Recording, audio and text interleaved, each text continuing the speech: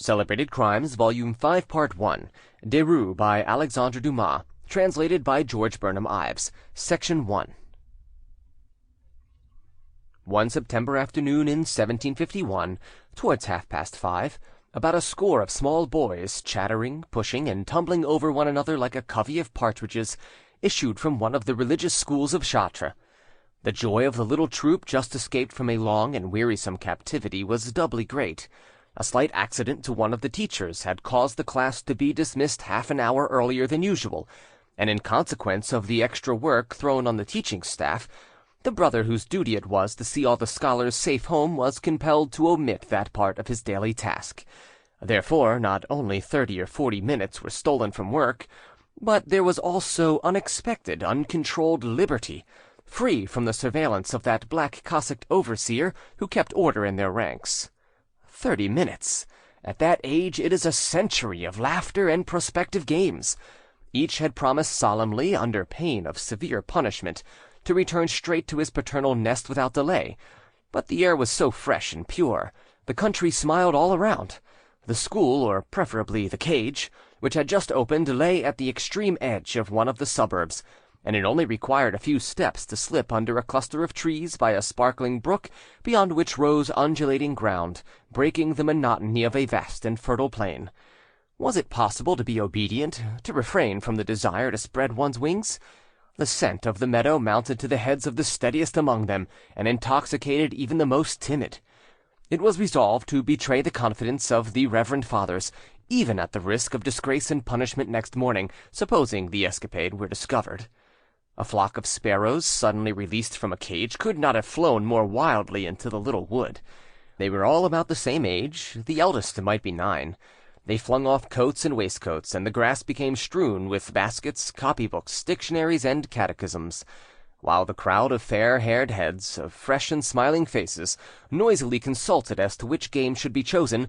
A boy who had taken no part in the general gaiety, and who had been carried away by the rush without being able to escape sooner, glided slyly away among the trees, and, thinking himself unseen, was beating a hasty retreat, when one of his comrades cried out, "Antoine is running away!" 2 of the best runners immediately started in pursuit, and the fugitive, notwithstanding his start, was speedily overtaken, seized by his collar, and brought back as a deserter. "Where were you going?" the others demanded. "Home to my cousins," replied the boy. "There's no harm in that." "You canting sneak!" said another boy, putting his fist under the captive's chin. "You were going to the master to tell on us." "Pierre," responded Antoine, "you know quite well I never tell lies." "Indeed! Only this morning you pretended I had taken a book you had lost, and you did it because I kicked you yesterday, and you didn't dare to kick me back again." Antoine lifted his eyes to heaven, and folding his arms on his breast, "Dear Boutel," he said, "you are mistaken. I have always been taught to forgive injuries." "Listen, listen! He might be saying his prayers!" cried the other boys, and a volley of offensive epithets, enforced by cuffs, was hurled at the culprit. Pierre Boutel, whose influence was great, put a stop to this onslaught. "Look here, Antoine, you are a bad lot, that we all know. You are a sneak and a hypocrite. It's time we put a stop to it. Take off your coat and fight it out. If you like, we will fight every morning and evening till the end of the month." The proposition was loudly applauded, and Pierre, turning up his sleeves as far as his elbows, prepared to suit actions to words. The challenger assuredly did not realize the full meaning of his words. Had he done so, this chivalrous defiance would simply have been an act of cowardice on his part, for there could be no doubt as to the victor in such a conflict.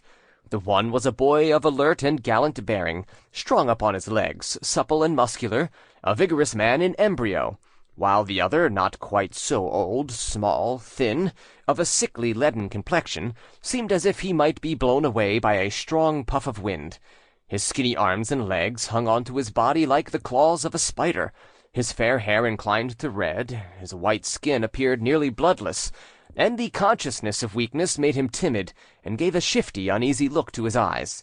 His whole expression was uncertain, and looking only at his face, it was difficult at first sight to decide to which sex he belonged. This confusion of two natures, this indefinable mixture of feminine weakness without grace, and of abortive boyhood, seemed to stamp him as something exceptional, unclassable, and once observed, it was difficult to take one's eyes from him. Had he been endowed with physical strength, he would have been a terror to his comrades, exercising by fear the ascendancy which Pierre owed to his joyous temper and unwearied gaiety, for this mean exterior concealed extraordinary powers of will and dissimulation. Guided by instinct, the other children hung about Pierre and willingly accepted his leadership. By instinct, also, they avoided Antoine, repelled by a feeling of chill, as if from the neighbourhood of a reptile, and shunning him unless to profit in some way by their superior strength. Never would he join their games without compulsion. His thin, colourless lips seldom parted for a laugh, and even at the tender age his smile had an unpleasantly sinister expression. "Will you fight?" again demanded Pierre. Antoine glanced hastily round. There was no chance of escape. A double ring enclosed him. To accept or refuse seemed about equally risky. He ran a good chance of a thrashing whichever way he decided.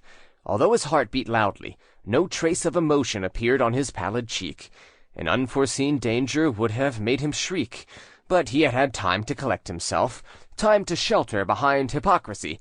As soon as he could lie and cheat, he recovered courage, and the instinct of cunning, once roused, prevailed over everything else. Instead of answering the second challenge, he knelt down and said to Pierre, "You are much stronger than I am." This submission disarmed his antagonist. "Get up," he replied. "I won't touch you if you can't defend yourself." "Pierre," continued Antoine, still on his knees, "I assure you, by God and the Holy Virgin, I was not going to tell. I was going home to my cousins to learn my lessons for tomorrow. You know how slow I am. If you think I have done you any harm, I ask your forgiveness." Pierre held out his hand and made him get up. "Will you be a good fellow, Antoine, and play with us?" "Yes, I will." "All right, then let us forget all about it." "What are we to play at?" asked Antoine, taking off his coat. "Thieves and archers!" cried one of the boys. "Splendid!" said Pierre, and using his acknowledged authority, he divided them into two sides: 10 highwaymen whom he was to command, and 10 archers of the guard who were to pursue them. Antoine was among the latter. The highwaymen, armed with swords and guns, obtained from the willows which grew along the brook, moved off first and gained the valleys between the little hills beyond the wood. The fight was to be serious, and any prisoner on either side was to be tried immediately. The robbers divided into 2s and 3s and hid themselves in the ravines. A few minutes later the archers started in pursuit. There were encounters, surprises, skirmishes, but whenever it came to close quarters, Pierre's men, skilfully distributed, united on hearing his whistle, and the army of justice had to retreat. But there came a time when this magic signal was no longer heard, and the robbers became uneasy and remained crouching in their hiding places. Pierre, overdaring, had undertaken to defend alone the entrance of a dangerous passage, and to stop the whole hostile troop there. Whilst he kept them engaged, half of his men, concealed on the left, were to come round the foot of the hill and make a rush on hearing his whistle. The other half, also stationed at some little distance, were to execute the same manoeuvre from above. The archers would be caught in a trap, and attacked both in front and rear, would be obliged to surrender at discretion. Chance, which not unfrequently decides the fate of a battle, defeated this excellent stratagem. Watching intently, Pierre failed to perceive that while his whole attention was given to the ground in front, the archers had taken an entirely different road from the one they ought to have followed if his combination were to succeed. They suddenly fell upon him from behind, and before he could blow his whistle, they gagged him with a handkerchief and tied his hands. 6 remained to keep the field of battle and disperse the hostile band, now deprived of its chief. The remaining 4 conveyed Pierre to the little wood, while the robbers, hearing no signal, did not venture to stir. According to the agreement, Pierre Batel was tried by the archers, who promptly transformed themselves into a court of justice, and as he had been taken red-handed and did not condescend to defend himself, the trial was not a long affair.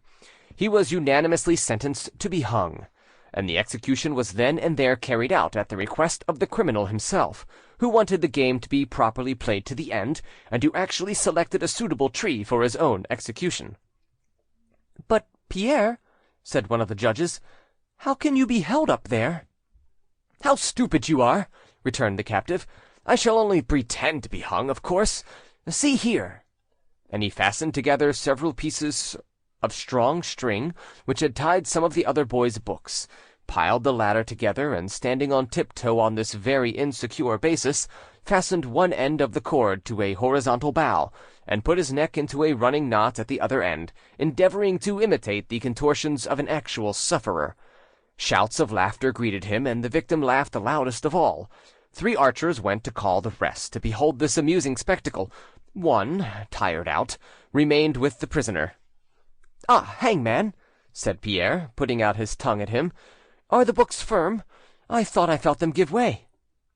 "No," replied Antoine. It was he who remained. "Don't be afraid, Pierre." "It is a good thing, for if they fell, I don't think the cord is long enough." "Don't you really think so?" A horrible thought showed itself like a flash on the child's face. He resembled a young hyena scenting blood for the first time. He glanced at the pile of books Pierre was standing on, and compared it with the length of the cord between the branch and his neck. It was already nearly dark. The shadows were deepening in the wood. Gleams of pale light penetrated between the trees. The leaves had become black and rustled in the wind. Antoine stood silent and motionless, listening if any sound could be heard near them. It would be a curious study for the moralist to observe how the first thought of crime develops itself in the recesses of the human heart, and how this poisoned germ grows and stifles all other sentiments. An impressive lesson might be gathered from this struggle of 2 opposing principles, however weak it may be, in perverted natures. In cases where judgment can discern, where there is power to choose between good and evil, the guilty person has only himself to blame, and the most heinous crime is only the action of its perpetrator.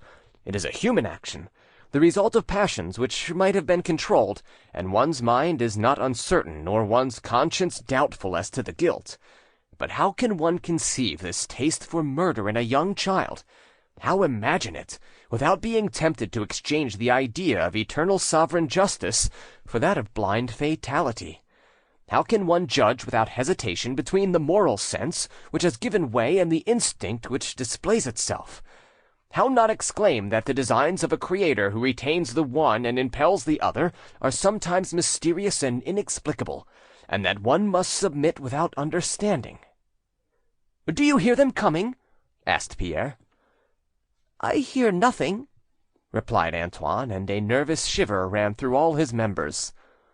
"So much the worse. I am tired of being dead. I shall come to life and run after them. Hold the books, and I will undo the noose." "If you move, the books will separate. Wait, I will hold them." And he knelt down, and collecting all his strength, gave the pile a violent push. Pierre endeavoured to raise his hands to his throat. "What are you doing?" he cried in a suffocating voice.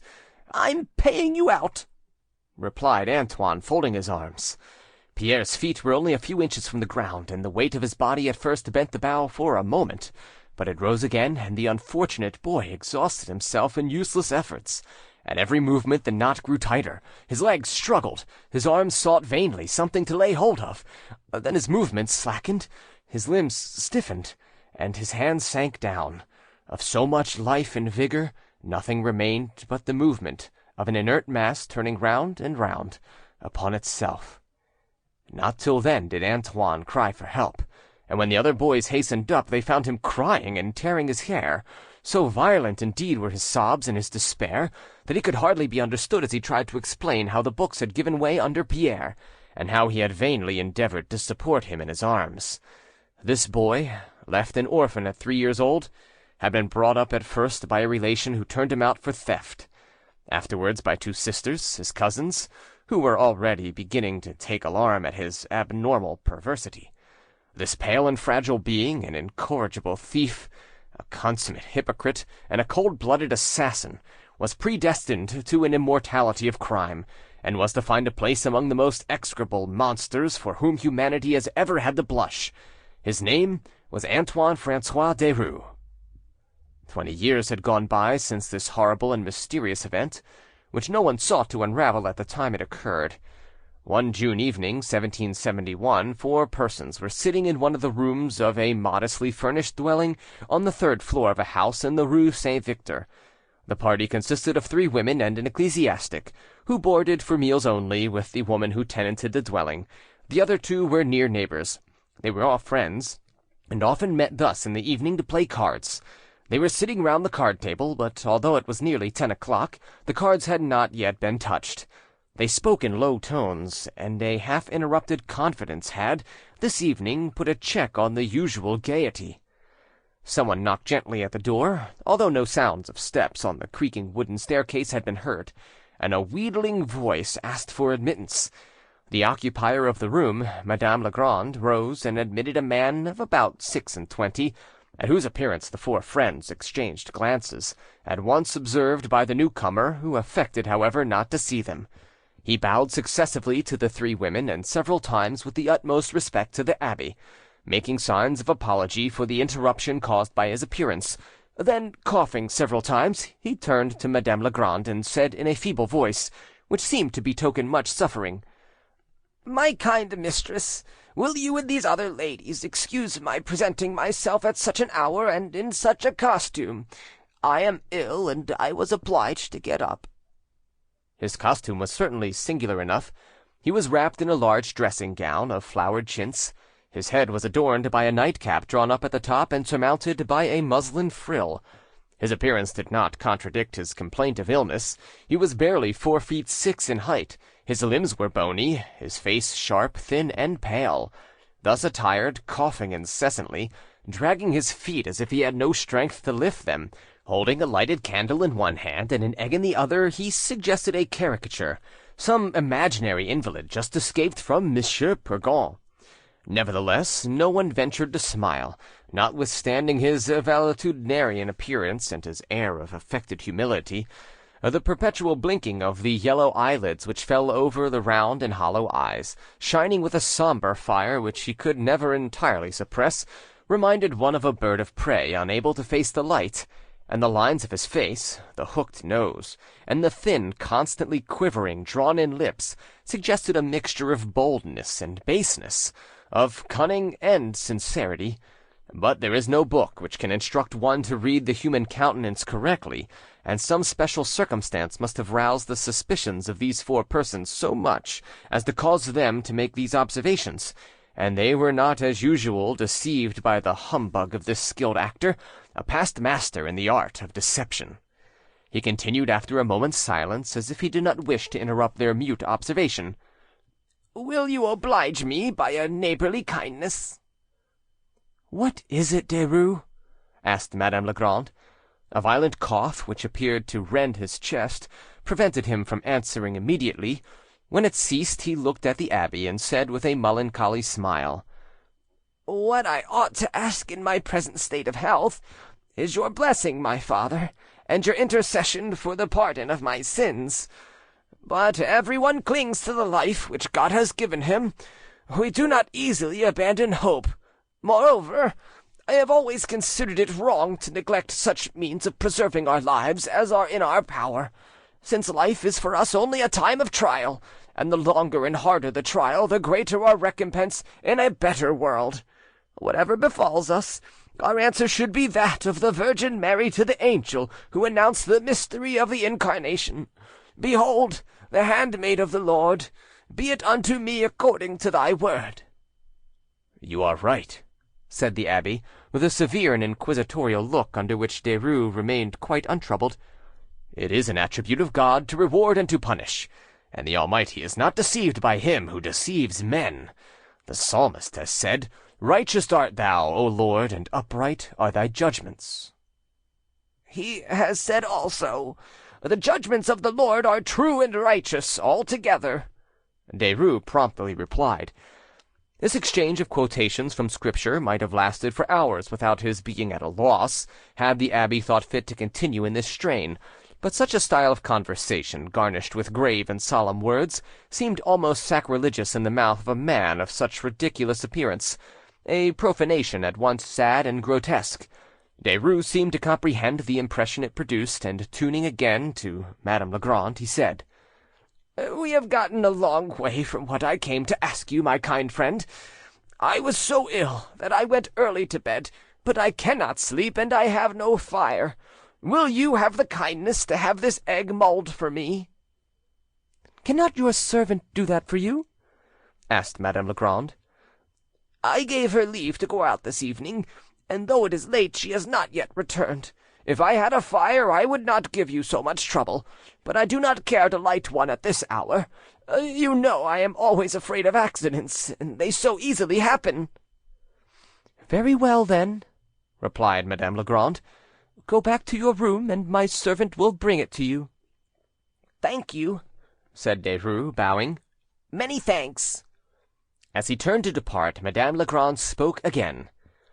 "This day week, Derues, you have to pay me half the 1,200 livres due for the purchase of my business." "So soon as that?" "Certainly, and I want the money. Have you forgotten the date, then?"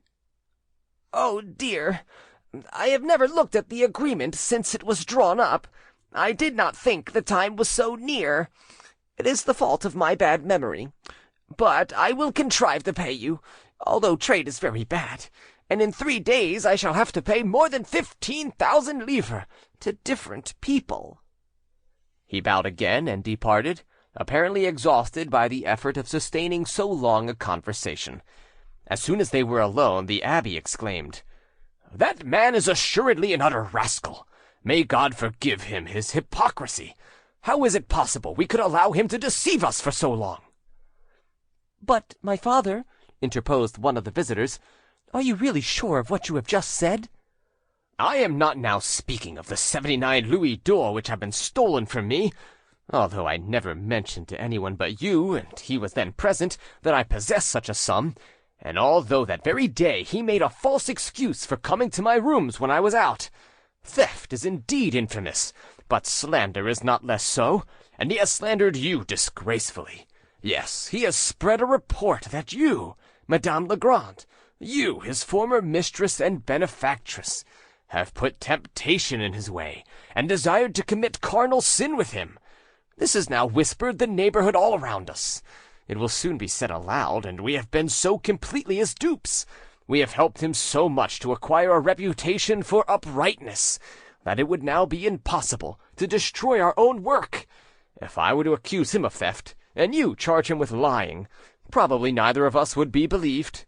Beware, these odious tales have not been spread without a reason. Now that your eyes are open, beware of him." "Yes," replied Madame Legrand. "My brother-in-law warned me 3 years ago. One day Derues said to my sister-in-law, I remember the words perfectly, 'I should like to be a druggist, because one would always be able to punish an enemy, and if one has a quarrel with anyone it would be easy to get rid of him by means of a poisoned draught.' I neglected these warnings. I surmounted the feeling of repugnance I first felt at the sight of him. I have responded to his advances, and I greatly fear that I may have cause to repent it. But you know him as well as I do. Who would not have thought his piety sincere? Who would not still think so? And, notwithstanding all you have said, I still hesitate to feel serious alarm. I am unwilling to believe in such utter depravity." The conversation continued in this strain for some time, and then, as it was getting late, the party separated. Next morning early, a large and noisy crowd was assembled in the rue Saint Victor before Derues' shop of drugs and groceries. There was a confusion of cross questions, of inquiries which obtained no answer, of answers not addressed to the inquiry, a medley of sound, a pell-mell of unconnected words, of affirmations, contradictions, and interrupted narrations. Here a group listened to an orator who held forth in his shirt-sleeves. A little farther there were disputes, quarrels, exclamations of "Poor man!" "Such a good fellow!" "My poor gossip Derues!" "Good heavens! What will he do now?" "Alas! He is quite done for. It is to be hoped his creditors will give him time." Above all this uproar was heard a voice, sharp and piercing like a cat's, lamenting and relating with sobs the terrible misfortune of last night. At about 3 in the morning, the inhabitants of the Rue Saint Victor had been startled out of their sleep by the cry of "Fire! Fire!" A conflagration had burst forth in Derues' cellar, and though its progress had been arrested and the house saved from destruction, all the goods stored therein had perished. It apparently meant a considerable loss in barrels of oil, casks of brandy, boxes of soap, etc., which Derues estimated at not less than 9,000 livres. By what unlucky chance the fire had been caused he had no idea. He recounted his visit to Madame Legrand, and, pale, trembling, hardly able to sustain himself, he cried, "I shall die of grief. A poor man, as ill as I am lost. I am ruined." A harsh voice interrupted his lamentations, and drew the attention of the crowd to a woman carrying printed broadsides, and who forced a passage through the crowd up to the shop door. She unfolded one of her sheets and cried as loudly and distinctly as her husky voice permitted, "Sentence pronounced by the Parliament of Paris against John Robert Castle, accused and convicted of fraudulent bankruptcy." Derues looked up and saw a street hawker who used to come into his shop for a drink, and with whom he had a violent quarrel about a month previously, she having detected him in a piece of knavery, and abused him roundly in her own style, which was not lacking in energy. He had not seen her since. The crowd generally, and all the gossips of the quarter, who held Derues in great veneration, thought that the woman's cry was intended as an indirect insult, and threatened to punish her for this irreverence. But placing one hand on her hip, and with the other warning off the most pressing by a significant gesture. "Are you still befooled by his tricks, fools that you are? Yes, no doubt there was a fire in the cellar last night. No doubt his creditors were geese enough to let him off paying his debts. But what you don't know is that he didn't really lose by it at all." "He lost all his goods!" the crowd cried on all sides. "More than 9,000 livres! Oil and brandy! Do you think those won't burn? The old witch, she drinks enough to know. If one put a candle near her, she would take fire fast enough." "Perhaps," replied the woman, with renewed gesticulations. "Perhaps, but I don't advise any of you to try. Anyhow, this fellow here is a rogue. He has been emptying his cellar for the last 3 nights. There were only old empty casks in it, and empty packing cases. Oh, yes, I have swallowed his daily lies like everybody else, but I know the truth by now. He got his liquor taken away by Michael Lambourne's son, the cobbler in the Rue de la Pocheminerie. How do I know? Why, because this young man came and told me." "I turned that woman out of my shop a month ago for stealing," said Derues. Notwithstanding this retaliatory accusation, the woman's bold assertion might have changed the attitude of the crowd and chilled the enthusiasm, but at that moment a stout man pressed forward, and seizing the hawker by the arm, said, "Go and hold your tongue, backbiting woman." To this man the honour of Derues was an article of faith. He had not yet ceased to wonder at the probity of this sainted person, and to doubt it in the least was as good as suspecting his own. "My dear friend," he said, "we all know what to think of you. I know you well. Send to me tomorrow, and you shall have what goods you want on credit, for as long as is necessary. Now, evil tongue, what do you say to that?" "I say that you are as great a fool as the rest. Adieu, friend Derues. Go on as you have begun, and I shall be selling your sentence some day." And dispersing the crowd with a few twirls of her right arm, she passed on, crying, "Sentence pronounced by the Parliament of Paris against John Robert Castle, accused and convicted of fraudulent bankruptcy." This accusation emanated from too insignificant a quarter to have any effect on Derues' reputation. However resentful he may have been at the time, he got over it in consequence of the reiterated marks of interest shown by his neighbours in all the quarter on account of his supposed ruin, and the hawker's attack passed out of his mind, or probably she might have paid for her boldness with her life. But this drunken woman had none the less uttered a prophetic word. It was the grain of sand on which later he was to be shipwrecked. All passions, says La Bruyere, all passions are deceitful. They disguise themselves as much as possible from the public eye. They hide from themselves. There is no vice which has not a counterfeit resemblance to some virtue, and which does not profit by it. The whole life of Derues bears testimony to the truth of this observation. An avaricious poisoner, he attracted his victims by the pretence of fervent and devoted piety, and drew them into the snare where he silently destroyed them. His terrible celebrity only began in 1777, caused by the double murder of Madame de Lamotte and her son, and his name, unlike those of some other great criminals, does not at first recall a long series of crimes. But when one examines this low, crooked, and obscure life, one finds a fresh stain at every step, and perhaps no one has ever surpassed him in dissimulation, in profound hypocrisy, in indefatigable depravity.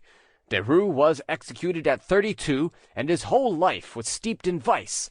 Though happily so short, it is full of horror, and is only a tissue of criminal thoughts and deeds, a very essence of evil.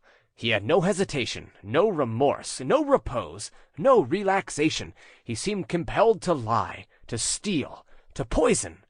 Occasionally suspicion is aroused, the public has its doubts, and vague rumours hover round him, but he burrows under new impostures, and punishment passes by. When he falls into the hands of human justice, his reputation protects him, and for a few days more the legal sword is turned aside.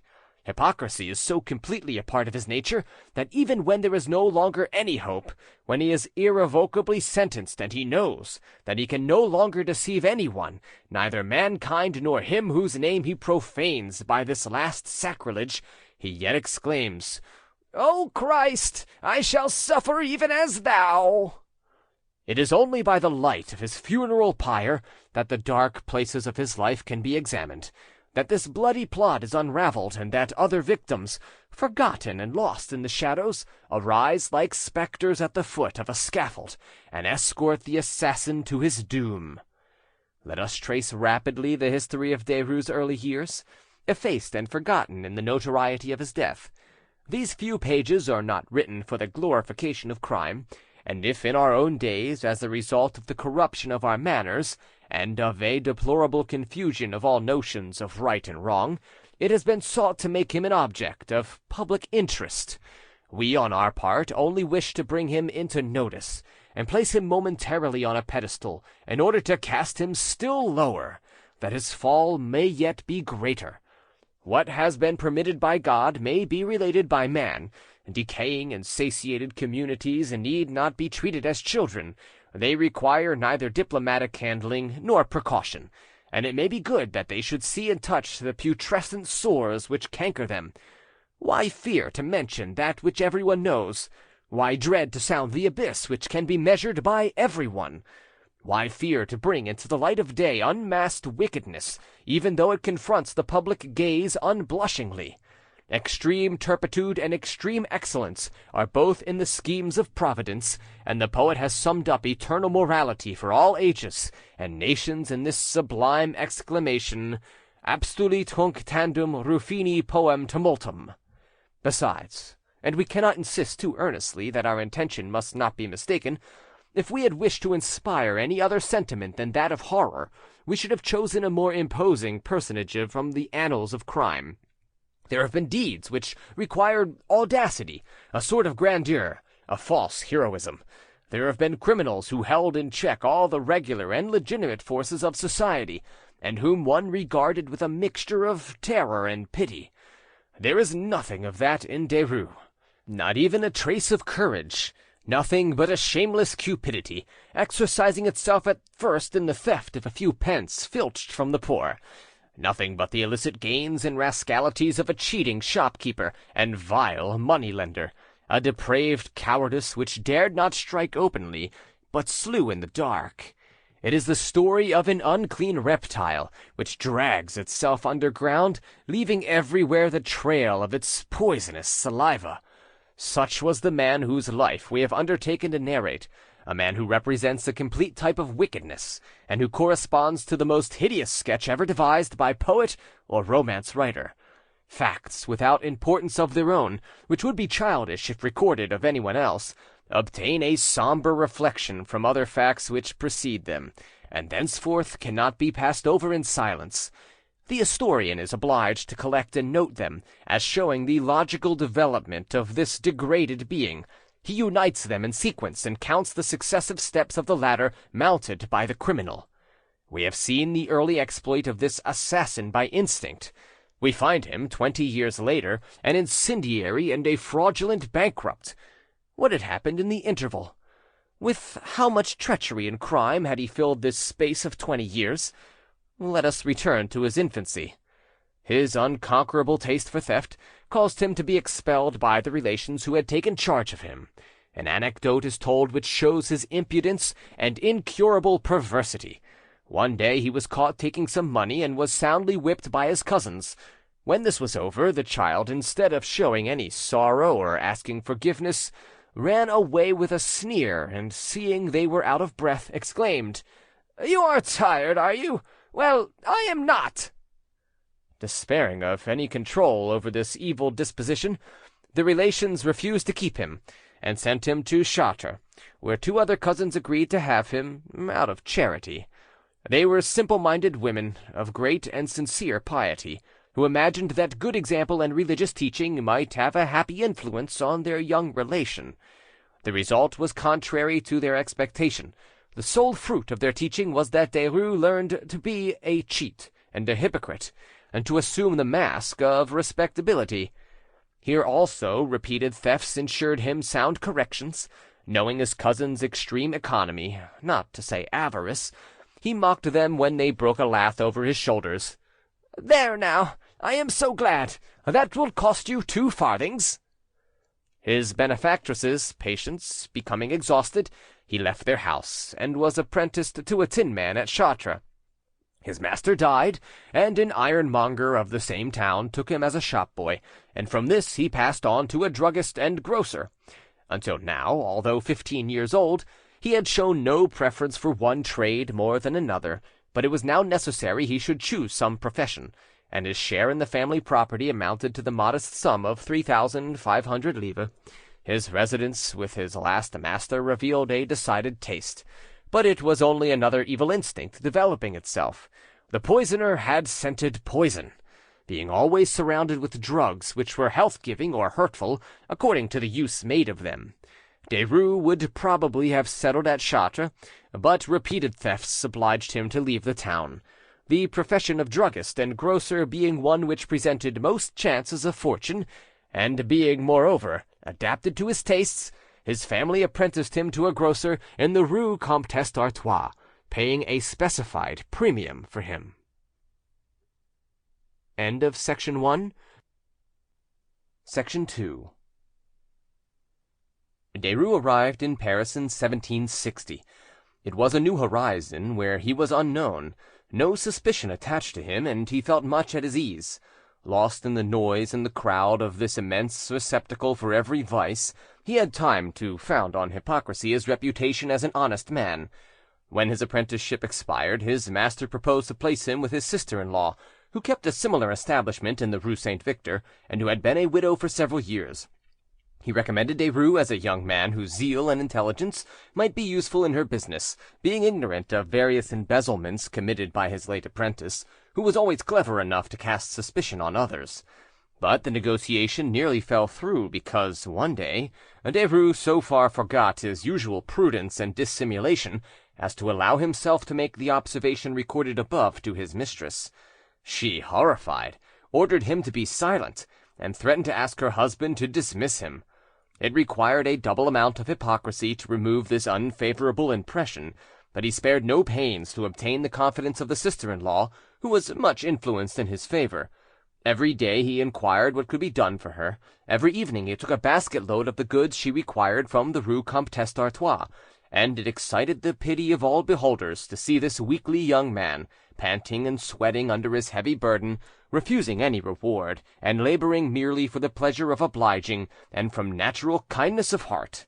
The poor widow, whose spoils he was already coveting, was completely duped. She rejected the advice of her brother-in-law, and only listened to the concert of praises sung by neighbours, much edified by Derues' conduct, and touched by the interest he appeared to show her. Often he found occasion to speak of her, always with the liveliest expressions of boundless devotion. These remarks were repeated to the good woman, and seemed all the more sincere to her as they appeared to have been made quite casually, and she never suspected they were carefully calculated and thought out long before. Derues carried dishonesty as far as possible, but he knew how to stop when suspicion was likely to be aroused, and though always planning either to deceive or to hurt, he was never taken by surprise. Like the spider which spreads the threads of her web all round her, he concealed himself in a net of falsehood, which one had to traverse before arriving at his real nature. The evil destiny of this poor woman, mother of 4 children, caused her to engage him as her shopman in the year 1767, thereby signing the warrant for her own ruin. Derues began life under his new mistress with a master stroke. His exemplary piety was the talk of the whole quarter, and his first care had been to request Madame Legrand to recommend him a confessor. She sent him to the director of her late husband, Père Cartault, of the Carmelite order, who, astonished at the devotion of his penitent, never failed, if he passed the shop, to enter and congratulate Madame Legrand on the excellent acquisition she had made in securing this young man, who would certainly bring her a blessing along with him. Derues affected the greatest modesty, and blushed at these praises, and often, when he saw the good father approaching, appeared not to see him, and found something to do elsewhere, whereby the field was left clear for his 2 credulous panegyrists. But Père Cartault appeared too indulgent, and Derues feared that his sins were too easily pardoned, and he dared not find peace in an absolution which was never refused. Therefore, before the year was out, he chose a second confessor, Père Denis, a Franciscan, consulting both alternately and confiding his conscientious scruples to them.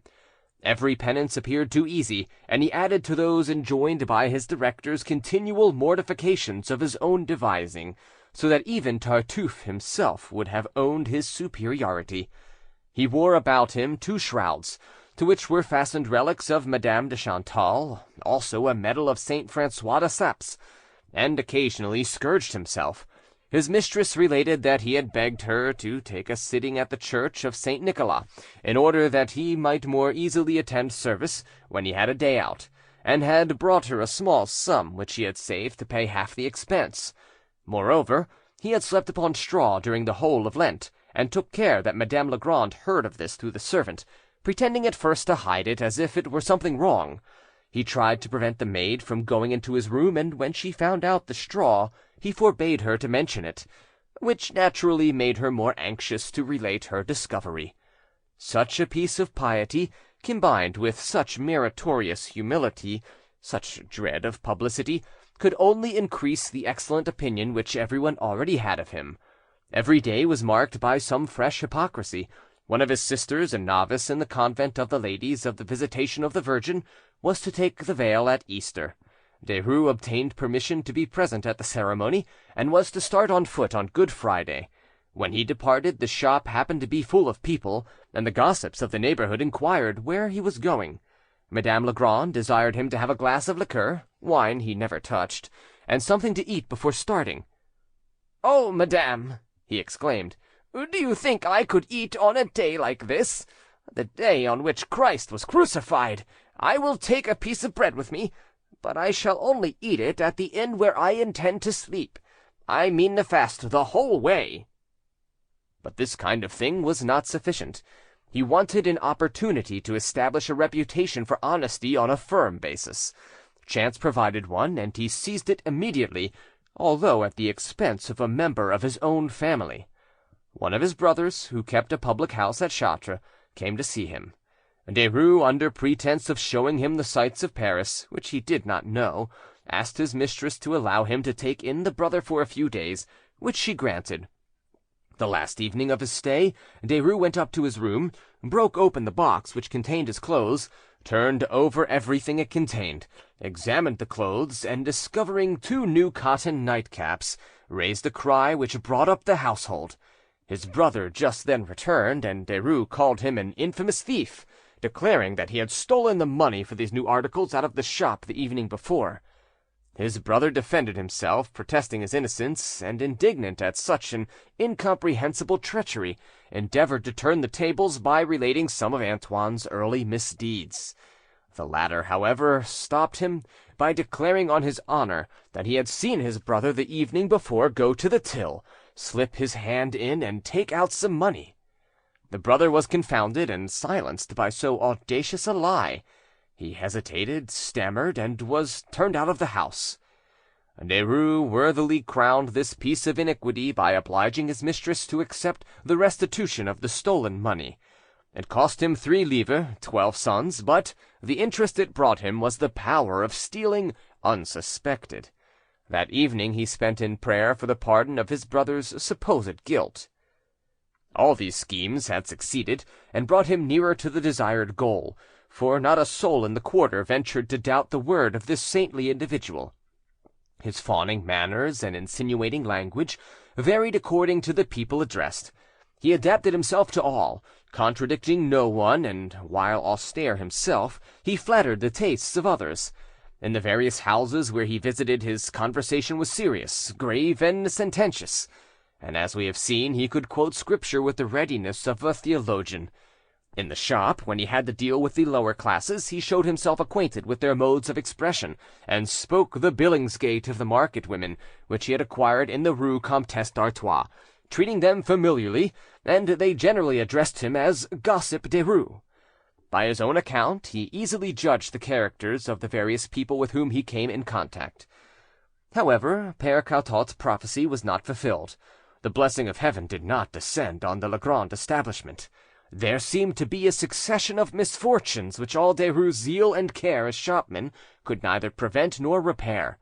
He by no means contented himself with parading an idle and fruitless hypocrisy, and his most abominable deceptions were not those displayed in the light of day. He watched by night. His singular organization, outside the ordinary laws of nature, appeared able to dispense with sleep.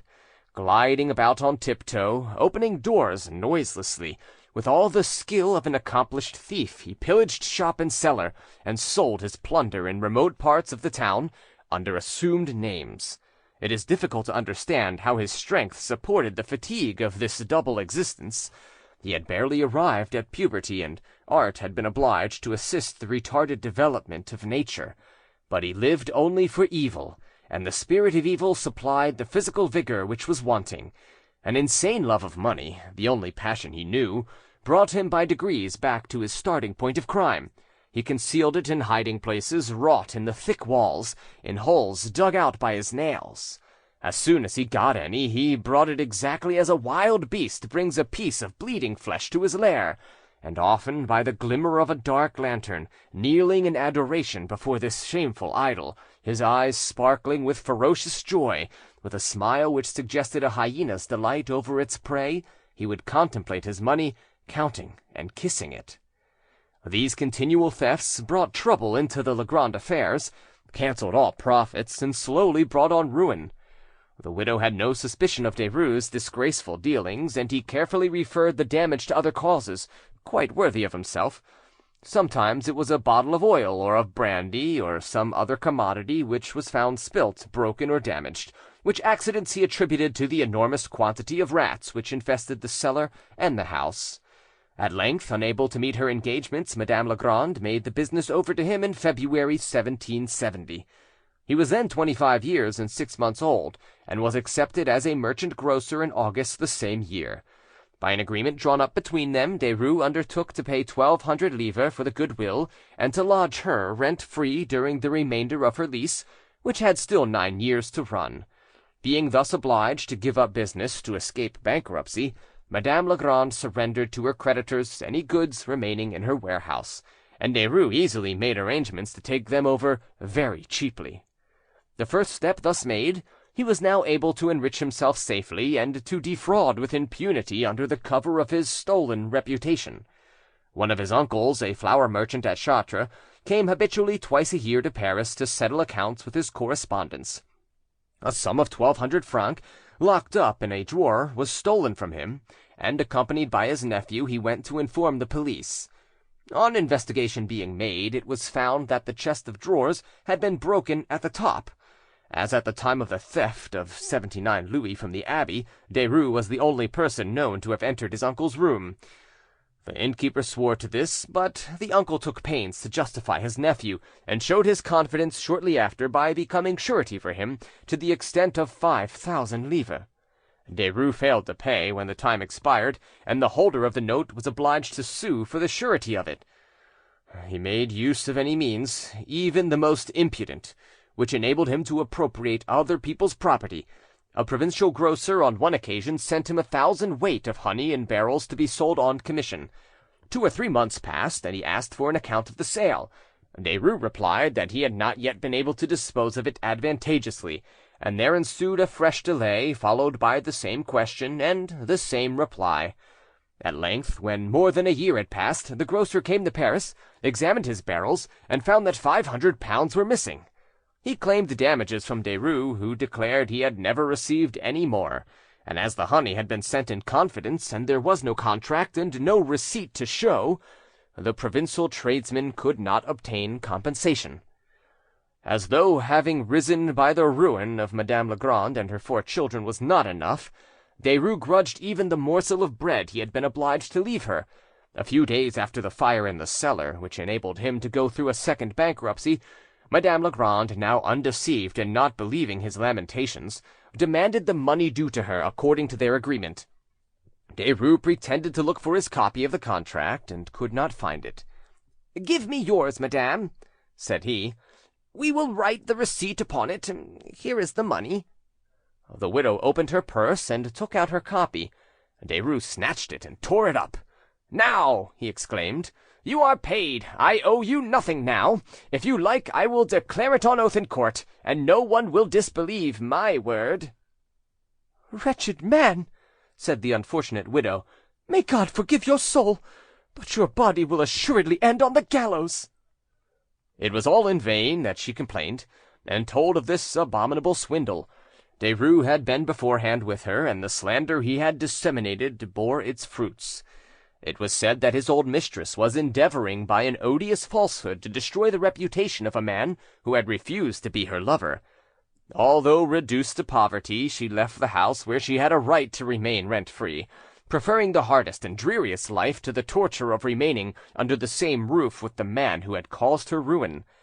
We might relate 100 other pieces of knavery, but it must not be supposed that, having begun by murder, Derues would draw back and remain contented with theft. 2 fraudulent bankruptcies would have sufficed for most people. For him they were merely a harmless pastime. Here we must place 2 dark and obscure stories, 2 crimes of which he is accused, 2 victims whose death groans no one heard. The hypocrite's excellent reputation had crossed the Parisian bounds. A young man from the country, intending to start as a grocer in the capital, applied to Derues for the necessary information and begged for advice. He arrived at the latter's house with a sum of 8,000 livres, which he placed in Derues' hands, asking him for assistance in finding a business. The sight of gold was enough to rouse the instinct of crime in Derues, and the witches who hailed Macbeth with the promise of royalty did not rouse the latter's ambitious desires to a greater height than the chance of wealth did the greed of the assassin, whose hands, once closed over the 8,000 livres, were never again relaxed. He received them as a deposit, and hid them along with his previous plunder, vowing never to return them. Several days had elapsed, when one afternoon Derues returned home with an air of such unusual cheerfulness that the young man questioned him. "Have you heard some good news for me?" he asked. "Or have you had some luck yourself?" "My young friend," answered Derues, "as for me, success depends on my own efforts, and fortune smiles on me. But I have promised to be useful to you. Your parents have trusted me, and I must prove that their confidence is well founded. I have heard today of a business for disposal in one of the best parts of Paris.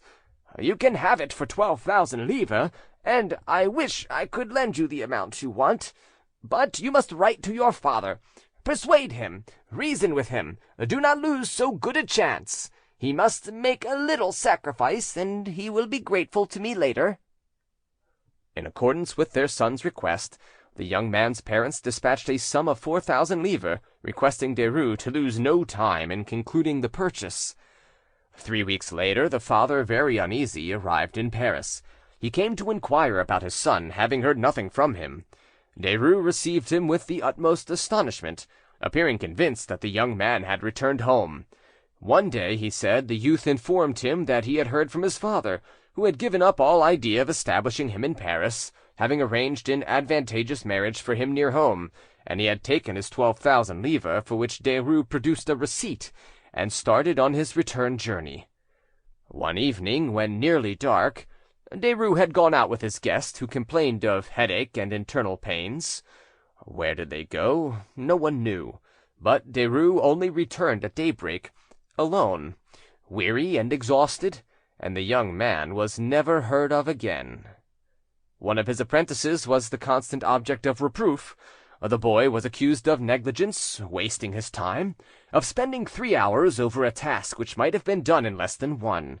When Derues had convinced the father, a Parisian bourgeois, that his son was a bad boy and a good-for-nothing, he came to this man one day in a state of wild excitement.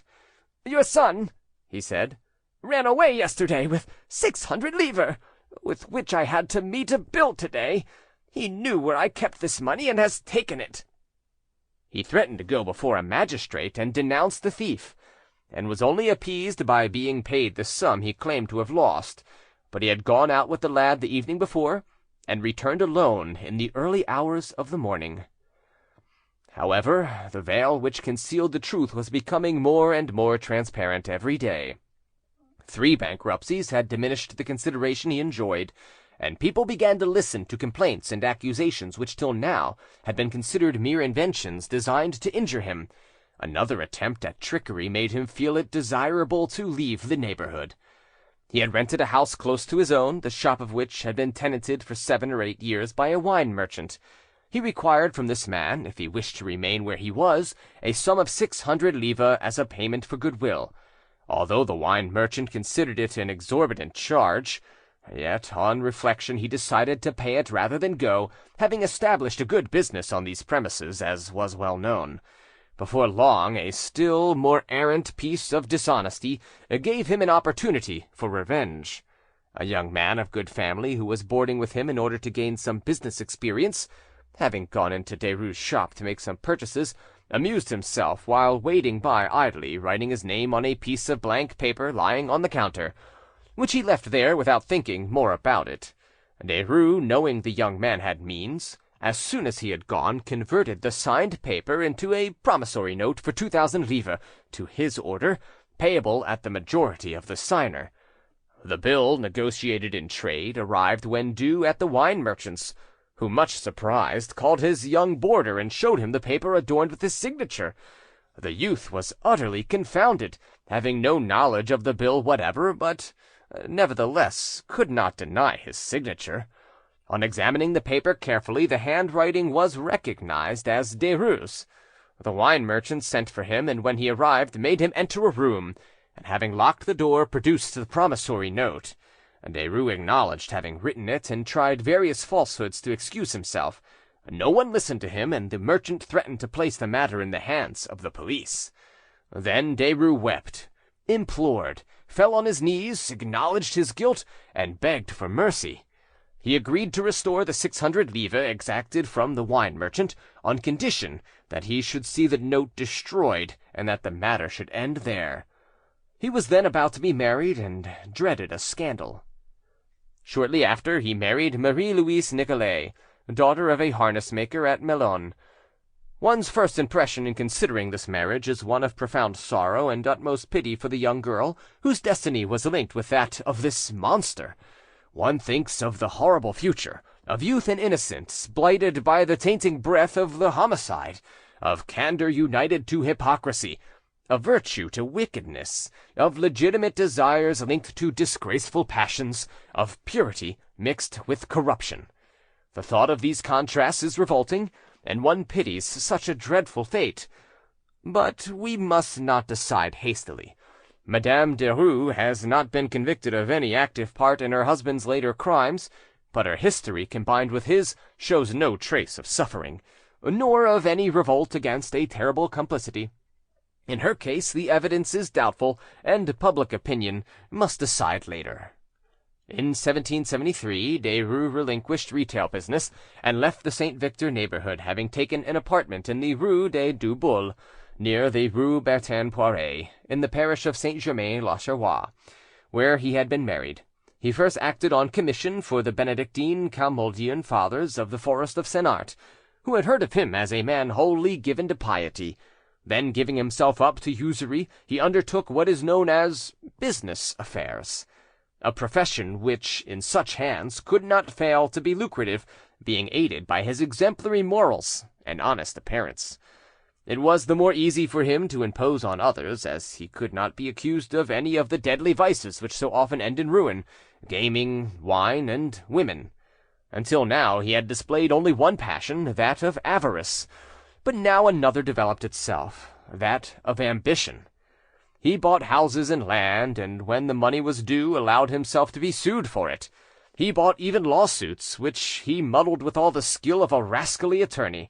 Experienced in bankruptcy, he undertook the management of failures, contriving to make dishonesty appear in the light of unfortunate virtue. When this demon was not occupied with poison, his hands were busy with every social iniquity. He could only live and breathe in an atmosphere of corruption.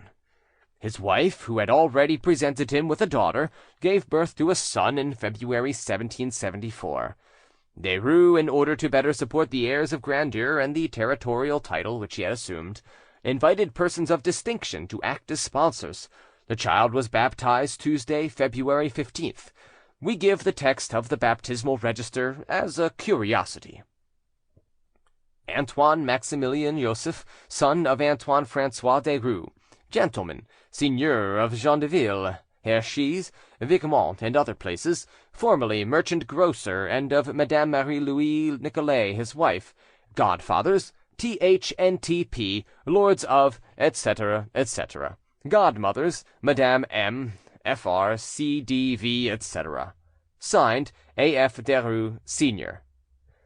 But all this dignity did not exclude the sheriff's officers, whom, as befitted so great a man, he treated with the utmost insolence, overwhelming them with abuse when they came to enforce an execution. Such scandals had several times aroused the curiosity of his neighbours, and did not redound to his credit. His landlord, wearied of all this clamour, and most especially weary of never getting any rent without a fight for it, gave him notice to quit. Derues removed to the rue Beaubourg, where he continued to act as commission agent under the name of Cyrano Derues de Berry. And now we will concern ourselves no more with the unravelling of this tissue of imposition. We will wander no longer in this labyrinth of fraud, of low and vile intrigue, of dark crime, of which the clue disappears in the night, and of which the trace is lost in a doubtful mixture of blood and mire. We will listen no longer to the cry of the widow and her 4 children reduced to beggary, to the groans of obscure victims, to the cries of terror and the death groan which echoed one night through the vaults of a country house near Beauvais. Behold other victims whose cries are yet louder. Behold yet other crimes, and a punishment which equals them in terror. Let these nameless ghosts, these silent spectres, lose themselves in the clear daylight which now appears, and make room for other phantoms which rend their shrouds and issue from the tomb demanding vengeance. Derues was now soon to have a chance of obtaining immortality. Hitherto his blows had been struck by chance. Henceforth he uses all the resources of his infernal imagination. He concentrates all his strength on one point, conceives and executes his crowning piece of wickedness. He employs for 2 years all his science as cheat, forger, and poisoner in extending the net which was to entangle a whole family, and taken in his own snare, he struggles in vain. In vain does he seek to gnaw through the meshes which confine him. The foot placed on the last rung of this ladder of crime stands also on the first step by which he mounts the scaffold. About a mile from Villeneuve-le-Roi-les-Sens there stood in 1775 a handsome house, overlooking the windings of the Yonne on one side, and on the other a garden and park belonging to the estate of Buisson-Souef. It was a large property, admirably situated and containing productive fields, wood, and water, but not everywhere kept in good order, and showing something of the embarrassed fortune of its owner. During some years the only repairs had been those necessary in the house itself and its immediate vicinity. Here and there pieces of dilapidated wall threatened to fall altogether, and enormous stems of ivy had invaded and stifled vigorous trees. In the remoter portions of the park, briars barred the road and made walking almost impossible. This disorder was not destitute of charm, and at an epoch when landscape gardening consisted chiefly in straight alleys, and in giving to nature a cold and monotonous symmetry, one's eye rested with pleasure on these neglected clumps, on these waters which had taken a different course to that which art had assigned to them, on these unexpected and picturesque scenes. A wide terrace, overlooking the winding river, extended along the front of the house. 3 men were walking on it, 2 priests and the owner of Buisson-Souef, Monsieur de Saint-Faust de Lamotte. One priest was the cure of Villeneuve-le-Roi-les-Sens, the other was a Camaldulian monk, who had come to see the cure about a clerical matter, and who was spending some days at the presbytery. The conversation did not appear to be lively. Every now and then Monsieur de Lamotte stood still, and shading his eyes with his hand from the brilliant sunlight which flooded the plain, and was strongly reflected from the water, endeavoured to see if some new object had not appeared on the horizon, then slowly resumed his walk with a movement of uneasy impatience. The tower clock struck with a noisy resonance. 6 o'clock already, he exclaimed. They will assuredly not arrive today. Why despair? Said the cure. Your servant has gone to meet them. We might see their boat any moment. But, my father, returned Monsieur de Lamotte, the long days are already past. In another hour the mist will rise, and then they would not venture on the river. Well, if that happens, we shall have to be patient. They will stay all night at some little distance, and you will see them tomorrow morning. My brother is right, said the other priest. Come, monsieur, do not be anxious. You both speak with the indifference of persons to whom family troubles are unknown. What? Said the cure. Do you really think that because our sacred profession condemns us both to celibacy, we are therefore unable to comprehend an affection such as yours, on which I myself pronounced the hallowing benediction of the Church, if you remember, nearly 15 years ago? It is perhaps intentionally, my father, that you recall the date of my marriage. I readily admit that the love of one's neighbour may enlighten you as to another love to which you have yourself been a stranger. I dare say it seems odd to you that a man of my age should be anxious about so little, as though he were a love-sick youth. But for some time past I have had presentiments of evil, and I am really becoming superstitious. He again stood still, gazing up the river, and seeing nothing, resumed his place between the 2 priests, who had continued their walk. Yes, he continued, I have presentiments which refuse to be shaken off. I am not so old that age can have weakened my powers and reduced me to childishness. I cannot even say what I am afraid of, but separation is painful and causes an involuntary terror. Strange, is it not? Formerly I used to leave my wife for months together when she was young, and my son only an infant. I loved her passionately, yet I could go with pleasure. Why, I wonder, is it so different now? Why should a journey to Paris on business and a few hours' delay make me so terribly uneasy? Do you remember, my father, he resumed after a pause, turning to the cure, do you remember how lovely Marie looked on our wedding day? Do you remember her dazzling complexion and the innocent candour of her expression, the sure token of the most truthful and purest of minds? That is why I love her so much now. We do not now sigh for one another, but the second love is stronger than the first, for it is founded on recollection, and is tranquil and confident in friendship. It is strange that they have not returned. Something must have happened. If they do not return this evening, I do not now think it possible, I shall go to Paris myself tomorrow. I think, said the other priest, that at 20 you must indeed have been excitable, a veritable tinder-box to have retained so much energy. Come, monsieur, try to calm yourself and have patience. You yourself admit it can only be a few hours' delay. But my son accompanied his mother, and he is our only one, and so delicate. He alone remains of our 3 children, and you do not realize, How the affection of parents who feel age approaching is concentrated on an only child! If I lost Edouard, I should die." "I suppose, then, as you let him go, his presence at Paris was necessary?" "No, his mother went to obtain a loan, which is needed for the improvements required on the estate." "Why, then, did you let him go?" "I would willingly have kept him here, but his mother wished to take him. A separation is as trying to her as to me, and we all but quarrelled over it. I gave way." "There was one way of satisfying all three. You might have gone also." "Yes, but Monsieur le Cure will tell you that a fortnight ago I was chained to my armchair, swearing under my breath like a pagan, and cursing the follies of my youth. Forgive me, my father. I mean that I had the gout, and I forgot that I am not the only sufferer, and that it racks the old age of the philosopher quite as much as that of the courtier." The fresh wind, which often rises just at sunset, was already rustling in the leaves. Long shadows darkened the course of the Yonne, and stretched across the plain. The water, slightly troubled, reflected a confused outline of its banks and the clouded blue of the sky. The three gentlemen stopped at the end of the terrace and gazed into the already fading distance. A black spot, which they had just observed in the middle of the river, caught a gleam of light in passing a low meadow between two hills, and for a moment took shape as a barge, then was lost again, and could not be distinguished from the water. Another moment, and it reappeared more distinctly.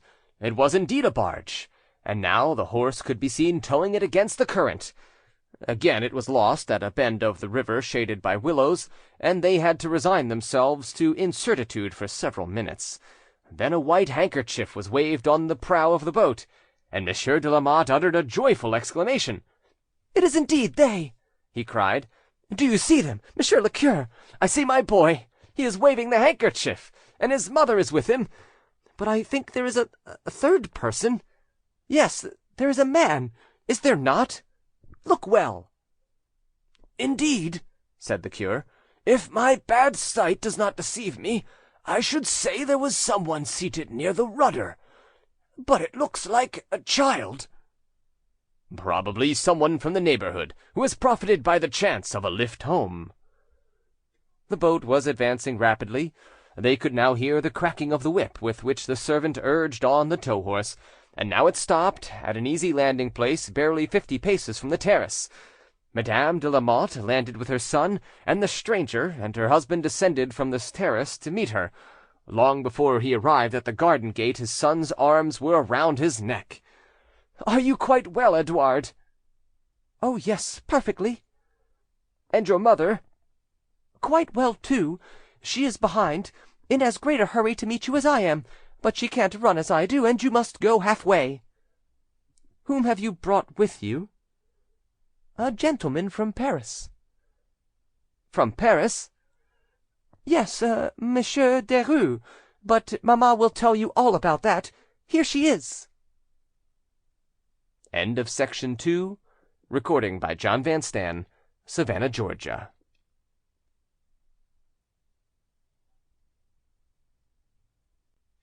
Section 3. The cure and the monk arrived just as Monsieur de Lamotte folded his wife in his arms. Although she had passed her 40th year, she was still beautiful enough to justify her husband's eulogism. A moderate plumpness had preserved the freshness and softness of her skin. Her smile was charming, and her large blue eyes expressed both gentleness and goodness. Seen beside this smiling and serene countenance, the appearance of the stranger was downright repulsive, and Monsieur de Lamotte could hardly repress a start of disagreeable surprise at the pitiful and sordid aspect of this diminutive person, who stood apart, looking overwhelmed by conscious inferiority. He was still more astonished when he saw his son take him by the hand with friendly kindness, and heard him say, "Will you come with me, my friend? We will follow my father and mother." Madame de Lamotte, having greeted the cure, looked at the monk, who was a stranger to her. A word or two explained matters, and she took her husband's arm, declining to answer any questions until she reached the house, and laughing at his curiosity. Pierre Etienne de Saint Faust de Lamotte, one of the king's equerries, seigneur of Grange Flandre, Valperfond, etc., had married Marie-Françoise Perrier in 1760. Their fortune resembled many others of that period. It was more nominal than actual, more showy than solid. Not that the husband and wife had any cause for self-reproach, or that their estates had suffered from dissipation. Unstained by the corrupt manners of the period, their union had been a model of sincere affection, of domestic virtue and mutual confidence. Marie-Françoise was quite beautiful enough to have made a sensation in society, but she renounced it of her own accord in order to devote herself to the duties of a wife and mother. The only serious grief she and her husband had experienced was the loss of two young children. Edouard, though delicate from his birth, had nevertheless passed the trying years of infancy and early adolescence. He was then nearly 14. With a sweet and rather effeminate expression, blue eyes, and a pleasant smile, he was a striking likeness of his mother. His father's affection exaggerated the dangers which threatened the boy, and in his eyes the slightest indisposition became a serious malady. His mother shared these fears, and in consequence of this anxiety, Edouard's education had been much neglected. He had been brought up at Buisson-Souef, and allowed to run wild from morning till night, like a young fawn, exercising the vigour and activity of its limbs. He had still the simplicity and general ignorance of a child of 9 or 10. The necessity of appearing at court, and suitably defraying the expenses of his office, had made great inroads on Monsieur de Lamotte's fortune. He had of late lived at Buisson-Souef in the most complete retirement, but notwithstanding this too long deferred attention to his affairs, his property was ruining him, for the place required a large expenditure, and absorbed a large amount of his income without making any tangible return. He had always hesitated to dispose of the estate on account of its associations. It was there he had met, courted, and married his beloved wife; there that the happy days of their youth had been spent; there that they both wished to grow old together. Such was the family to which accident had now introduced Derues. The unfavourable impression made on Monsieur de Lamotte had not passed unperceived by him, but, being quite accustomed to the instinctive repugnance which his first appearance generally inspired, Derues had made a successful study of how to combat and efface this antagonistic feeling, and replace it by confidence, using different means according to the persons he had to deal with.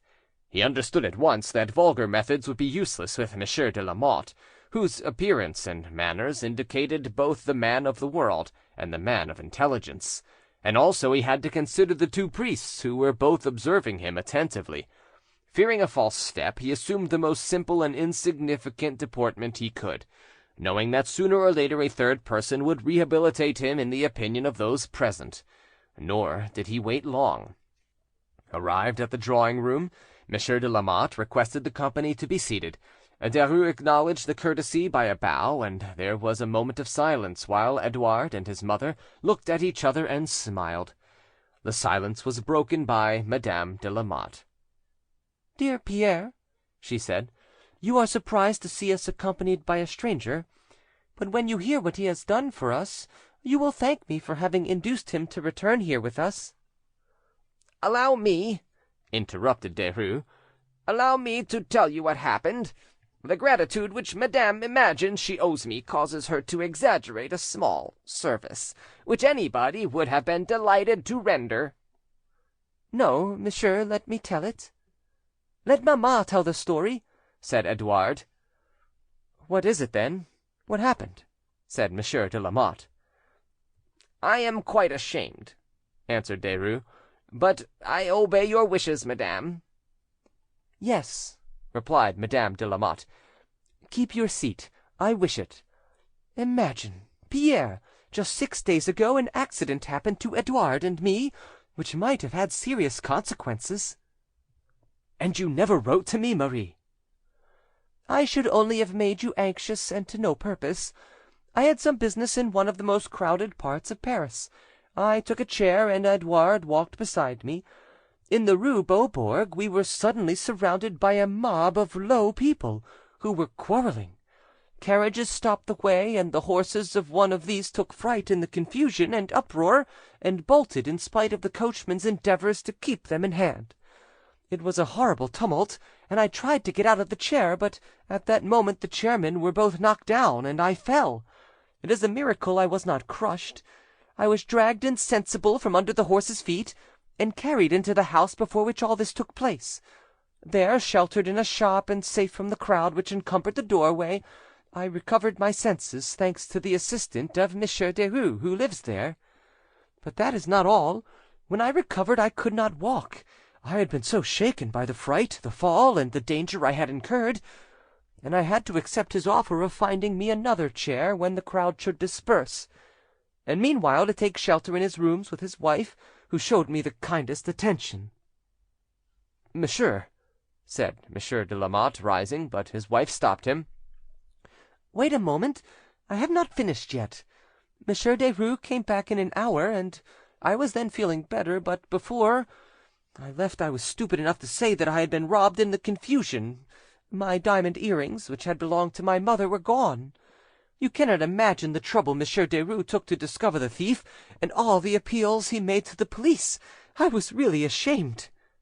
Although Monsieur de Lamotte did not yet understand what motive, other than gratitude, had induced his wife to bring this stranger home with her, he again rose from his seat, and going to Derues, held out his hand.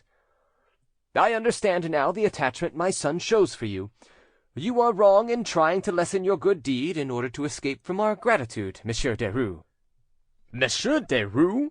inquired the monk. "Do you know the name, my father?" asked Madame Lamotte eagerly. "Edouard had already told me," said the monk, approaching Derues. "You live in the rue Beaubourg, and you are Monsieur Derues, formerly a retail grocer?"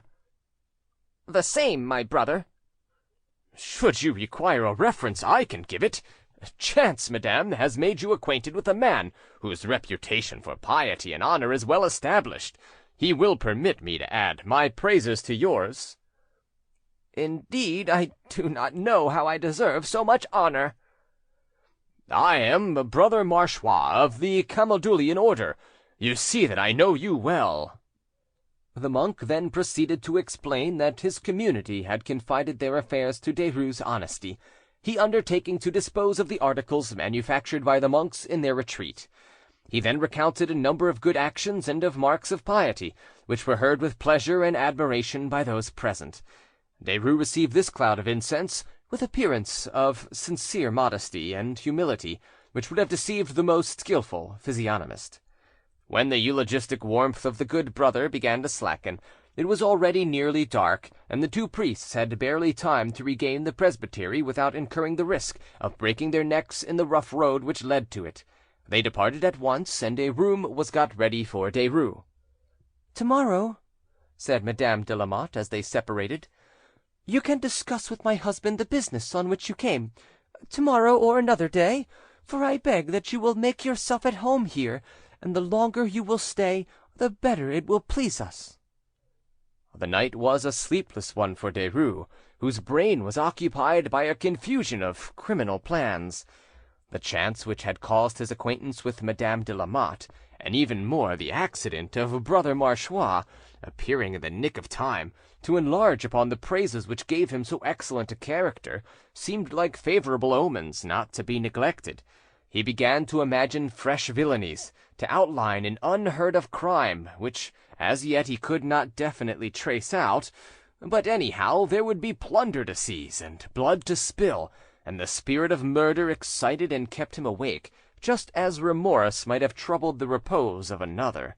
Meanwhile, Madame de Lamotte, having retired with her husband, was saying to the latter, "Well, now, what do you think of my protégé, or rather of the protector which Heaven sent me?"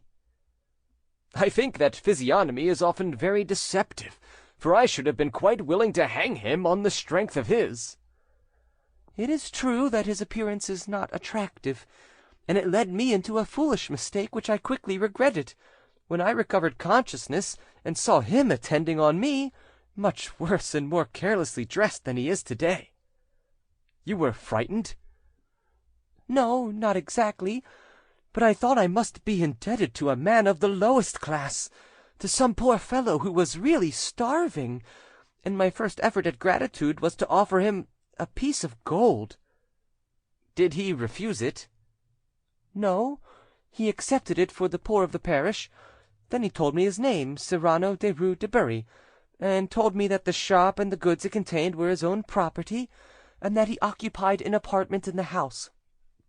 I floundered in excuses, but he replied that he blessed the mistake, inasmuch as it would enable him to relieve some unfortunate people.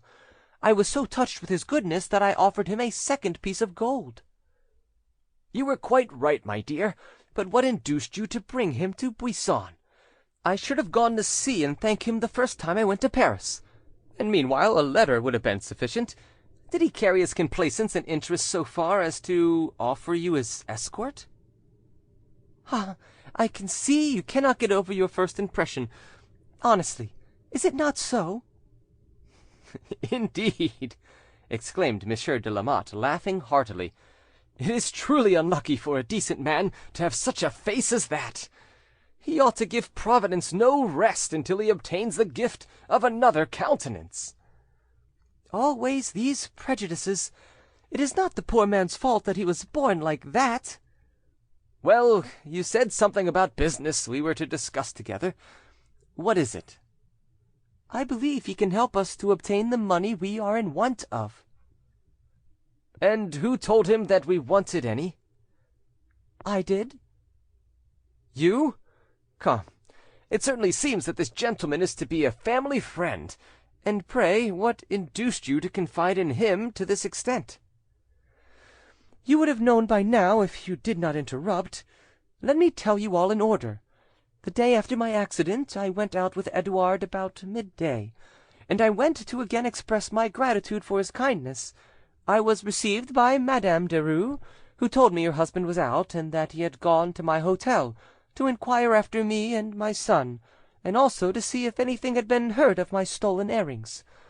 She appeared a simple and very ordinary sort of person, and she begged me to sit down and wait for her husband. I thought it would be uncivil not to do so, and Monsieur Derues appeared in about 2 hours. The first thing he did, after having saluted me and inquired most particularly after my health, was to ask for his children, 2 charming little things, fresh and rosy, whom he covered with kisses. We talked about indifferent matters. Then he offered me his services, placed himself at my disposal, and begged me to spare neither his time nor his trouble. I then told him what had brought me to Paris, and also the disappointments I had encountered, for of all the people I had seen not one had given me a favourable answer. He said that he might possibly be of some use to me, and the very next day told me that he had seen a capitalist, but could do nothing without more precise information.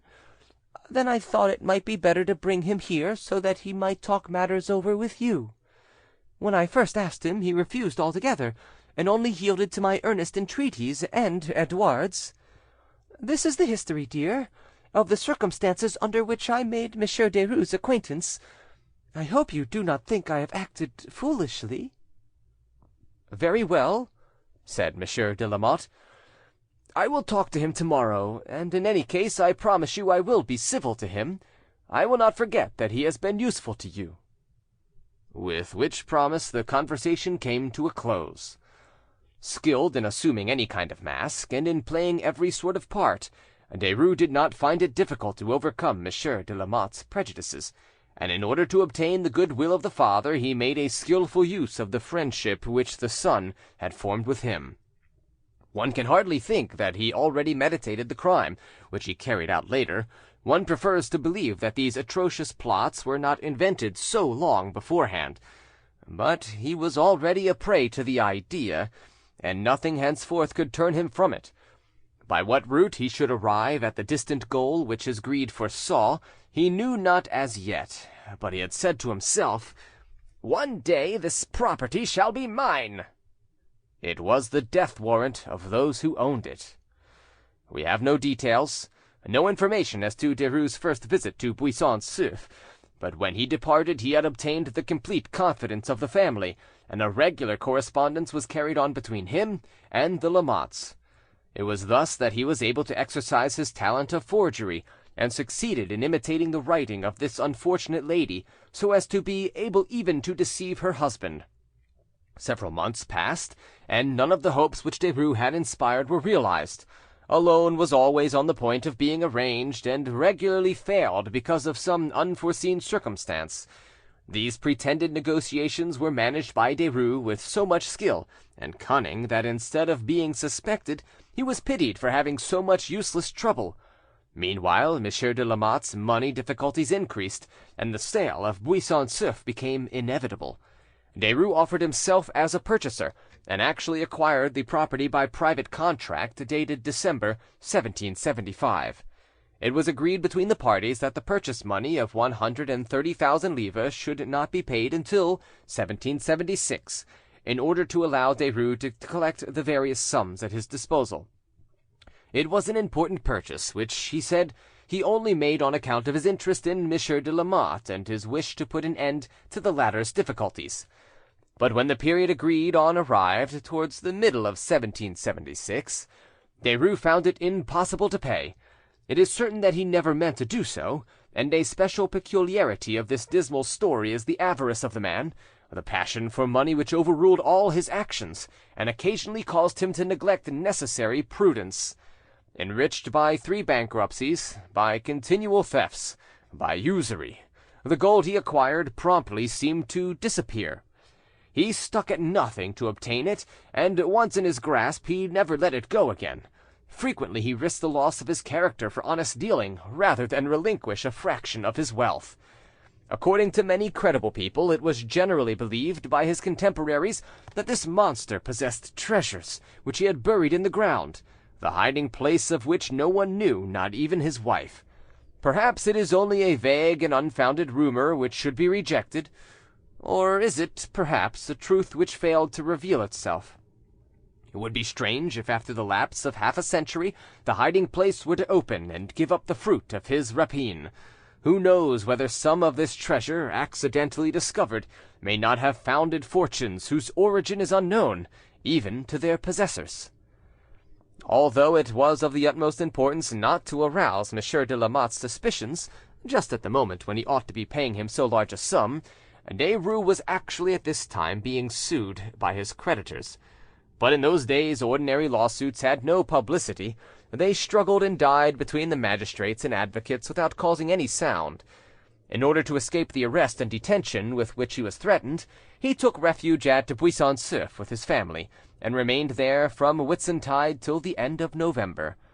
After being treated all this time as a friend, Derues departed for Paris, in order, he said, to receive an inheritance which would enable him to pay the required purchase money. This pretended inheritance was that of one of his wife's relations, Monsieur Despeigne du Plessis, who had been murdered in his country house near Beauvais. It has been strongly suspected that Derues was guilty of this crime. There are, however, no positive proofs, and we prefer only to class it as a simple possibility. Derues had made formal promises to Monsieur de Lamotte, and it was no longer possible for him to elude them. Either the payment must now be made or the contract annulled. A new correspondence began between the creditors and the debtor. Friendly letters were exchanged, full of protestations on one side and confidence on the other. But all Derues' skill could only obtain a delay of a few months. At length Monsieur de Lamotte, unable to leave Buisson-Souef himself, on account of important business which required his presence, gave his wife a power of attorney, consented to another separation, and sent her to Paris, accompanied by Edouard, and, as if to hasten their misfortunes, sent notice of their coming to the expectant murderer. We have passed quickly over the interval between the first meeting of Monsieur de Lamotte and Derues and the moment when the victims fell into the trap. We might easily have invented long conversations and episodes which would have brought Derues' profound hypocrisy into greater relief, but the reader now knows all that we care to show him. We have purposely lingered in our narration in the endeavour to explain the perversities of this mysterious organization. We have overloaded it with all the facts which seem to throw any light upon this sombre character. But now, after these long preparations, the drama opens. The scenes become rapid and lifelike. Events, long impeded, accumulate and pass quickly before us. The action is connected and hastens to an end. We shall see Derues like an unwearied Proteus, changing names, costumes, language, multiplying himself in many forms, scattering deceptions and lies from one end of France to the other, and finally, after so many efforts, such prodigies of calculation and activity, and by wrecking himself against a corpse. The letter written at Buisson-Souef arrived at Paris the morning of the 14th of December. In the course of the day an unknown man presented himself at the hotel where Madame Lamotte and her son had stayed before, and inquired what rooms were vacant. There were 4, and he engaged them for a certain Dumoulin, who had arrived that morning from Bordeaux, and who had passed through Paris in order to meet at some little distance relations who would return with him. A part of the rent was paid in advance, and it was expressly stipulated that until his return the rooms should not be let to anyone, as the aforesaid Dumoulin might return with his family and require them at any moment. The same person went to other hotels in the neighbourhood and engaged vacant rooms, sometimes for a stranger he expected, sometimes for friends whom he could not accommodate himself. At about 3 o'clock the Place de Grève was full of people. Thousands of heads crowded the windows of the surrounding houses. A parricide was to pay the penalty of his crime, a crime committed under atrocious circumstances, with an unheard-of refinement of barbarity. The punishment corresponded to the crime. The wretched man was broken on the wheel, and the most complete and terrible silence prevailed in the multitude eager for ghastly emotions. 3 times already had been heard the heavy thud of the instrument which broke the victim's limbs, and a loud cry escaped the sufferer which made all who hear it shudder with horror. One man only, who in spite of all his efforts could not get through the crowd and cross the square, remained unmoved, and looking contemptuously towards the criminal, muttered, "Idiot! He was unable to deceive anyone." A few moments later the flames began to rise from the funeral pile. The crowd began to move, and the man was able to make his way through and reach one of the streets leading out of the square. The sky was overcast, and the grey daylight hardly penetrated the narrow lane, hideous and gloomy as the name it bore, and which only a few years ago still wound like a long serpent through the mire of this quarter. Just then it was deserted, owing to the attraction of the execution close by.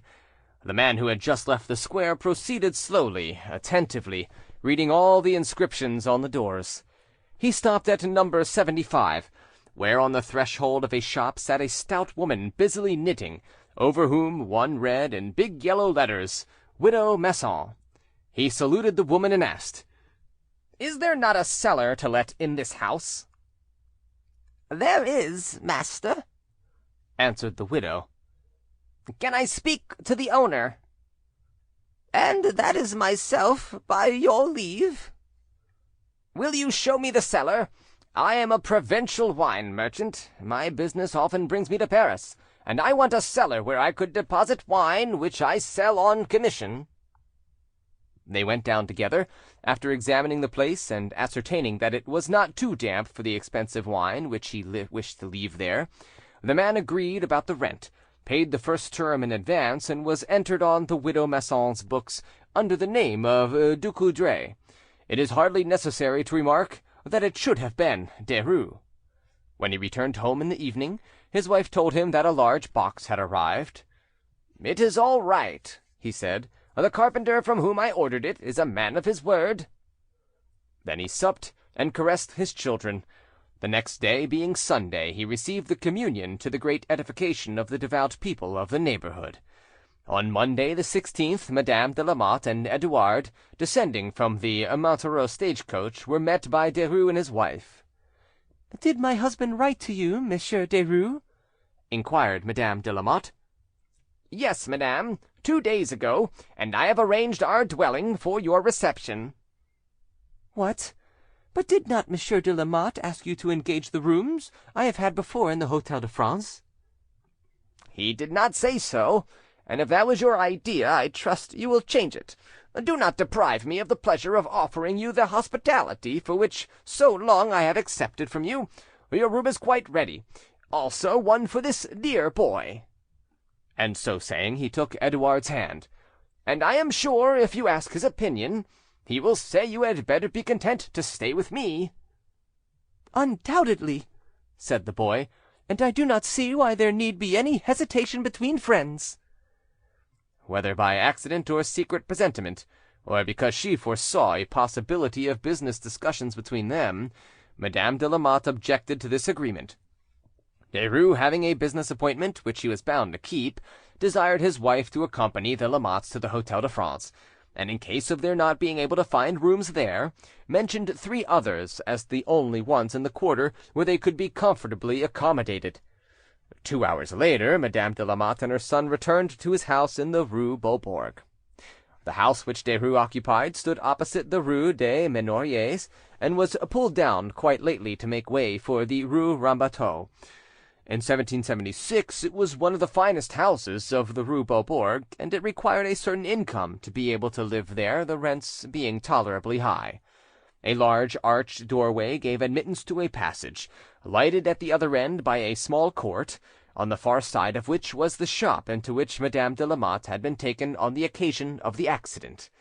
The house staircase was to the right of the passage, and the Derues' dwelling on the entresol. The first room, lighted by a window looking into the court, was used as a dining room, and led into a simply furnished sitting room, such as was generally found among the bourgeois and tradespeople of this period. To the right of the sitting room was a large closet, which could serve as a small study, or could hold a bed. To the left was a door opening into the Derues' bedroom, which had been prepared for Madame de Lamotte.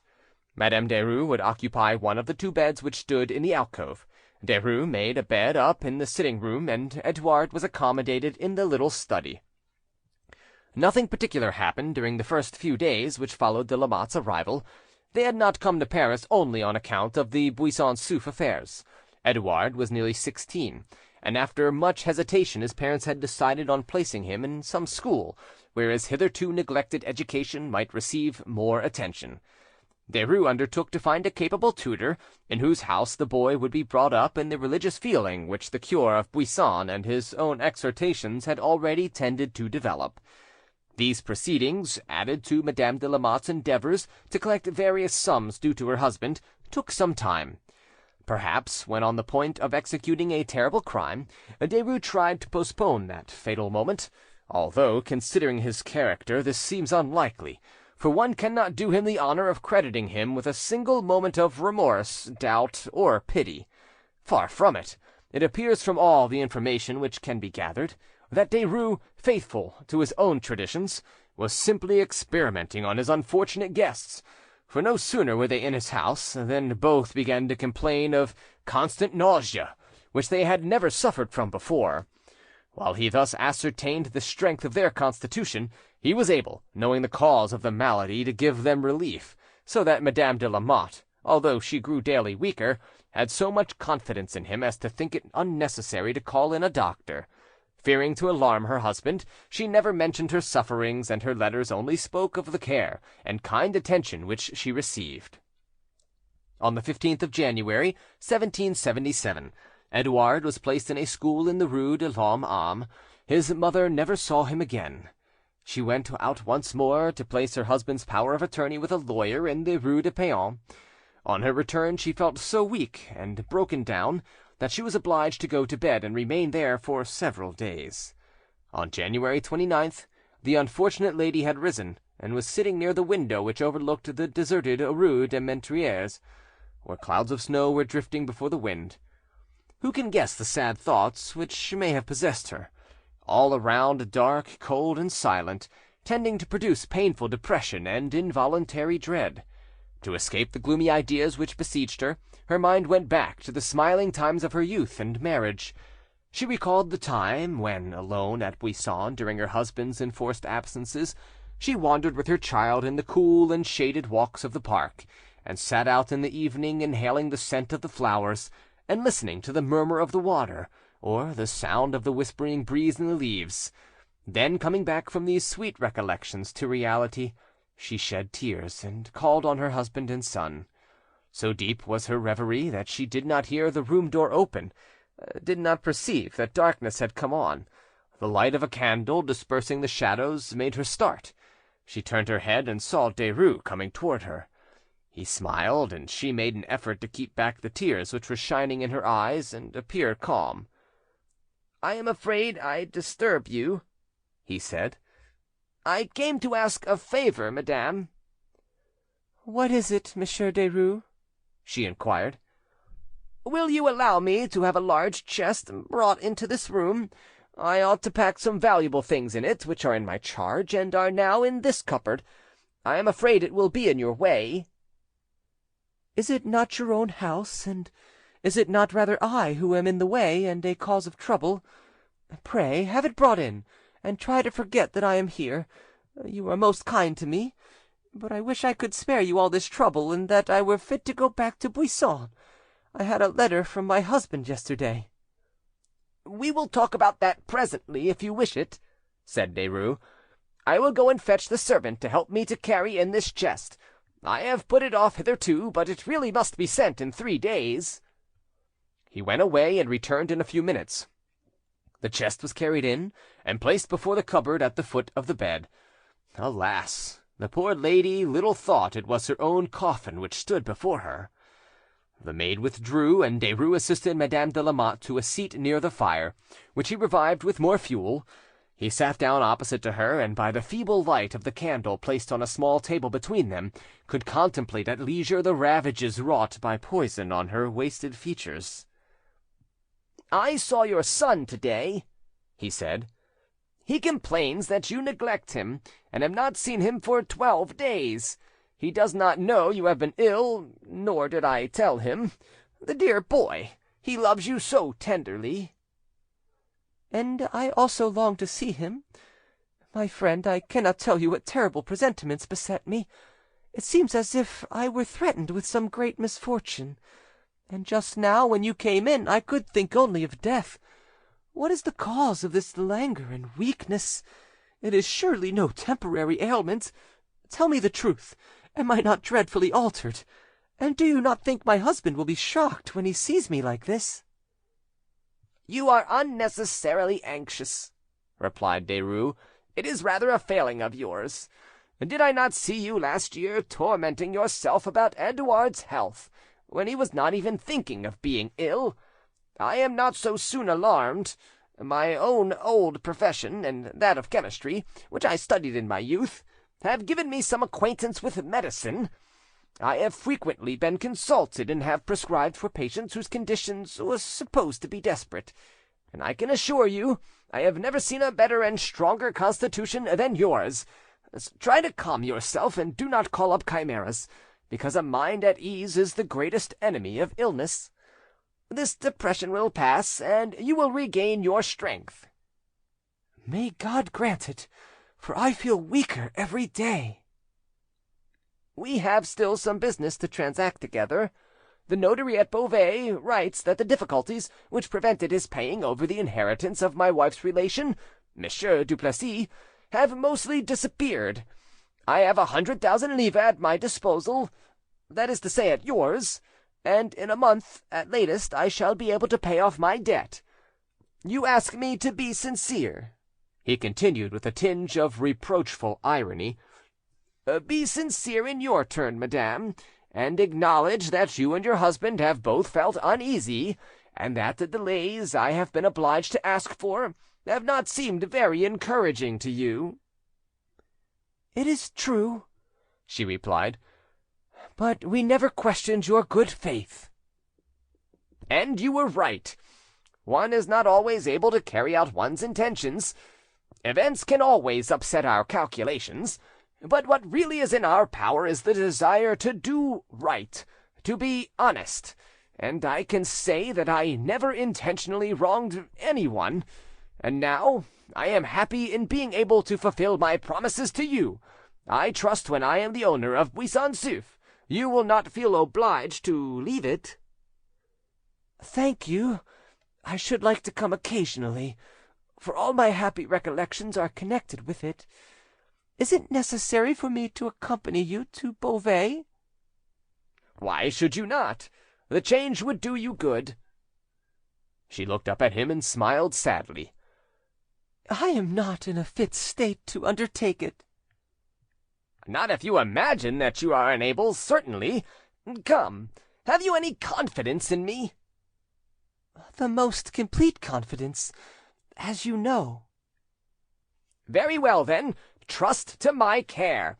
This very evening I will prepare a draught for you to take tomorrow morning, and I will even now fix the duration of this terrible malady which frightens you so much. In 2 days I shall fetch Edouard from his school to celebrate the beginning of your convalescence, and we will start, at latest, on February 1st. You are astonished at what I say, but you shall see if I am not a good doctor, and much cleverer than many who pass for such merely because they have obtained a diploma." "Then, doctor, I will place myself in your hands." "Remember what I say. You will leave this on February 1st. "To begin this cure, can you ensure my sleeping tonight?" "Certainly. I will go now and send my wife to you.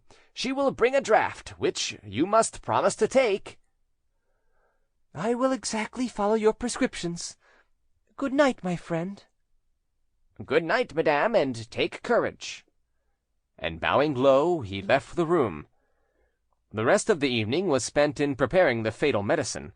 The next morning, an hour or two after Madame de Lamotte had swallowed it, the maid who had given it to her came and told Derues the invalid was sleeping very heavily and snoring, and asked if she ought to be awoke. He went into the room, and, opening the curtains, approached the bed. He listened for some time, and recognized that the supposed snoring was really the death rattle.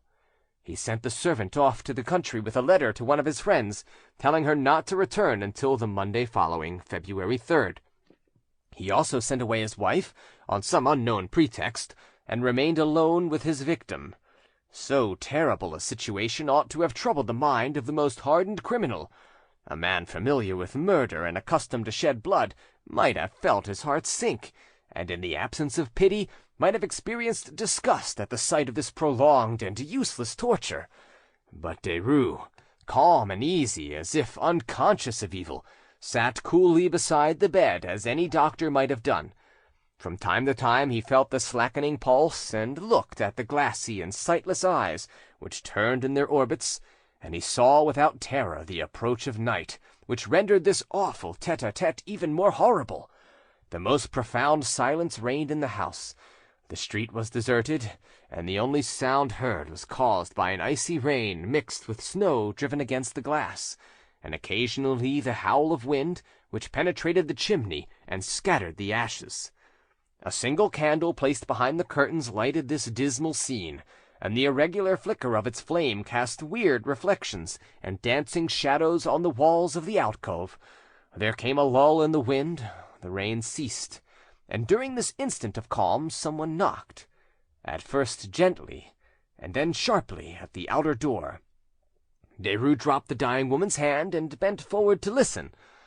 The knock was repeated, and he grew pale. He threw the sheet, as if it were a shroud, over his victim's head, drew the curtains of the alcove, and went to the door. "Who is there?" he inquired. "Open, Monsieur Derues," said a voice which he recognized as that of a woman of Chartres, whose affairs he managed, and who had entrusted him with sundry deeds in order that he might receive the money due to her. This woman had begun to entertain doubts as to Derues' honesty, and as she was leaving Paris the next day, had resolved to get the papers out of his hands. "Open the door," she repeated. "Don't you know my voice?" "I am sorry I cannot let you in. My servant is out. She has taken the key and locked the door outside." "You must let me in," the woman continued. "It is absolutely necessary I should speak to you." "Come tomorrow." "I leave Paris tomorrow, and I must have those papers tonight." He again refused, but she spoke firmly and decidedly. "I must come in. The porter said you were all out, but from the rue des Menetriers I could see the light in your room. My brother is with me, and I left him below. I shall call him if you don't open the door." "Come in, then," said Derues. "Your papers are in the sitting-room. Wait here, and I will fetch them." The woman looked at him and took his hand. "Heavens, how pale you are! What is the matter?" "Nothing is the matter. Will you wait here?" But she would not release his arm, and followed him into the sitting-room, where Derues began to seek hurriedly among the various papers which covered a table. "Here they are," he said. "Now you can go." "Really," said the woman, examining her deeds carefully, Never did I see you in such a hurry to give up things which don't belong to you. But do hold that candle steadily. Your hand is shaking so that I cannot see to read." At that moment the silence which prevailed all round was broken by a cry of anguish, a long groan proceeding from the chamber to the right of the sitting-room. "What is that?" cried the woman. "Surely that is a dying person." The sense of the danger which threatened made Derues pull himself together. "Do not be alarmed," he said. "My wife has been seized with a violent fever. She is quite delirious now, and that is why I told the porter to let no one come up." But the groans in the next room continued, and the unwelcome visitor, overcome by terror, which she could neither surmount nor explain, took a hasty leave, and descended the staircase with all possible rapidity. As soon as he could close the door, Derues returned to the bedroom. Nature frequently collects all her expiring strength at the last moment of existence. The unhappy lady struggled beneath her coverings. The agony she suffered had given her a convulsive energy, and inarticulate sounds proceeded from her mouth. Derues approached and held her on the bed. She sank back on the pillow, shuddering convulsively, her hands plucking and twisting the sheets, her teeth chattering and biting the loose hair which fell over her face and shoulders. "Water, water!" she cried, and then, "Edouard, my husband! Edouard, is it you?" Then, rising with a last effort, she seized her murderer by the arm, repeating, "Edouard! Oh!" and then fell heavily, dragging Derues down with her. His face was against hers. He raised his head, but the dying hand, clenched in agony, had closed upon him like a vice. The icy fingers seemed made of iron and could not be opened, as though the victim had seized on her assassin as a prey and clung to the proof of his crime. And Derues at last freed himself, and putting his hand on her heart, "It is over," he remarked. "She has been a long time about it. What o'clock is it? 9? She has struggled against death for 12 hours." While the limbs still retained a little warmth, he drew the feet together, crossed the hands on the breast, and placed the body in the chest. When he had locked it up, he remade the bed, undressed himself, and slept comfortably in the other one. End of Section 3. Recording by jvanstan, Savannah, Georgia.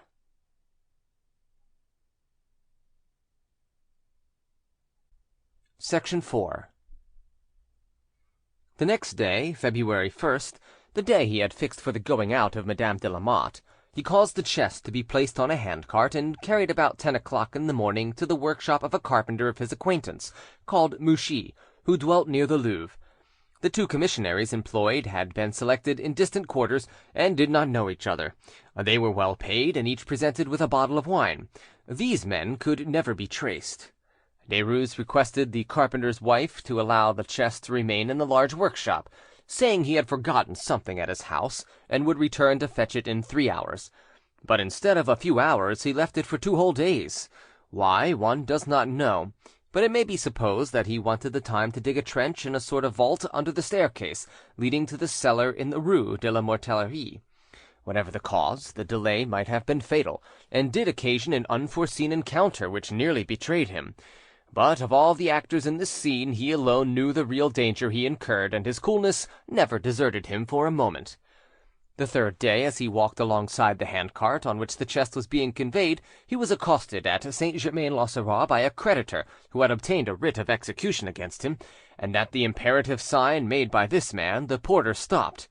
The creditor attacked Derues violently, reproaching him for his bad faith in language which was both energetic and uncomplimentary, to which the latter replied in as conciliatory a manner as he could assume. But it was impossible to silence the enemy, and an increasing crowd of idlers began to assemble round them. "When will you pay me?" demanded the creditor. "I have an execution against you.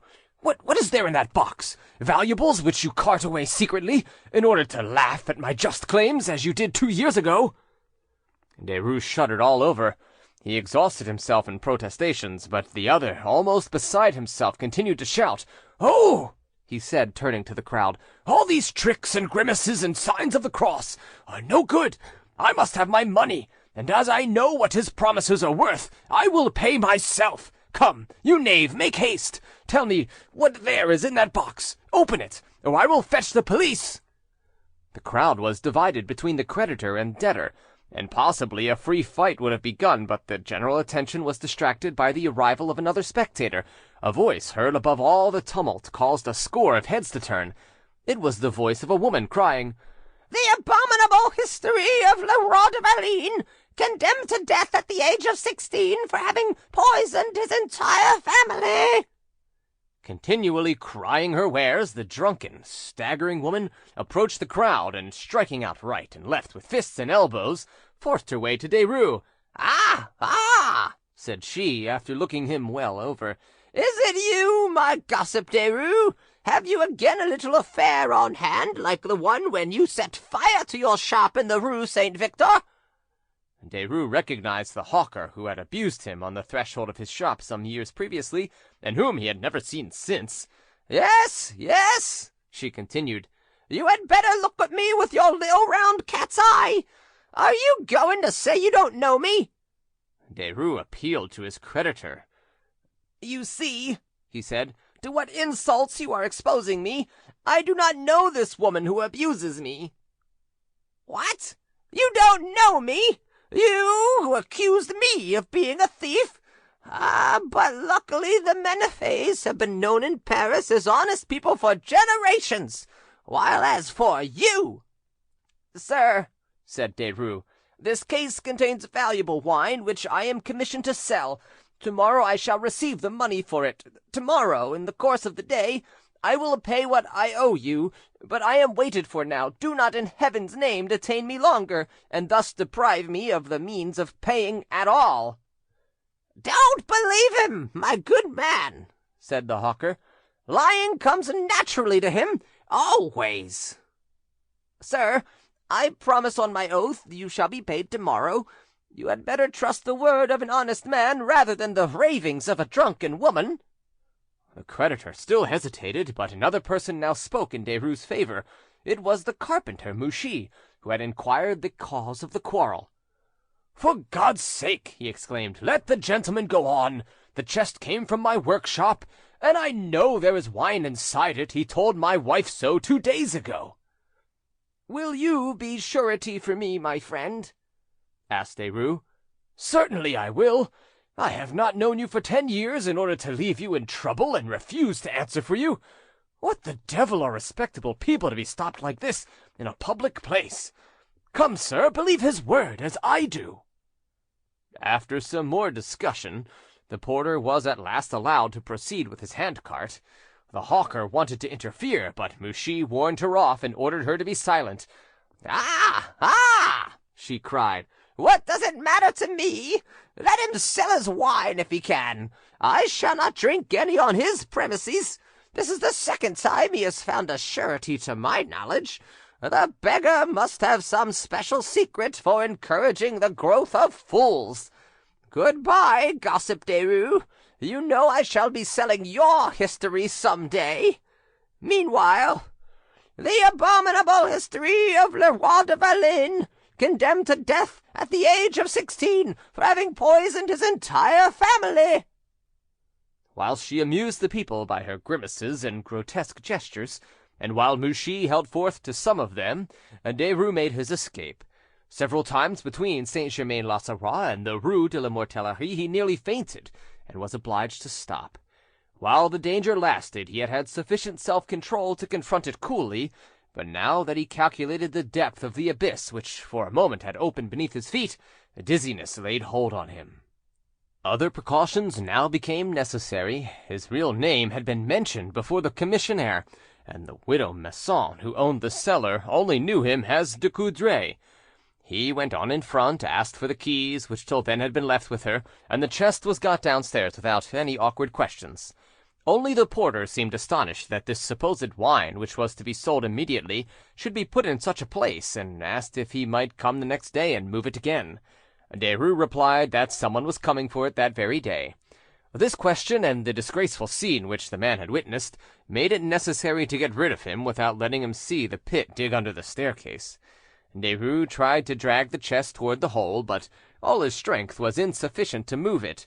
He uttered terrible imprecations when he recognized his own weakness, and saw that he would be obliged to bring another stranger, an informer perhaps, into this charnel house, where, as yet, nothing betrayed his crime. No sooner escaped from one peril than he encountered another, and already he had to struggle against his own deeds. He measured the length of the trench; it was too short.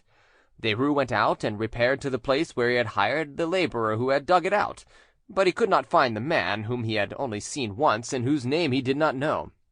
2 whole days were spent in this fruitless search, but on the third, as he was wandering on one of the quays at the time labourers were to be found there, a mason, thinking he was looking for someone, inquired what he wanted. Derues looked well at the man, and concluding from his appearance that he was probably rather simple-minded, asked, "Would you like to earn a crown of 3 livres by an easy job?" "What a question, master!" answered the mason. "Work is so scarce that I am going back into the country this very evening." "Very well. Bring your tools, spade and pickaxe, and follow me." They both went down into the cellar, and the mason was ordered to dig out the pit till it was 5½ feet deep. While the man worked, Derues sat beside the chest and read. When it was half done, the mason stopped for breath, and leaning on his spade, inquired why he wanted a trench of such a depth. Derues, who had probably foreseen the question, answered at once, without being disconcerted, "I want to bury some bottled wine which is contained in this case." "Wine?" said the other. "Ah, you are laughing at me because you think I look like a fool.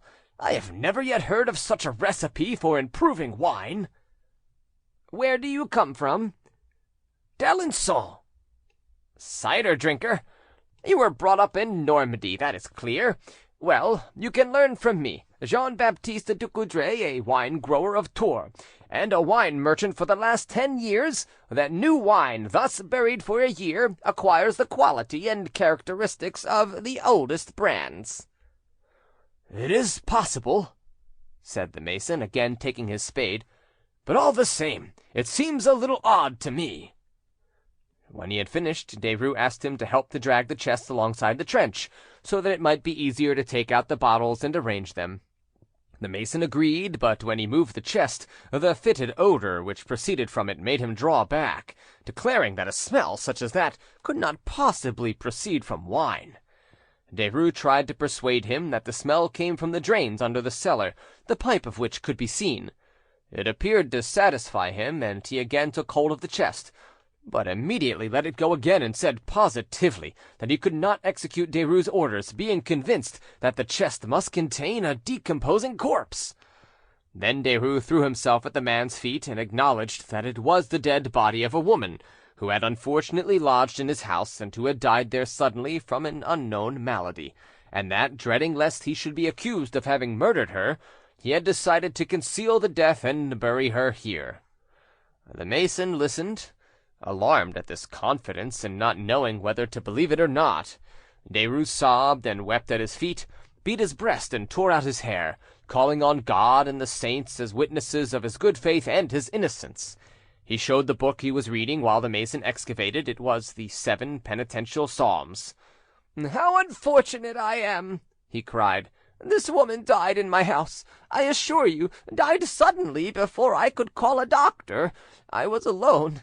I might have been accused, imprisoned, perhaps condemned for a crime I did not commit. Do not ruin me. You leave Paris tonight. You need not be uneasy. No one would know that I employed you, if this unhappy affair should ever be discovered. I do not know your name. I do not wish to know it. And I tell you mine, it is Ducoudray.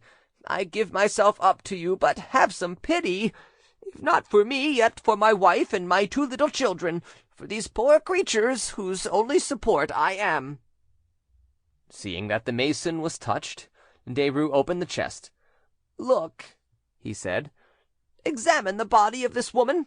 Does it show any mark of violent death? My God," he continued, joining his hands, and in tones of despairing agony, "my God, thou who readest all hearts, and who knowest my conscience, canst thou not ordain a miracle to save an honest man? Wilt thou not command this dead body to bear witness for me?" The mason was stupefied by this flow of language. Unable to restrain his tears, he promised to keep silence, persuaded that Derues was innocent and that appearances only were against him. The latter, moreover, did not neglect other means of persuasion. He handed the mason 2 gold pieces, and between them they buried the body of Madame de Lamotte. However extraordinary this fact, which might easily be supposed imaginary, may appear, it certainly happened. In the examination at his trial, Derues himself revealed it, repeating the story which had satisfied the mason. He believed that this man had denounced him. He was mistaken, for this confidant of his crime, who might have been the first to put justice on his track, never reappeared, and but for Derues' acknowledgment his existence would have remained unknown. This first deed accomplished, another victim was already appointed, trembling at first as to the consequences of his forced confession. Derues waited some days, paying, however, his creditor as promised. He redoubles his demonstrations of piety. He casts a furtive glance on everyone he meets, seeking for some expression of distrust. But no one avoids him, nor points him out with a raised finger, or whispers on seeing him. Everywhere he encounters the customary expression of goodwill. Nothing has changed. Suspicion passes over his head without alighting there. He is reassured and resumes his work. Moreover, had he wished to remain passive, he could not have done so. He was now compelled to follow that fatal law of crime which demands that blood must be effaced with blood, and which is compelled to appeal again to death, in order to stifle the accusing voice already issuing from the tomb. Edouard de Lamotte, loving his mother as much as she loved him, became uneasy at receiving no visits, and was astonished at this sudden indifference. Derues wrote to him as follows: "I have at length some good news for you, my dear boy, but you must not tell your mother I have betrayed her secret. She would scold me, because she is planning a surprise for you, and the various steps and care necessary in arranging this important matter have caused her absence. You were to know nothing until the 11th or 12th of this month, but now that all is settled, I should blame myself if I prolonged the uncertainty in which you have been left. Only you must promise me to look as much astonished as possible. Your mother, who only lives for you, is going to present you with the greatest gift a youth of your age can receive, that of liberty. Yes, dear boy, we thought we had discovered that you have no keen taste for study, and that a secluded life will suit neither your character nor your health.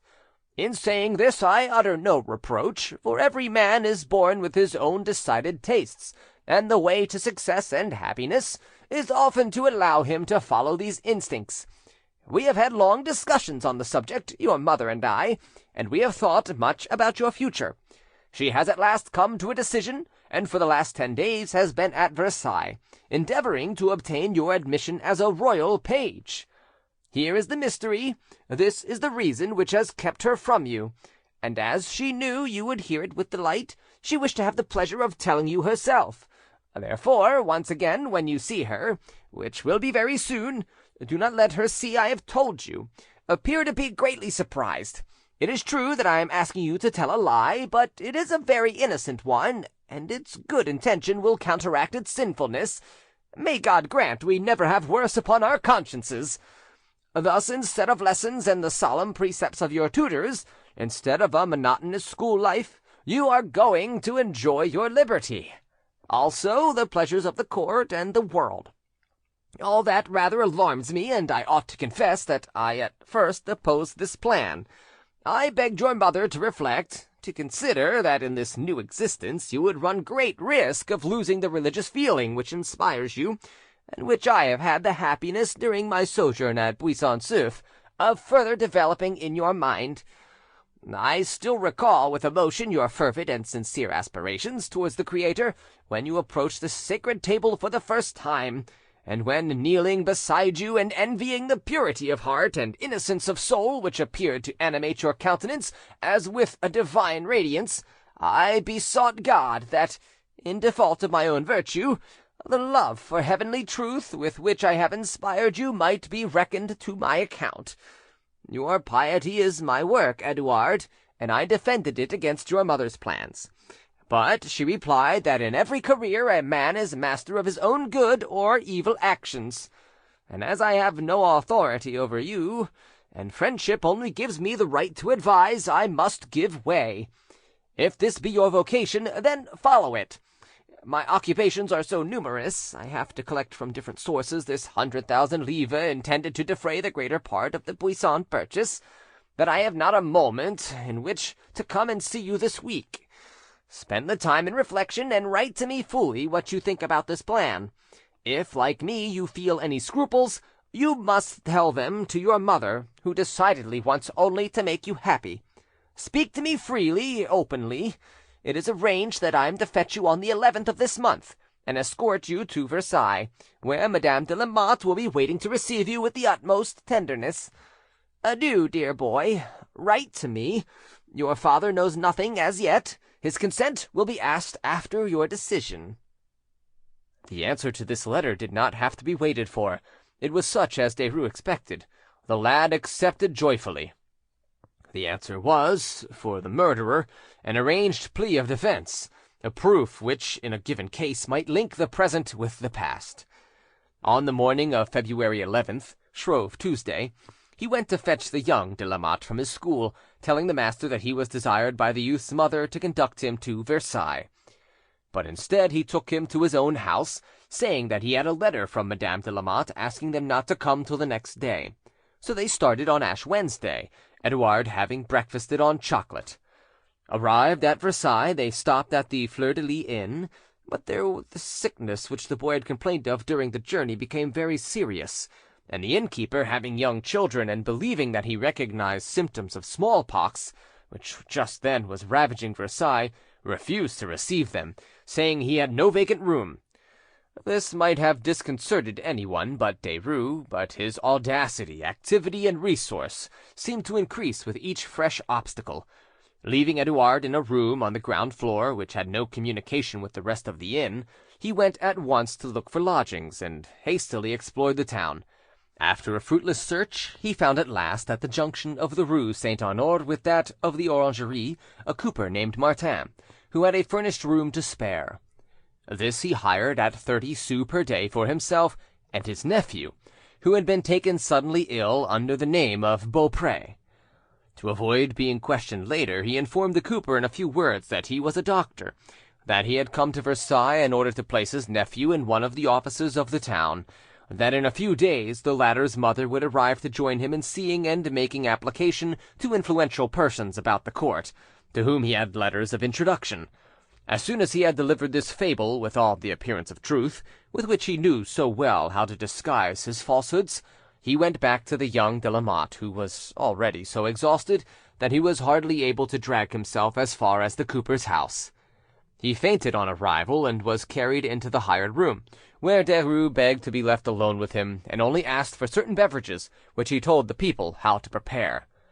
Whether it was that the strength of the youth fought against the poison, or that Derues took pleasure in watching the sufferings of his victim, the agony of the poor lad was prolonged until the 4th day. The sickness continuing incessantly, he sent the cooper's wife for a medicine which he prepared and administered himself. It produced terrible pain, and Edouard's cries brought the cooper and his wife upstairs. They represented to Derues that he ought to call in a doctor and consult with him, but he refused decidedly, saying that a doctor hastily fetched might prove to be an ignorant person with whom he could not agree, and that he could not allow one so dear to him to be prescribed for and nursed by anyone but himself. "I know what the malady is," he continued, raising his eyes to heaven. "It is one that has to be concealed rather than acknowledged. Oh, poor youth, whom I love as my own son! If God, touched by my tears and thy suffering, permits me to save thee, thy whole life will be too short for thy blessings and thy gratitude." And as Madame Martin asked what this malady might be, he answered with hypocritical blushes, "Do not ask, madame. There are things of which you do not know even the name." At another time Martin expressed his surprise that the young man's mother had not yet appeared, who, according to Derues, was to have met with him at Versailles. He asked how she could know that they were lodging in his house, and if he should send to meet her at any place where she was likely to arrive. "His mother," said Derues, looking compassionately at Edouard, who lay pale, motionless, and as if insensible. "His mother. He calls for her incessantly. Ah, monsieur, some families are greatly to be pitied. My entreaties prevailed on her to decide on coming hither, but will she keep her promise? Do not ask me to tell you more. It is too painful to have to accuse a mother of having forgotten her duties in the presence of her son. There are secrets which ought not to be told. Unhappy woman!" Edouard moved, extended his arms, and repeated, "Mother, mother." Derues hastened to his side and took his hands in his, as if to warm them. "My mother!" the youth repeated. "Why have I not seen her? She was to have met me." "You shall soon see her, dear boy. Only keep quiet." "But just now I thought she was dead." "Dead!" cried Derues. "Drive away these sad thoughts. They are caused by the fever only." "No, oh no! I heard a secret voice which said, 'Thy mother is dead.' And then I beheld a livid corpse before me. It was she! I knew her well, and she seemed to have suffered so much." "Dear boy, your mother is not dead. My God! What terrible chimeras you conjure up! You will see her again, I assure you. She has arrived already. Is it not so, madame?"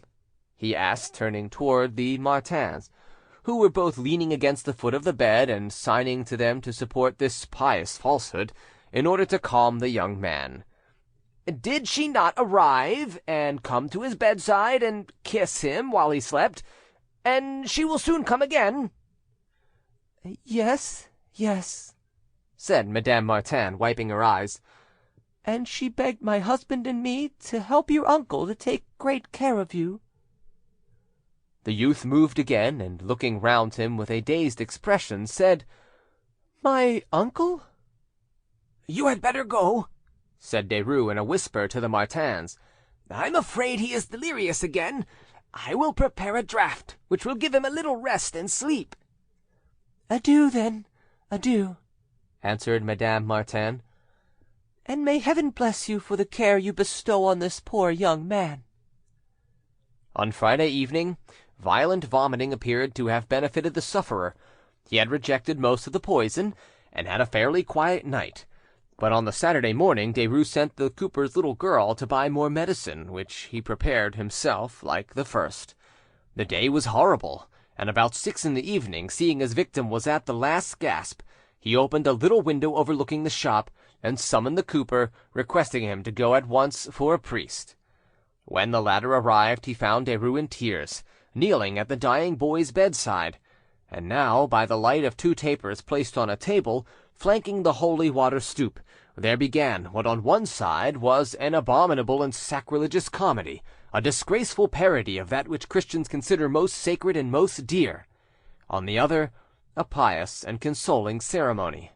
The cooper and his wife, their eyes bathed in tears, knelt in the middle of the room, murmuring such prayers as they could remember. Derues gave up his place to the priest, but as Edouard did not answer the latter's questions, he approached the bed, and bending over the sufferer, exhorted him to confession. "Dear boy," he said, "take courage. Your sufferings here will be counted to you above. God will weigh them in the scales of his infinite mercy. Listen to the words of his holy minister. Cast your sins into his bosom, and obtain from him forgiveness for your faults." "I am in such terrible pain," cried Edouard. "Water, water! Extinguish the fire which consumes me." A violent fit came on, succeeded by exhaustion and the death rattle. Derues fell on his knees, and the priest administered extreme unction. There was then a moment of absolute silence, more impressive than cries and sobs. The priest collected himself for a moment, crossed himself, and began to pray. Derues also crossed himself and repeated in a low voice, apparently choked by grief, "Go forth, O Christian soul, from this world, in the name of God the Father Almighty, who created thee, in the name of Jesus Christ, the Son of the living God, who suffered for thee, in the name of the Holy Ghost, who was poured out upon thee." The youth struggled in his bed, and a convulsive movement agitated his limbs. Derues continued, "When thy soul departs from this body, may it be admitted to the holy mountain of Sion, to the heavenly Jerusalem, to the numerous company of angels, and to the church of the firstborn, whose names are written in heaven." "Mother! My mother!" cried Edouard. Derues resumed, "Let God arise, and let the powers of darkness be dispersed. Let the spirits of evil, who reign over the air, be put to flight. Let them not dare to attack a soul redeemed by the precious blood of Jesus Christ." "Amen," responded the priest and the Martins. There was another silence, broken only by the stifled sobs of Derues. The priest again crossed himself and took up the prayer. "We beseech thee, O beloved and only Son of God, by the merits of thy sacred passion, thy cross and thy death, to deliver this thy servant from the pains of hell, and to lead him to that happy place whither thou didst vouchsafe to lead the thief, who with he was bound upon the cross, thou who art God, living and reigning with the Father and the Holy Ghost." "Amen," repeated those present. Derues now took up the prayer, and his voice mingled with the dying gasps of the sufferer. "And there was a darkness over all the earth. To thee, O Lord, we commend the soul of this thy servant, that, being dead to the world, he may live to thee, and the sins he hath committed through the frailty of his mortal nature, do thou in thy most merciful goodness forgive and wash away. Amen." After which all present sprinkled holy water on the body. When the priest had retired, shown out by Madame Martin, Derues said to her husband, "This unfortunate young man has died without the consolation of beholding his mother. His last thought was for her. There now remains a last duty, a very painful one to accomplish, but my poor nephew imposed it on me. A few hours ago, feeling that his end was near, he asked me, as a last mark of friendship, not to entrust these final duties to the hands of strangers." While he applied himself to the necessary work in presence of the cooper, who was much affected by the sight of such sincere and profound affliction, Derues added, sighing, "I shall always grieve for this dear boy. Alas, that evil living should have caused this early death." When he had finished laying out the body, he threw some little packets into the fire which he professed to have found in the youth's pockets, telling Martin, in order to support this assertion, that they contained drugs suitable to this disgraceful malady. He spent the night in the room with the corpse, as he had done in the case of Madame de Lamotte, and the next day, Sunday, he sent Martin to the parish church of St. Louis to arrange for a funeral of the simplest kind, telling him to fill up the certificate in the name of Beaupré, born at Cammercy in Lorraine. He declined himself either to go to the church or to appear at the funeral, saying that his grief was too great. Martin, returning from the funeral, found him engaged in prayer. Derues gave him the dead youth's clothes and departed, leaving some money to be given to the poor of the parish, and for masses to be said for the repose of the soul of the dead. He arrived at home in the evening, found his wife entertaining some friends, and told them he had just come from Chartres, where he had been summoned on business. Everyone noticed his unusual air of satisfaction, and he sang several songs during supper. End of Section 4. Recording by jvanstan, Savannah, Georgia.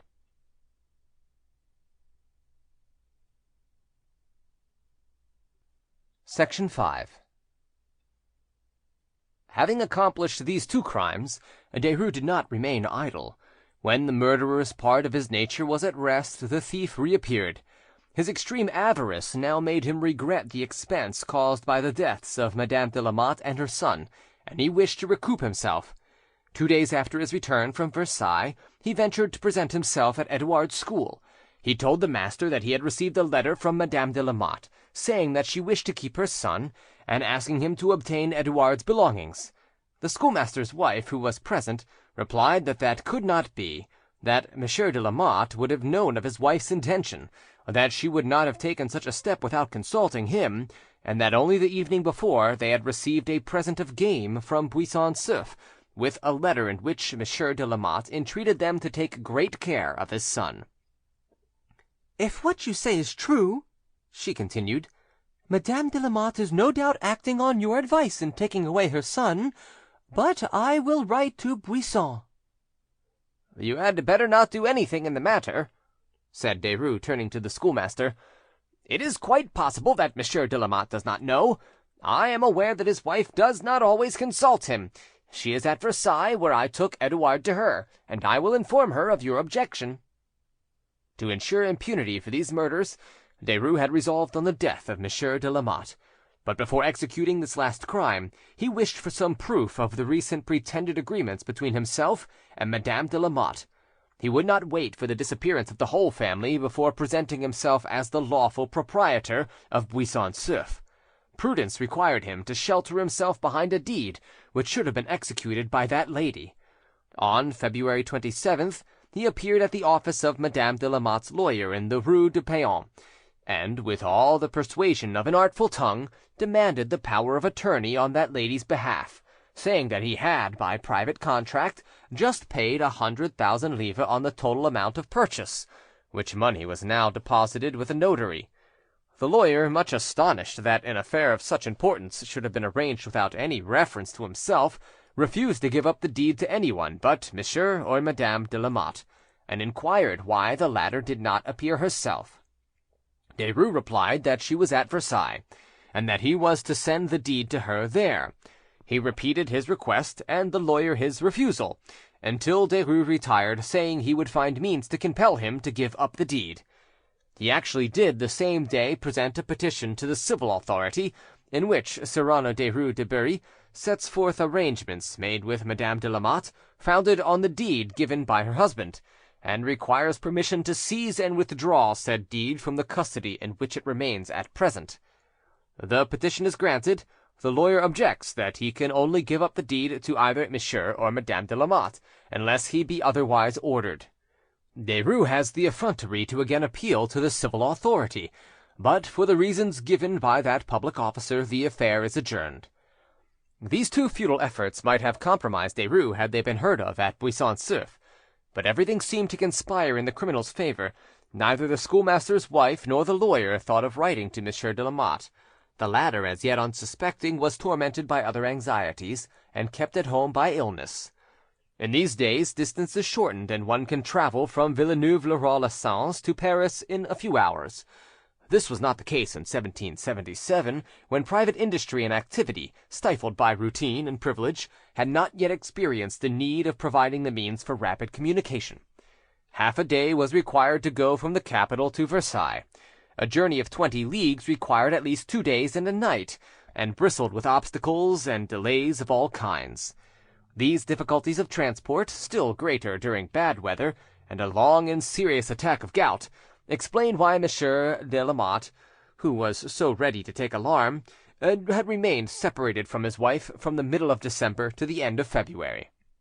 He had received reassuring letters from her, written at first with freedom and simplicity, but he thought he noticed a gradual change in the later ones, which appeared to proceed more from the mind than the heart.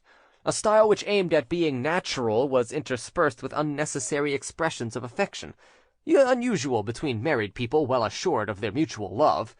Monsieur de Lamotte observed and exaggerated these peculiarities, and though endeavouring to persuade himself that he was mistaken, he could not forget them, or regain his usual tranquillity.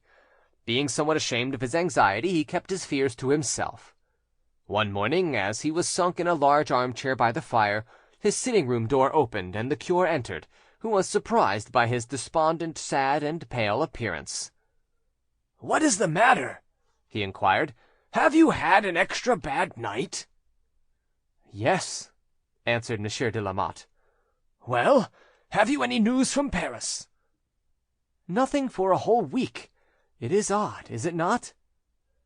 "I am always hoping that this sale may fall through. It drags on for so very long, and I believe that Monsieur Derues, in spite of what your wife wrote a month ago, has not as much money as he pretends to have. Do you know that it is said that Monsieur d'Espagne du Plessis, Madame Derues' relative, whose money they inherited, was assassinated?" "Where did you hear that?" "It is a common report in the country, and was brought here by a man who came recently from Beauvais." "Have the murderers been discovered?" "Apparently not. Justice seems unable to discover anything at all." Monsieur de Lamotte hung his head, and his countenance assumed an expression of painful thought, as though this news affected him personally. "Frankly," resumed the cure, "I believe you will remain Seigneur de Buisson-Souef, and that I shall be spared the pain of writing another name over your seat in the church of Villeneuve." "The affair must be settled in a few days, for I can wait no longer. If the purchaser be not Monsieur Derues, it will have to be someone else. What makes you think he is short of money?" "Oh, oh!" said the cure, "a man who has money either pays his debts or is a cheat. Now, Heaven preserve me from suspecting Monsieur Derues' honesty." "What do you know about him?" "Do you remember Brother Marchois of the Camaldulians, who came to see me last spring, and who was here the day Monsieur Derues arrived with your wife and Edouard?" "Perfectly. Well?" "Well, I happened to tell him in one of my letters that Monsieur Derues had become the purchaser of Buisson-Souef, and that I believed the arrangements were concluded. Thereupon Brother Marchois wrote asking me to remind him that he owes them a sum of 800 livres, and that so far they have not seen a penny of it." "Ah," said Monsieur de Lamotte, "perhaps I should have done better not to let myself be deluded by his fine promises. He certainly has money on his tongue, and when once one begins to listen to him, one can't help doing what he wants. All the same, I had rather have had to deal with someone else." "And is it this which worries you, and makes you seem so anxious?" "This and other things." "What then?" "I am really ashamed to own it, but I am as credulous and timid as any old woman. Now, do not laugh at me too much. Do you believe in dreams?" "Monsieur," said the cure, smiling, "you should never ask a coward whether he is afraid. You only risk his telling a lie. He will say no, but he means yes." "And are you a coward, my father?" "A little. I don't precisely believe in all the nursery tales, or in the favourable or unfavourable meaning of some object seen during our sleep. But—" A sound of steps interrupted them. A servant entered, announcing Monsieur Derues. On hearing the name, Monsieur de Lamotte felt troubled in spite of himself, but overcoming the impression, he rose to meet the visitor. "You had better stay," he said to the cure, who was also rising to take leave. "Stay. We have probably nothing to say which cannot be said before you." Derues entered the room, and, after the usual compliments, sat down by the fire opposite Monsieur de Lamotte. "You did not expect me," he said, "and I ought to apologize for surprising you thus." "Give me some news of my wife," asked Monsieur de Lamotte anxiously. "She has never been better. Your son is also to perfect health." "But why are you alone? Why does not Marie accompany you? It is 10 weeks since she went to Paris." "She has not yet quite finished the business with which you entrusted her. Perhaps I am partly the cause of this long absence, but one cannot transact business as quickly as one would wish. But you have no doubt heard from her that all is finished, or nearly so, between us. We have drawn up a second private contract which annuls the former agreement, and I have paid over a sum of 100,000 livres." "I do not comprehend," said Monsieur de Lamotte. "What can induce my wife not to inform me of this?" "You did not know?" "I know nothing. I was wondering just now with Monsieur le cure why I did not hear from her." "Madame de Lamotte was going to write you, and I do not know what can have hindered her." "When did you leave her?" "Several days ago. I have not been at Paris. I am returning from Chartres. I believed you were informed of everything." Monsieur de Lamotte remained silent for some moments. Then, fixing his eyes upon Derues' immovable countenance, he said with some emotion— "You are a husband and father, sir. In the name of this double and sacred affection, which is not unknown to you, do not hide anything from me. I fear some misfortune has happened to my wife, which you are concealing." Derues' physiognomy expressed nothing but a perfectly natural astonishment. "What can have suggested such ideas to you, dear sir?" In saying this, he glanced at the cure, wishing to ascertain if this distrust was Monsieur de Lamotte's own idea, or had been suggested to him. The movement was so rapid that neither of the others observed it. Like all knaves, obliged by their actions to be continually on the watch, Derues possessed to a remarkable extent the art of seeing all round him without appearing to observe anything in particular. He decided that as yet he had only to combat a suspicion unfounded on proof, and he waited till he should be attacked more seriously.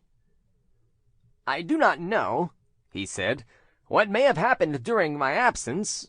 Pray explain yourself, for you are making me share your disquietude." "Yes, I am exceedingly anxious. I entreat you, tell me the whole truth. Explain this silence and this absence prolonged beyond all expectation. You finished your business with Madame de Lamotte several days ago. Once again, why did she not write? There is no letter either from her or my son.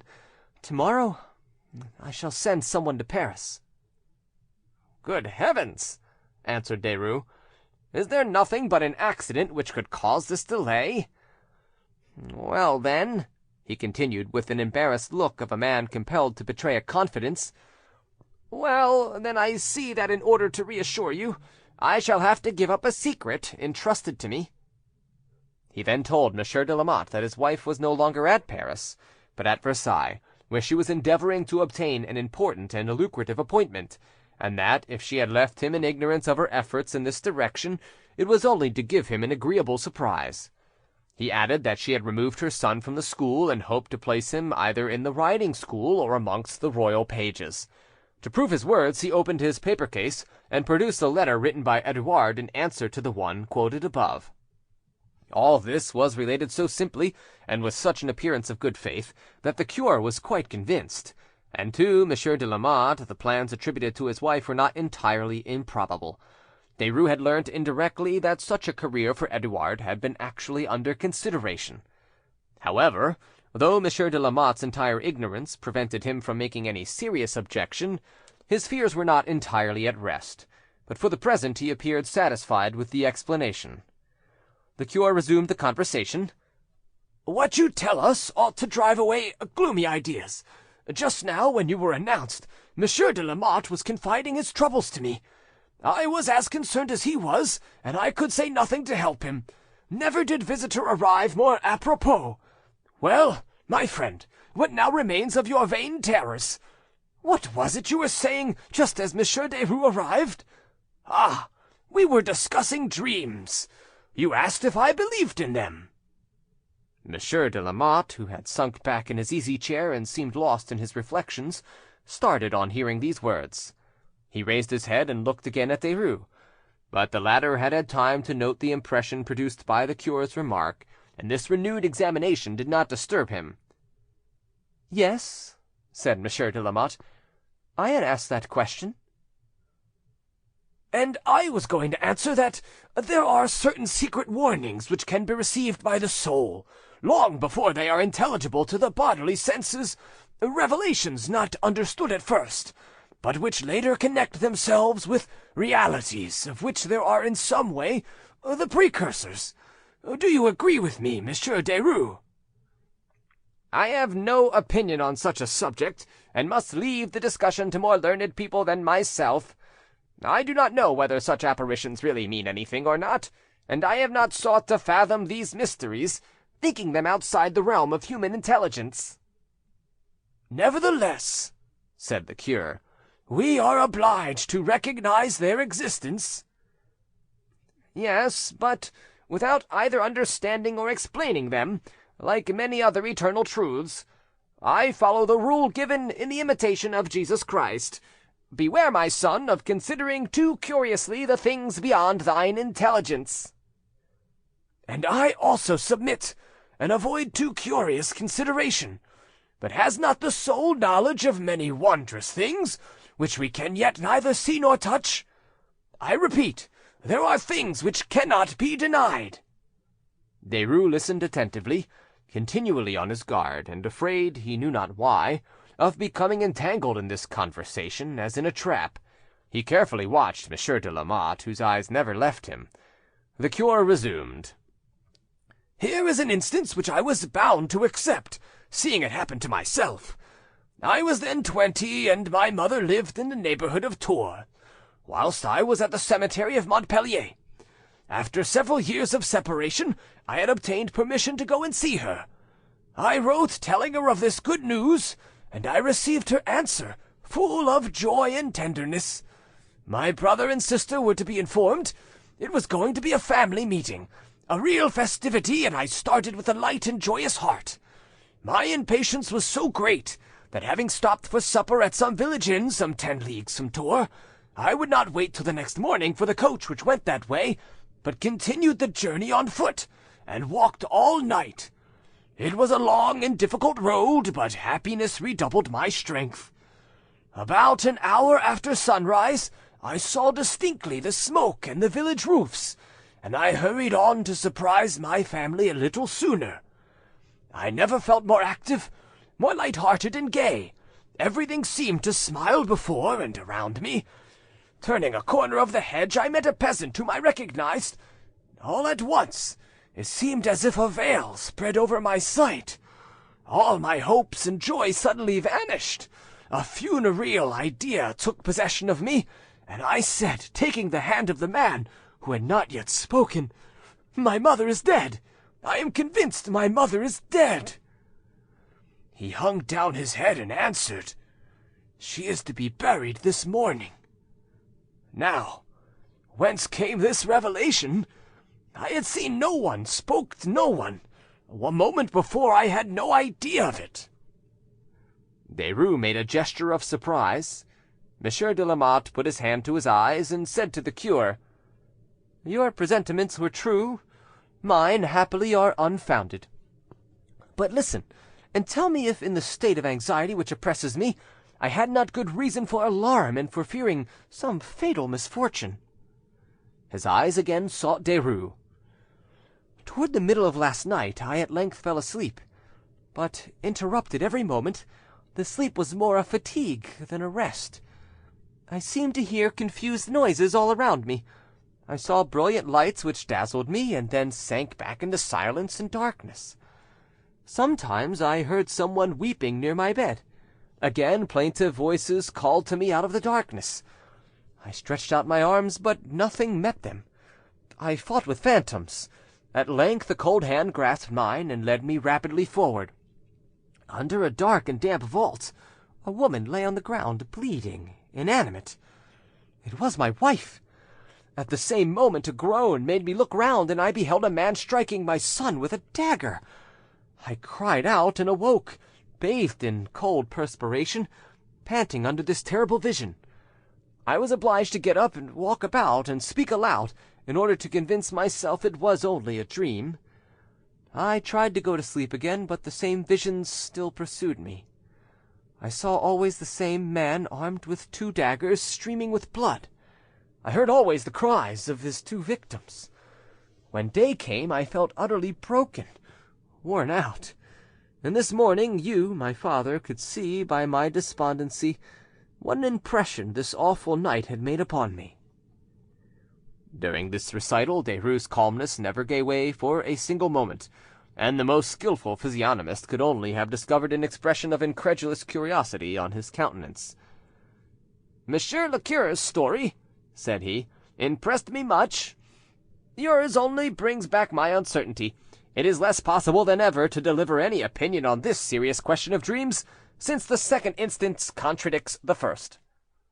"It is true," answered the cure. "No possible conclusion can be drawn from 2 facts which contradict each other, and the best thing we can do is to choose a less dismal subject of conversation." Monsieur Derues," asked Monsieur de Lamotte, "if you are not too tired with your journey, shall we go and look at the last improvements I have made? It is now your affair to decide upon them, since I shall shortly be only your guest here." "Just as I have been yours for long enough, and I trust you will often give me the opportunity of exercising hospitality in my turn. But you are ill, the day is cold and damp. If you do not care to go out, do not let me disturb you. Had you not better stay by the fire with Monsieur le Cure? For me, heaven be thanked, I require no assistance. I will look round the park, and come back presently to tell you what I think. Besides, we shall have plenty of time to talk about it. With your permission, I should like to stay 2 or 3 days." "I shall be pleased if you will do so." Derues went out, sufficiently uneasy in his mind, both on account of his reception of Monsieur de Lamotte's fears, and of the manner in which the latter had watched him during the conversation. He walked quickly up and down the park. "Oh, I have been foolish, perhaps. I have lost 12 or 15 days, and delayed stupidly from fear of not foreseeing everything. But then, how was I to imagine that this simple, easily deceived man would all at once become suspicious? What a strange dream! If I had not been on my guard, I might have been disconcerted. Come, come, I must try to disperse these ideas and give him something else to think about." He stopped, and after a few minutes' consideration, turned back toward the house. As soon as he had left the room, Monsieur de Lamotte had bent over toward the cure, and he said, "He did not show any emotion, did he?" "None whatever." "He did not start when I spoke of the man armed with those 2 daggers?" "No. But put aside these ideas. You must see they are mistaken." "I did not tell everything, my father. This murderer whom I saw in my dream was Derues himself. I know as well as you that it must be a delusion. I saw as well as you did that he remained quite calm, but in spite of myself, this terrible dream haunts me. There, do not listen to me, do not let me talk about it. It only makes me blush for myself." Whilst Derues remained at Buisson-Souef, Monsieur de Lamotte received several letters from his wife, some from Paris, some from Versailles. She remarked that her son and herself were perfectly well. The writing was so well imitated that no one could doubt their genuineness. However, Monsieur de Lamotte's suspicions continually increased, and he ended by making the cure share his fears. He also refused to go with Derues to Paris, in spite of the latter's entreaties. Derues, alarmed at the coldness shown him, left Buisson-Souef, saying that he intended to take possession about the middle of spring. Monsieur de Lamotte was, in spite of himself, still detained by ill health, but a new and inexplicable circumstance made him resolve to go to Paris, and endeavour to clear up the mystery which appeared to surround his wife and son. He received an unsigned letter in unknown handwriting, and in which Madame de Lamotte's reputation was attacked with a kind of would-be reticence, which hinted that she was an unfaithful wife, and that in this lay the cause of her long absence. Her husband did not believe this anonymous denunciation, but the fate of the 2 beings dearest to him seemed shrouded in so much obscurity that he could delay no longer, and started for Paris. His resolution not to accompany Derues had saved his life. The latter could not carry out his culminating crime at Buisson-Souef. It was only in Paris that his victims would disappear without his being called to account. Obliged to leave hold of his prey, he endeavoured to bewilder him in a labyrinth where all trace of truth might be lost. Already, as he had arranged beforehand, he had called calumny to his help, and prepared the audacious lie which was to vindicate himself should an accusation fall upon his head.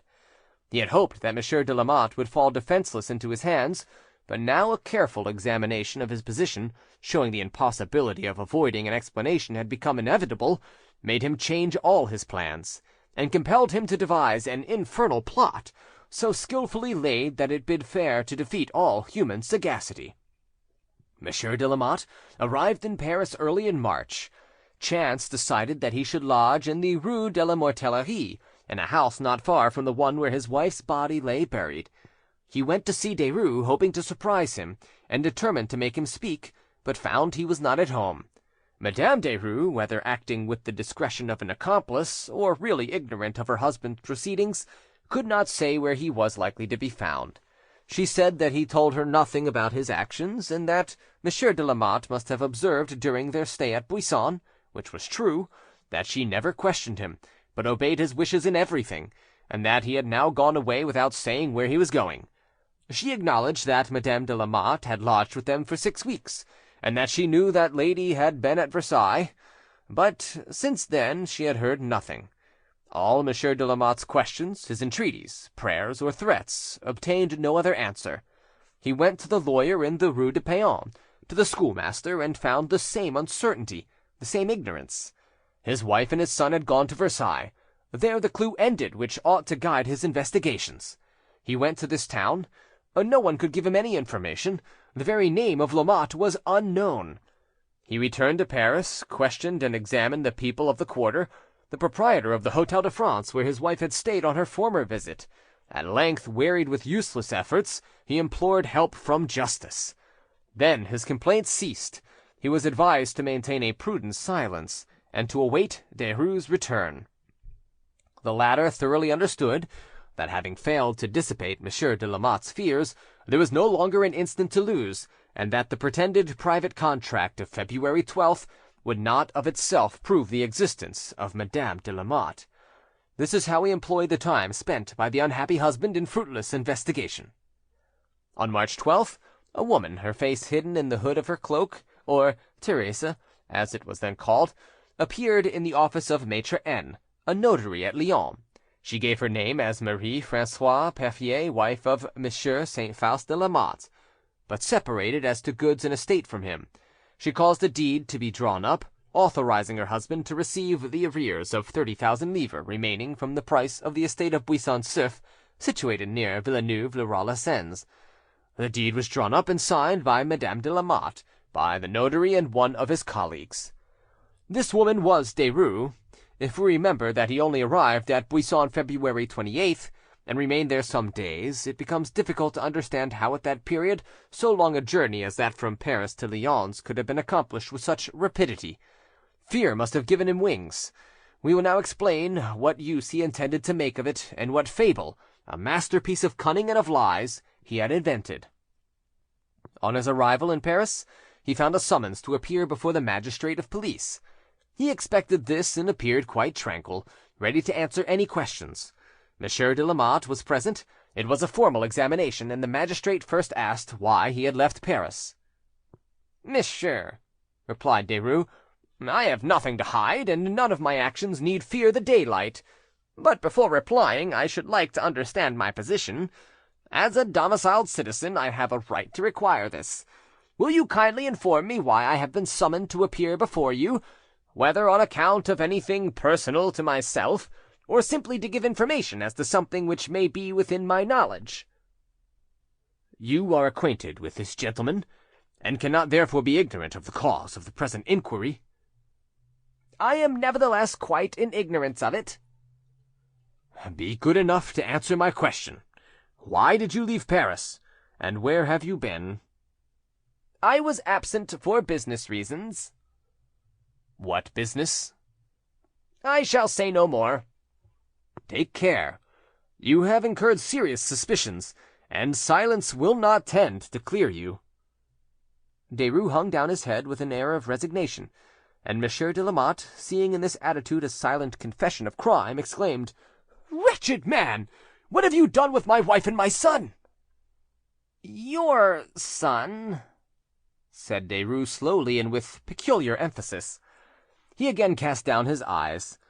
The magistrate conducting the inquiry was struck by the expression of Derues' countenance, and by this half answer, which appeared to hide a mystery and to aim at diverting attention by offering a bait to curiosity. He might have stopped Derues at the moment when he sought to plunge into a tortuous argument, and compelled him to answer with the same clearness and decision which distinguished Monsieur de Lamotte's question. But he reflected that the latter's inquiries, unforeseen, hasty, and passionate, were perhaps more likely to disconcert a prepared defence than cooler and more skilful tactics. He therefore changed his plans, contenting himself for the moment with the part of an observer only, and watching a duel between two fairly matched antagonists. "I require you to tell me what has become of them," repeated Monsieur de Lamotte. "I have been to Versailles. You assured me they were there." "And I told you the truth, monsieur." "No one has seen them. No one knows them. Every trace is lost. Your Honor, this man must be compelled to answer. He must say what has become of my wife and son." "I excuse your anxiety. I understand your trouble, but why appeal to me? Why am I supposed to know what may have happened to them?" "Because I confided them to your care." "As a friend, yes, I agree. Yes, it is quite true that last December I received a letter from you informing me of the impending arrival of your wife and son. I received them in my own house, and showed them the same hospitality which I had received from you. I saw them both, your son often, your wife every day, until the day she left me to go to Versailles. Yes, I also took Edouard to his mother, who was negotiating an appointment for him. I have already told you all this, and I repeat it because it is the truth. You believed me then. Why do you not believe me now? Why has what I say become strange and incredible? If your wife and your son have disappeared, am I responsible? Did you transmit your authority to me? And now, in what manner are you thus calling me to account? Is it to the friend who might have pitied, who might have aided your search, that you thus address yourself? Have you come to confide in me, to ask for advice, for consolation? No, you accuse me. Well, very well, then I refuse to speak, because having no proofs, you yet accuse an honest man. Because your fears, whether real or imaginary, do not excuse you for casting, I know not what odious suspicions, on a blameless reputation, because I have the right to be offended. Monsieur," he continued, turning to the magistrate, "I believe you will appreciate my moderation, and will allow me to retire. If charges are brought against me, I am quite ready to meet them, and to show what they are really worth. I shall remain in Paris. I have now no business which requires my presence elsewhere." He emphasized these last words, evidently intending to draw attention to them. It did not escape the magistrate, who inquired, "What do you mean by that?" "Nothing beyond my words, your Honor. Have I your permission to retire?" "No, remain. You are pretending not to understand." "I do not understand these insinuations so covertly made."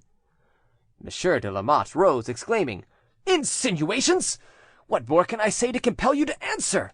My wife and son have disappeared. It is untrue that, as you pretend, they have been at Versailles.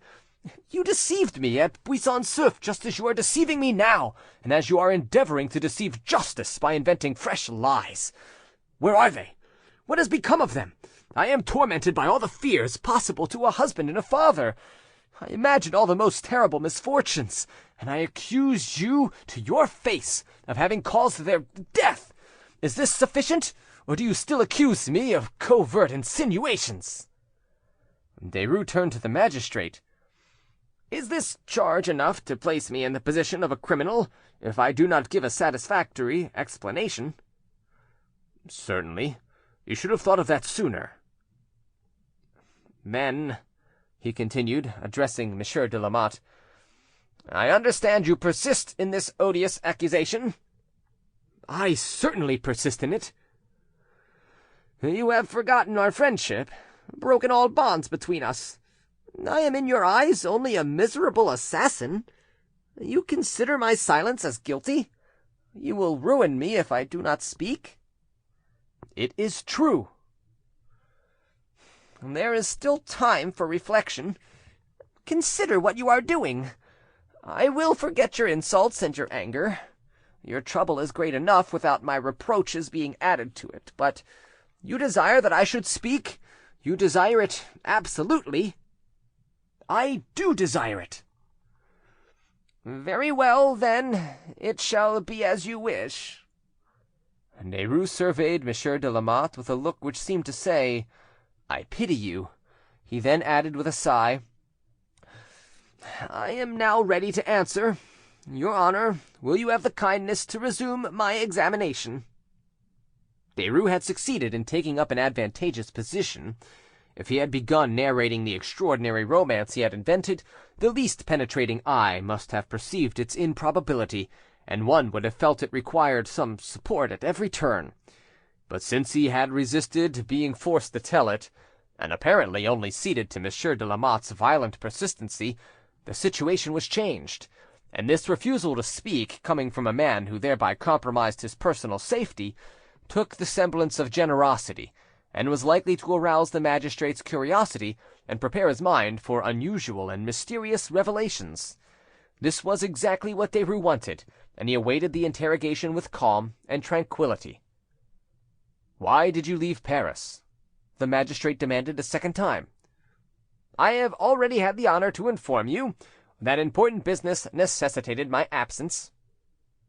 "But you refuse to explain the nature of this business. Do you still persist in this refusal?" "For the moment, yes. I will explain it later." "Where have you been? Whence do you return?" "I have been to Lyons, and have returned thence." "What took you there?" "I will tell you later." "In the month of December last, Madame de Lamotte and her son came to Paris?" "That is so." "They both lodged in your house?" "I have no reason to deny it." "But neither she herself nor Monsieur de Lamotte had at first intended that she should accept a lodging in the house which you occupied?" "That is quite true. We had important accounts to settle, and Madame de Lamotte told me afterwards that she feared some dispute on the question of money might arise between us. At least, that is the reason she gave me. She was mistaken, as the event proved, since I always intended to pay, and I have paid.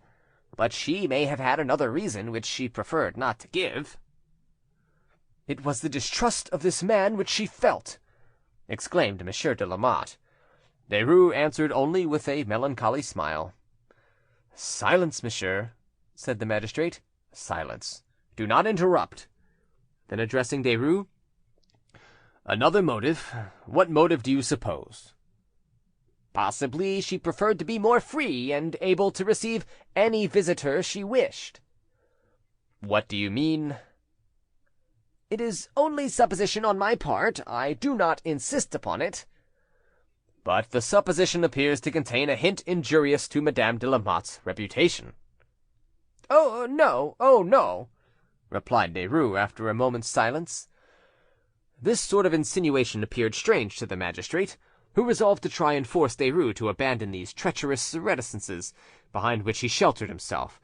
Again recommending silence to Monsieur de Lamotte, he continued to question Derues, not perceiving that he was only following the lead skilfully given by the latter, who drew him gradually on by withdrawing himself, and that all the time thus gained was an advantage to the accused. "Well," said the magistrate, "whatever Madame de Lamotte's motives may have been, it ended in her coming to stay with you. How did you persuade her to take this step?" "My wife accompanied her first to the Hotel de France, and then to other hotels. I said no more than might be deemed allowable in a friend. I could not presume to persuade her against her will. When I returned home, I was surprised to find her there with her son. She could not find a disengaged room in any of the hotels she tried, and she then accepted my offer." "What date was this?" "Monday, the 16th of last December." "And when did she leave your house?" "On the 1st of February." "The porter cannot remember having seen her go out on that day." "That is possible. Madame de Lamotte went and came as her affairs required. She was known, and no more attention would be paid to her than to any other inmate." "The porter also says that for several days before this date she was ill, and obliged to keep her room." "Yes. It was a slight indisposition, which had no results, so slight that it seemed unnecessary to call in a doctor. Madame de Lamotte appeared preoccupied and anxious. I think her mental attitude influenced her health." "Did you escort her to Versailles?" "No, I went there to see her later." "What proof can you give of her actually having stayed there?" "None whatever, unless it be a letter which I received from her." You told Monsieur de Lamotte that she was exerting herself to procure her son's admission, either as a king's page or into the riding school. Now, no one at Versailles has seen this lady or even heard of her."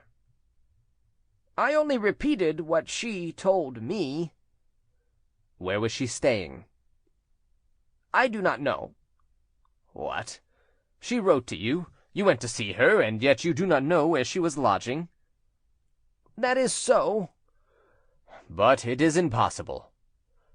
"There are many things which would appear impossible if I were to relate them, but which are true nevertheless." "Explain yourself." "I only received one letter from Madame de Lamotte, in which she spoke of her plans for Edouard, requesting me to send her son on a day she fixed, and I told Edouard of her projects. Not being able to go to the school to see him, I wrote, asking if he would like to give up his studies and become a royal page. When I was last at Buisson-Souef, I showed his answer to Monsieur de Lamotte. It is here." And he handed over a letter to the magistrate, who read it, and passing it on to Monsieur de Lamotte, inquired, "Did you then, and do you now recognize your son's handwriting?" "Perfectly, monsieur." "You took Edouard to Versailles?" "I did." "On what day?" "February 11th, Shrove Tuesday. It is the only time I have been to Versailles. The contrary might be supposed, for I have allowed it to be understood that I have often seen Madame de Lamotte since she left my house, and was acquainted with all her actions, and that the former confidence and friendship still existed between us.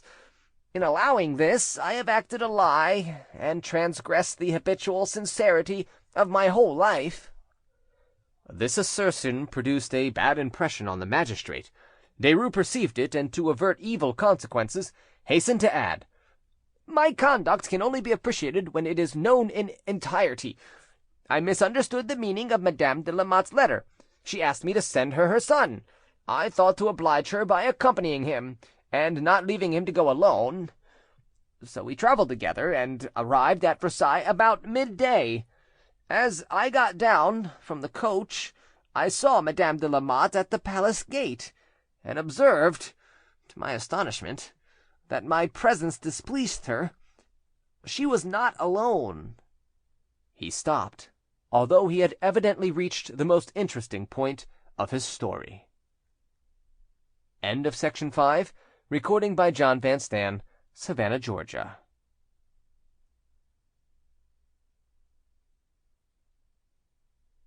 Section 6. "Go on," said the magistrate. "Why do you stop now?" "Because what I have to say is so painful, not to me, who have to justify myself, but for others, that I hesitate." "Go on." "Will you then interrogate me, please?" "Well, what happened in this interview?" Derues appeared to collect himself for a moment, and then said with the air of a man who has decided on speaking out at last— "Madame de Lamotte was not alone. She was attended by a gentleman whom I did not know, whom I never saw either at Buisson-Souef or in Paris, and whom I have never seen again since. I will ask you to allow me to recount everything, even to the smallest details. This man's face struck me at once, on account of a singular resemblance. He paid no attention to me at first, and I was able to examine him at leisure. His manners were those of a man belonging to the highest classes of society, and his dress indicated wealth. On seeing Edouard, he said to Madame de Lamotte, 'So this is he,' and then he kissed him tenderly. This and the marks of undisguised pleasure which he evinced surprised me, and I looked at Madame de Lamotte, who then remarked with some asperity— 'I did not expect to see you, Monsieur Derues. I had not asked you to accompany my son.' Edouard seemed quite as much surprised as I was. The stranger gave me a look of haughty annoyance, but seeing I did not avoid his glance, his countenance assumed a more gentle expression, and Madame de Lamotte introduced him as a person who took great interest in Edouard." "It is a whole tissue of imposture!" exclaimed Monsieur de Lamotte. "Allow me to finish," answered Derues. "I understand your doubts, and that you are not anxious to believe what I have say, but I have been brought here by legal summons to tell the truth, and I am going to tell it. You can then weigh the two accusations in the balance and choose between them. The reputation of an honourable man is as sacred, as important, as worthy of credit as the reputation of a woman, and I never heard that the virtue of the one was more fragile than that of the other." Monsieur de Lamotte, thunderstruck by such a revelation, could not contain his impatience and indignation. "This, then," he said, "is the explanation of an anonymous letter which I received, and of the injurious suggestions concerning my wife's honour which it contained. It was written to give an appearance of probability to this infamous legend. The whole thing is a disgraceful plot, and no doubt Monsieur Derues wrote the letter himself." "I know nothing about it," said Derues unconcernedly, "and the explanation which you profess to find in it, I should rather refer to something else I am going to mention. I did not know a secret warning had been sent to you. I now learn it from you, and I understand perfectly that such a letter may have been written. But that you have received such a warning ought surely to be a reason for listening patiently, and not denouncing all I say as imposture." While saying this, Derues mentally constructed the fresh falsehood necessitated by the interruption, but no variation of countenance betrayed his thought. He had an air of dignity natural to his position. He saw that, in spite of clear-headedness and long practice in studying the most deceptive countenances, the magistrate so far had not scented any of his falsehoods, and was getting bewildered in the windings of this long narrative, through which Derues led him as he chose, and resumed with confidence. "You know that I made Monsieur de Lamotte's acquaintance more than a year ago, and I had reason to believe his friendship as sincere as my own. As a friend, I could not calmly accept the suspicion which then entered my mind, nor could I conceal my surprise. Madame de Lamotte saw this, and understood from my looks that I was not satisfied with the explanation she wished me to accept. A glance of intelligence passed between her and her friend, who was still holding Edouard's hand. The day, though cold, was fine, and she proposed a walk in the park. I offered her my arm, and the stranger walked in front with Edouard. We had a short conversation, which has remained indelibly fixed in my memory. "Why did you come?" she inquired. I did not answer, but looked sternly at her, in order to discompose her. At length I said, "You should have written, madame, and warned me that my coming would be indiscreet." She seemed much disconcerted, and exclaimed, "I am lost. I see you guess everything, and will tell my husband. I am an unhappy woman, and a sin once committed can never be erased from the pages of a woman's life. Listen, Monsieur Derues, listen, I implore you. You see this man. I shall not tell you who he is, I shall not give his name, but I loved him long ago. I should have been his wife, and had he not been compelled to leave France, I should have married no one else." Monsieur de Lamotte started and grew pale. "What is the matter?" the magistrate inquired. "Oh, this dastardly wretch is profiting by his knowledge of secrets which a long intimacy has enabled him to discover. Do not believe him, I entreat you. Do not believe him." Derues resumed. Madame de Lamotte continued, "I saw him again 16 years ago, always in hiding, always proscribed. Today he reappears under a name which is not his own. He wishes to link my fate with his. He has insisted on seeing Edouard, but I shall escape him. I have invented this fiction of placing my son among the royal pages to account for my stay here. Do not contradict me, but help me. For a little time ago I met one of Monsieur de Lamotte's friends. I am afraid he suspected something. Say you have seen me several times as you have come. Let it be known that you brought Edouard here. I shall return to Buisson as soon as possible, but you will go first. See my husband. Satisfy him if he is anxious. I am in your hands. My honour, my reputation, my very life are at your mercy. You can either ruin or help to save me. I may be guilty, but I am not corrupt. I have wept for my sin day after day, and I have already cruelly expiated it." This execrable calumny was not related without infrequent interruptions on the part of Monsieur de Lamotte. He was, however, obliged to own to himself that it was quite true that Marie Perrier had really been promised to a man whom an unlucky affair had driven into exile, and whom he had supposed to be dead. This revelation, coming from Derues, who had the strongest interest in lying, by no means convinced him of his wife's dishonour, nor destroyed the feelings of a husband and father. But Derues was not speaking for him alone, and what appeared incredible to Monsieur de Lamotte might easily seem less improbable to the colder and less interested judgment of the magistrate. "I was wrong," Derues continued, "in allowing myself to be touched by her tears, wrong in believing in her repentance, more wrong still in going to Buisson to satisfy her husband. But I only consented on conditions.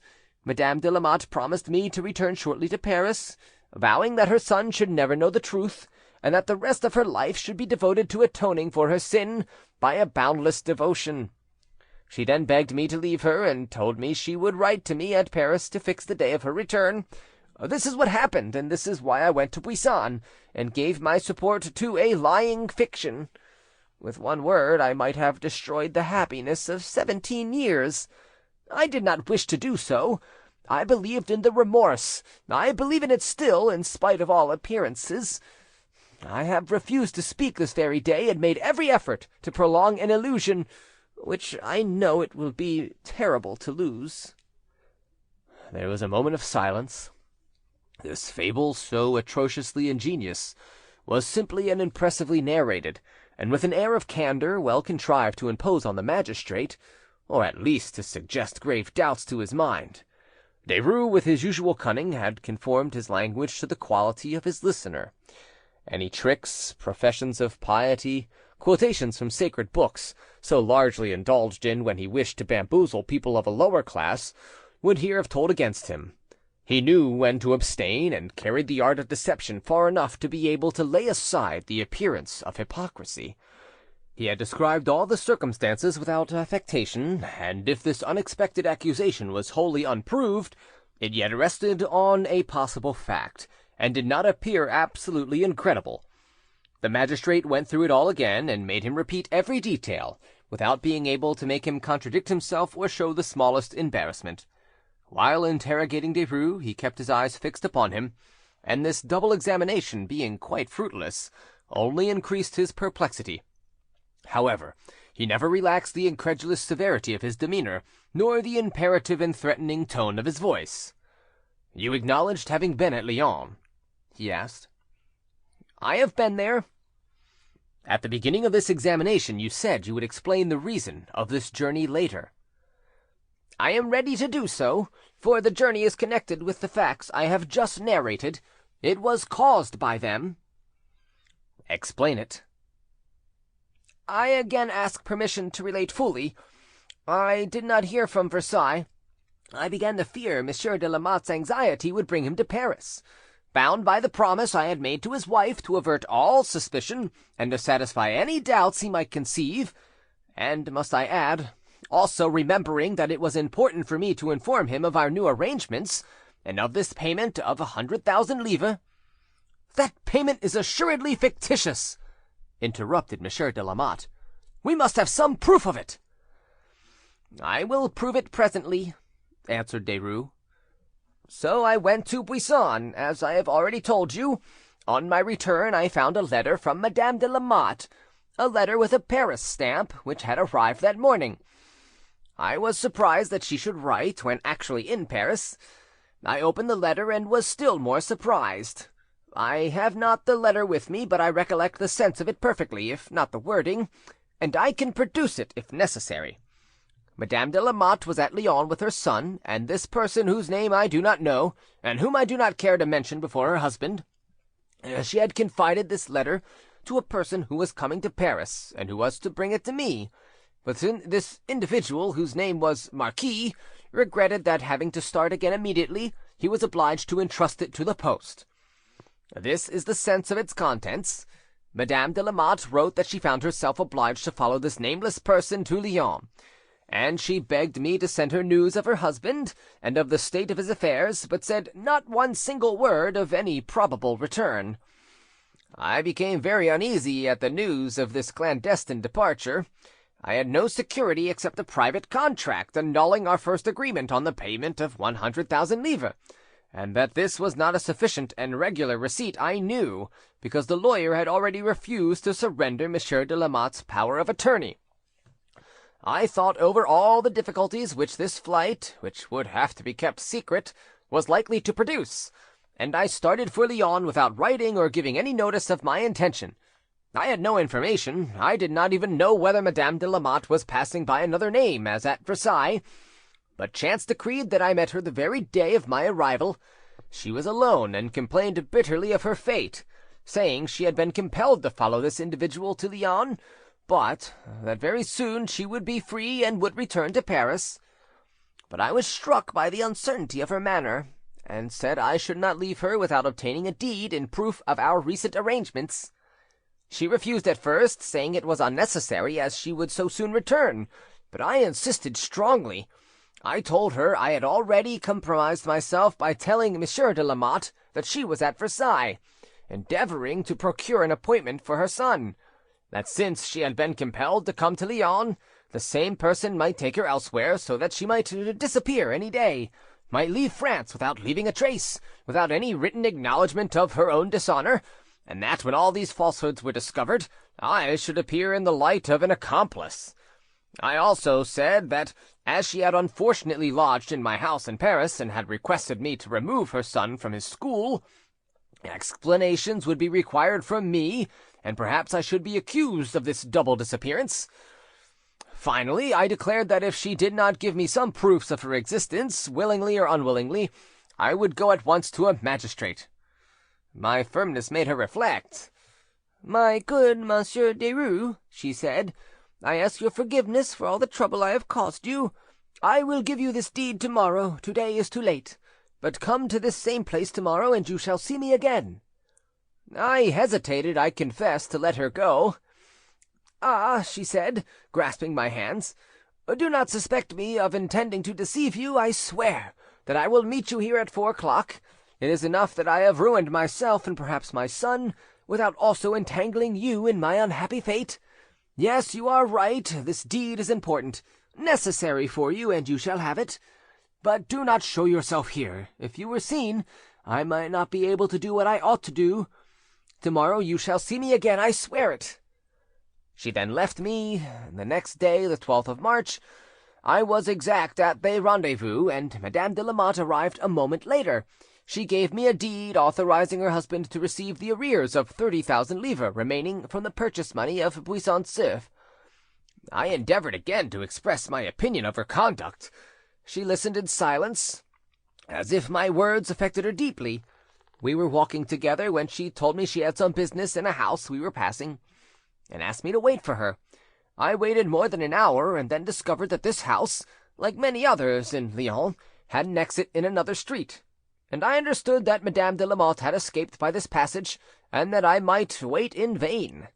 Concluding that trying to follow her would be useless, and seeing also that any remonstrance would be made in vain, I returned to Paris, deciding to say nothing as yet, and to conceal the truth as long as possible.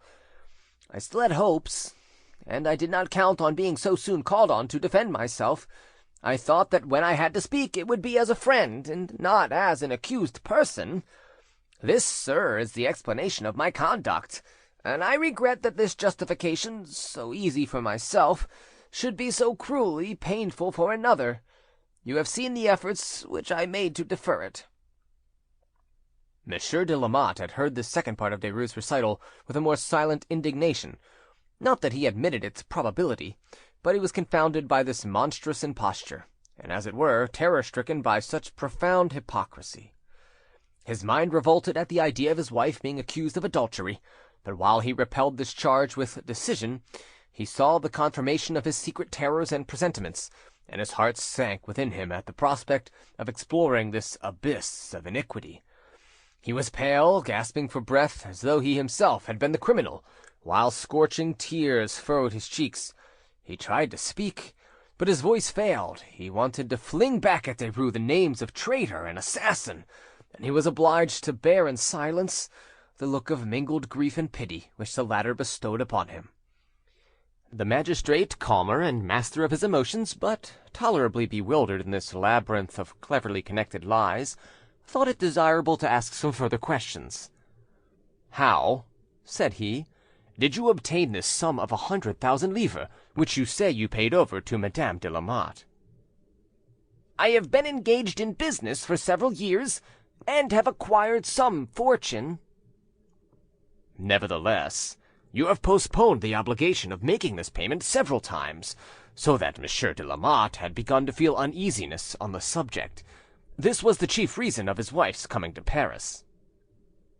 "One sometimes experiences momentary difficulties, which presently disappear." "You say you have a deed given to you at Lyons by Madame de Lamotte, which you were to give to her husband?" "It is here." The magistrate examined the deed carefully, and noted the name of the lawyer in whose office it had been drawn up. "You may go," he said at last. "What?" exclaimed Monsieur de Lamotte. Derues stopped, but the magistrate signed to him to go, intimating, however, that he was on no account to leave Paris. "But," said Monsieur de Lamotte when they were alone, "this man is indeed guilty. My wife has not betrayed me. She forget her duties as a wife. She was virtue incarnate. I assure you, these terrible calumnies are invented to conceal double crime. I throw myself at your feet. I implore your justice." "Rise, monsieur.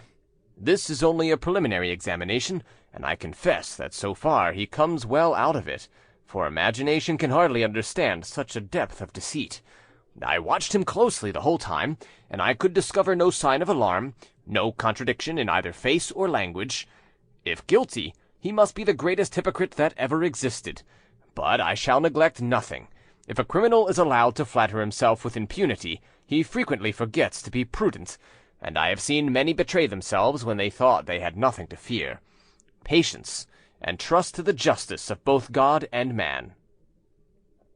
Several days passed, and Derues flattered himself the danger was over. His every action, meanwhile, was most carefully watched, but so that he remained unaware of the surveillance. A police officer named Mutel, distinguished for activity and intelligence beyond his fellows, was charged with collecting information and following any trail. All his bloodhounds were in action and hunted Paris thoroughly, but could trace nothing bearing on the fate of Madame de Lamotte and her son. Mutel, however, soon discovered that in the rue Saint Victor Derues had failed 3 successive times, that he had been pursued by numerous creditors, and been often near imprisonment for debt, and that in 1771 he had been publicly accused of incendiarism. He reported on these various circumstances, and then went himself to Derues' abode, where he obtained no results. Madame Derues declared that she knew nothing whatever, and the police, having vainly searched the whole house, had to retire. Derues himself was absent. When he returned, he found another order to appear before the magistrate. His first success had encouraged him.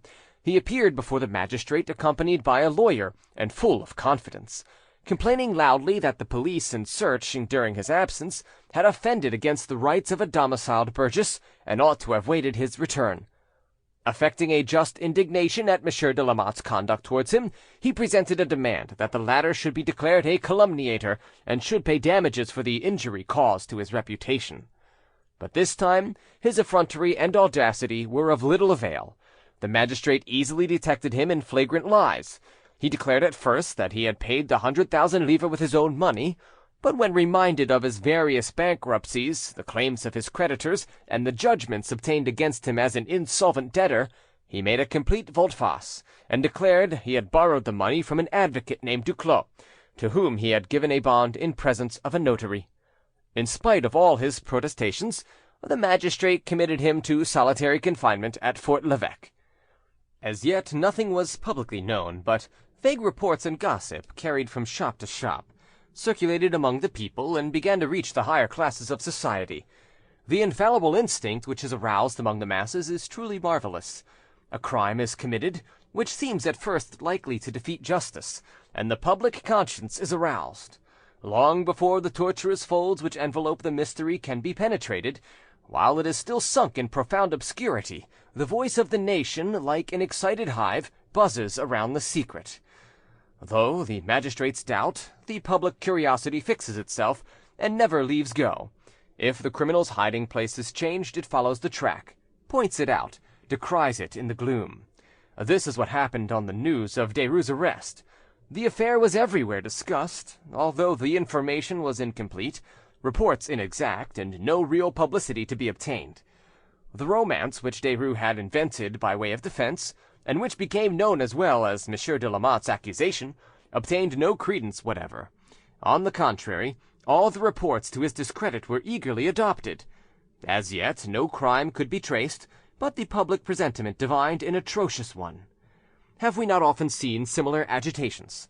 The names of Bastide, of Castaing, of Papavoine had hardly been pronounced before they completely absorbed all the public attention, and this had to be satisfied.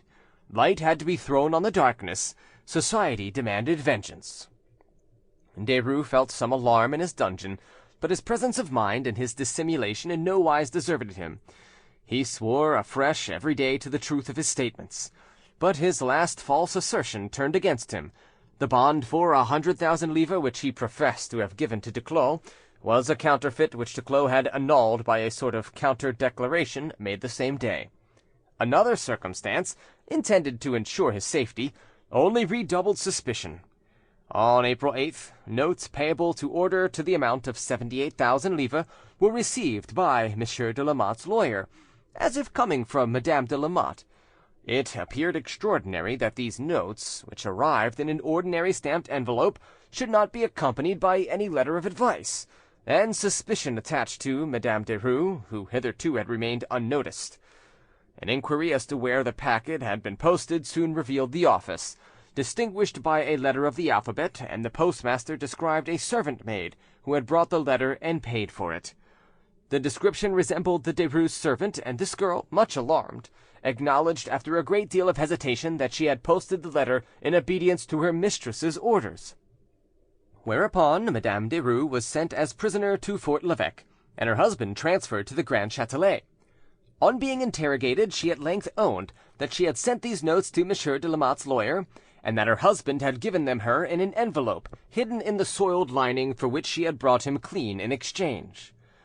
All this certainly amounted to serious presumptive evidence of guilt, and if Derues had shown himself to the multitudes, which followed every phase of the investigation with increasing anxiety, 1,000 arms would have willingly usurped the office of the executioner. But the distance thence to actual proof of murder was enormous for the magistracy. Derues maintained his tranquillity, always asserting that Madame de Lamotte and her son were alive, and would clear him by their reappearance. Neither threats nor stratagems succeeded in making him contradict himself, and his assurance shook the strongest conviction. A new difficulty was added to so much uncertainty. A messenger had been sent off secretly with all haste to Lyons. His return was awaited for a test which it was thought would be decisive. One morning Derues was fetched from his prison and taken to a lower hall of the Conciergerie. He received no answers to the questions addressed to his escort, and this silence showed him the necessity of being on his guard and preserving his imperturbable demeanour whatever might happen. On arriving, he found the commissioner of police, Mutel, and some other persons. The hall being very dark, had been illuminated with several torches, and Derues was so placed that the light fell strongly on his face, and was then ordered to look towards a particular part of the hall. As he did so, a door opened and a man entered. Derues beheld him with indifference, and seeing that the stranger was observing him attentively, he bowed to him as one might bow to an unknown person whose curiosity seems rather unusual. It was impossible to detect the slightest trace of emotion. A hand placed on his heart would not have felt an increased pulsation, yet this stranger's recognition would be fatal. Mutel approached the newcomer and whispered, "Do you recognize him?" "No, I do not." "Have the kindness to leave the room for a moment. We will ask you to return immediately." This individual was the lawyer in whose office at Lyons the deed had been drawn up, which Derues had signed, disguised as a woman, and under the name of Marie-Françoise Perrier, wife of the Sieur de Lamotte. A woman's garments were brought in, and Derues was ordered to put them on, which he did readily, affecting much amusement.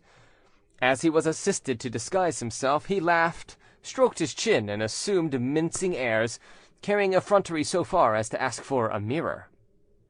"I should like to see if it is becoming," he said. "Perhaps I might make some conquests." The lawyer returned. Derues was made to pass before him, to sit at a table, sign a paper, in fact, repeat everything it was imagined he might have said or done in the lawyer's office. This second attempt at identification succeeded no better than the first. The lawyer hesitated, then, understanding all the importance of his deposition, he refused to swear to anything, and finally declared that this was not the person who had come to him at Lyons. "I am sorry, sir," said Derues as they removed him, "that you should have been troubled by having to witness this absurd comedy. Do not blame me for it, but ask Heaven to enlighten those who do not fear to accuse me. As for me, knowing that my innocence will shortly be made clear, I pardon them henceforth." Although justice at this period was generally expeditious, and the lives of accused persons were by no means safeguarded as they are now, it was impossible to condemn Derues in the absence of any positive proofs of guilt. He knew this, and waited patiently in his prison for the moment when he should triumph over the capital accusation which weighed against him. The storm no longer thundered over his head. The most terrible trials were past. The examinations became less frequent, and there were no more surprises to dread. The lamentations of Monsieur de Lamotte went to the hearts of the magistrates, but his certainty could not establish theirs, and they pitied but could not avenge him. In certain minds a sort of reaction favourable to the prisoner began to set in. Among the dupes of Derues' seeming piety, many who at first held their peace under these crushing accusations returned to their former opinion. The bigots and devotees, all who made a profession of kneeling in the churches, of publicly crossing themselves and dipping their fingers in the holy water, and who lived on cant and repetitions of Amen and Alleluia, talked of persecution, of martyrdom, until Derues nearly became a saint destined by the Almighty to find canonization in a dungeon. Hence arose quarrels and arguments, and this abortive trial, this unproved accusation, kept the public imagination in a constant ferment. To the greater part of those who talk of the Supreme Being, and who expect his intervention in human affairs, Providence is only a word, solemn and sonorous, a sort of theatrical machine which sets all right in the end, and which they glorify with a few banalities proceeding from the lips, but not from the heart. It is true that this unknown and mysterious cause, which we call God or chance, often appears so exceedingly blind and deaf that one may be permitted to wonder whether certain crimes are really set apart for punishment, when so many others apparently go scot-free. How many murders remain buried in the night of the tomb? How many outrageous and avowed crimes have slept peacefully in an insolent and audacious prosperity? We know the names of many criminals, but who can tell the number of unknown and forgotten victims? The history of humanity is twofold, and like that of the invisible world, which contains marvels unexplored by the science of the visible one, the history recounted in books is by no means the most curious and strange. But without delaying over questions such as these, without protesting here against sophistries which cloud the conscience and hide the presence of an avenging deity, we leave the facts to the general judgment, and have now to relate the last episode in this long and terrible drama. Of all the populous quarters of Paris which commented on the Affaire Derues, none showed more excitement than that of the Greve, and amongst all the surrounding streets none could boast more numerous crowds than the Rue de la Mortellerie. Not that a secret instinct magnetized the crowd in the very place where the proof lay buried, but that each day its attention was aroused by a painful spectacle. A pale and grief-stricken man, whose eyes seemed quenched in tears, passed often down the street, hardly able to drag himself along. It was Monsieur de Lamotte, who lodged, as we have said, in the Rue de la Mortellerie, and who seemed like a spectre wandering round a tomb. The crowd made way and uncovered before him. Everybody respected such terrible misfortune, and when he had passed, the groups formed up again and continued discussing the mystery until nightfall. On April 17th, about 4 in the afternoon, a score of workmen and gossiping women had collected in front of a shop. A stout woman, standing on the lowest step, like an orator in the tribune, held forth and related for the 20th time what she knew, or rather did not know. There were listening ears and gaping mouths. Even a slight shudder ran through the group, for the widow Masson, discovering a gift of eloquence at the age of 60, contrived to mingle great warmth and much indignation in her recital. All at once silence fell on the crowd, and a passage was made for Monsieur de Lamotte. One man ventured to ask, "Is there anything fresh today?" A sad shake of the head was the only answer, and the unhappy man continued on his way. "Is that Monsieur de Lamotte?" inquired a particularly dirty woman, whose cap, stuck on the side of her head, allowed locks of grey hair to straggle from under it. "Ah, is that Monsieur de Lamotte?" "Dear me," said a neighbour, "don't you know him by this time? He passes every day." "Excuse me, I don't belong to this quarter, and no offence, but it is not so beautiful as to bring one out of curiosity. Nothing personal, but it is rather dirty." "Madame is probably accustomed to use a carriage." "That would suit you better than me, my dear, and would save your having to buy shoes to keep your feet off the ground." The crowd seemed inclined to hustle the speaker. "Wait a moment," she continued. "I didn't mean to offend anyone. I am a poor woman, but there's no disgrace in that, and I can afford a glass of liquor. Good gossip, you understand, don't you? A drop of the best for Mother Manifret, and if my fine friend there will drink with me to settle our difference, I will stand her a glass." The example set by the old hawker was contagious, and instead of filling 2 little glasses only, Widow Masson dispensed a bottleful. "Come, you have done well," cried Mother Manifret. "My idea has brought you luck." "Faith, not before it was wanted, either." "What? Are you complaining of trade, too?" Don't mention it. It is miserable." "There's no trade at all. I scream myself hoarse all day, and choke myself for 2 pence halfpenny. I don't know what's to come of it all, but you seem to have a nice little custom." "What's the good of that? With a whole house on one's hands, it's just my luck. The old tenants go, and the new ones don't come." "What's the matter, then?" "I think the devil's in it. There was a nice man on the first floor, gone. A decent family on the third, all right, except that the man beat his wife every night, and made such a row that no one could sleep, gone also. I put up notices, no one even looks at them. A few months ago, it was the middle of December, the day of the last execution." "Ah, the 15th, then," said the hawker. "I cried it, so I know. It's my trade, that." "Very well, then the 15th," resumed the Widow Masson. "On that day, then, I let the cellar to a man who said he was a wine merchant, and who paid a term in advance. Seeing that I didn't know him, and wouldn't have lent him a farthing on the strength of his good looks, he was a little bit of a man, no taller than that," contemptuously holding out her hand, "and he had 2 round eyes, which I didn't like at all. He certainly paid, he did that, but we are more than half through the 2nd term, and I have no news of my tenant." "And have you never seen him since?" "Yes, once, no, twice. Let's see, 3 times, I am sure. He came with a hand-cart and a commissionaire, and had a big chest taken downstairs, a case which he said contained wine in bottles. No, he came before that, with a workman, I think. Really, I don't know if it was before or after. Doesn't matter. Anyhow, it was bottled wine. The 3rd time he brought a mason, and I am sure they quarrelled. I heard their voices. He carried off the key, and I have seen neither him nor his wine again. I have another key, and I went down one day. Perhaps the rats have drunk the wine and eaten the chest, for there certainly is nothing there any more that there is in my hand now. Nevertheless, I saw what I saw. A big chest, very big, quite new, and corded all round with strong rope." "Now, what day was that?" asked the hawker. "What day? Well, it was... No, I can't remember." "Nor I either. I am getting stupid. Let's have another little glass, shall we? Just to clear our memories."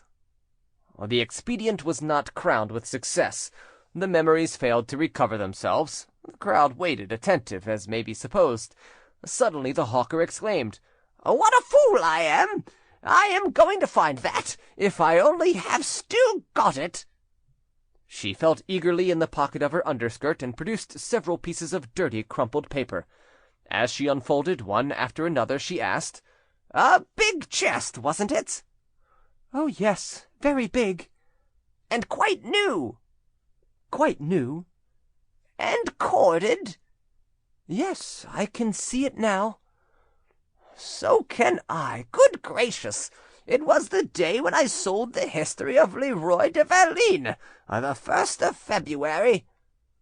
"Yes, it was a Saturday. The next day was Sunday." That's it. Saturday, February 1st. Well, I know that chest too. I met your wine merchant on the Place du Louvre, and he wasn't precisely enjoying himself. One of his creditors wanted to seize the chest, the wine, the whole kettle of fish.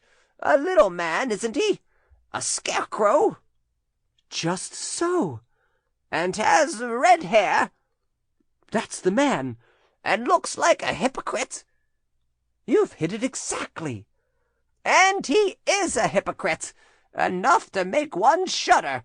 No doubt he can't pay his rent. A thief, my dears, a beggarly thief, who set fire to his own cellar, and who accused me of trying to steal from him, while it was he who cheated me, the villain, out of a piece of 24 sous. It's lucky I turned up here. Well, we shall have some fun. Here's another little business on your hands, and you will have to say where that wine has got to, my dear gossip Derues." "Derues!" cried 20 voices all at once. "What, Derues, who is in prison? Why, that's Monsieur de Lamotte's man." "The man who killed Madame de Lamotte?" "The man who made away with her son?" "A scoundrel, my dears, who's accused me of stealing. An absolute monster." "It is just a little unfortunate," said Widow Masson, "that it isn't the man. My tenant calls himself Ducoudray. There's his name on the register." "Confound it! That doesn't look like it at all," said the hawker. "Now that's a bore. Oh, yes, I have a grudge against that thief who accused me of stealing. I told him I should sell his history some day. When that happens, I'll treat you all round."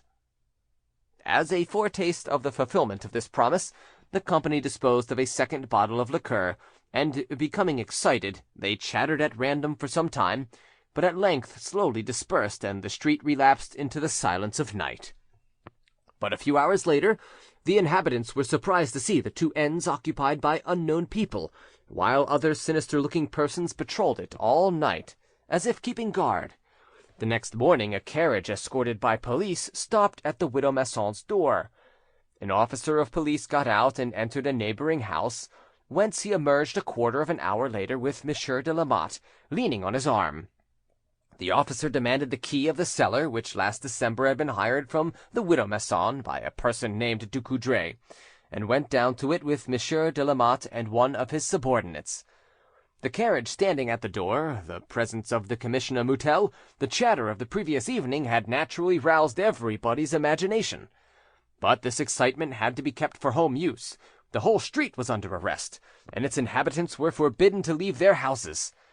The windows, crammed with anxious faces, questioning each other, in the expectation of something wonderful, were a curious sight, and the ignorance in which they remained, these mysterious preparations, these orders silently executed, doubled the curiosity and added a sort of terror. No one could see the persons who had accompanied the police officer. 3 men remained in the carriage, one guarded by the 2 others. When the heavy coach turned into the rue de la Mortellerie, this man had bent towards the closed window and asked, "Where are we?" And when they answered him, he said, "I don't know this street. I was never in it." After saying this quite quietly, he asked, "Why am I brought here?" As no one replied, he resumed his look of indifference, and betrayed no emotion, neither when the carriage stopped nor when he saw Monsieur de Lamotte enter the widow Masson's house. The officer reappeared on the threshold, and ordered Derues to be brought in. The previous evening, detectives mingling with the crowd had listened to the hawker's story of having met Derues near the Louvre, escorting a large chest. The police magistrate was informed in the course of the evening. It was an indication, a ray of light, perhaps the actual truth, detached from obscurity by chance gossip, and measures were instantly taken to prevent anyone either entering or leaving the street without being followed and examined. Mutel thought he was on the track, but the criminal might have accomplices also on the watch, who, warned in time, might be able to remove the proofs of the crime if any existed. Derues was placed between two men, who each held an arm. A third went before, holding a torch.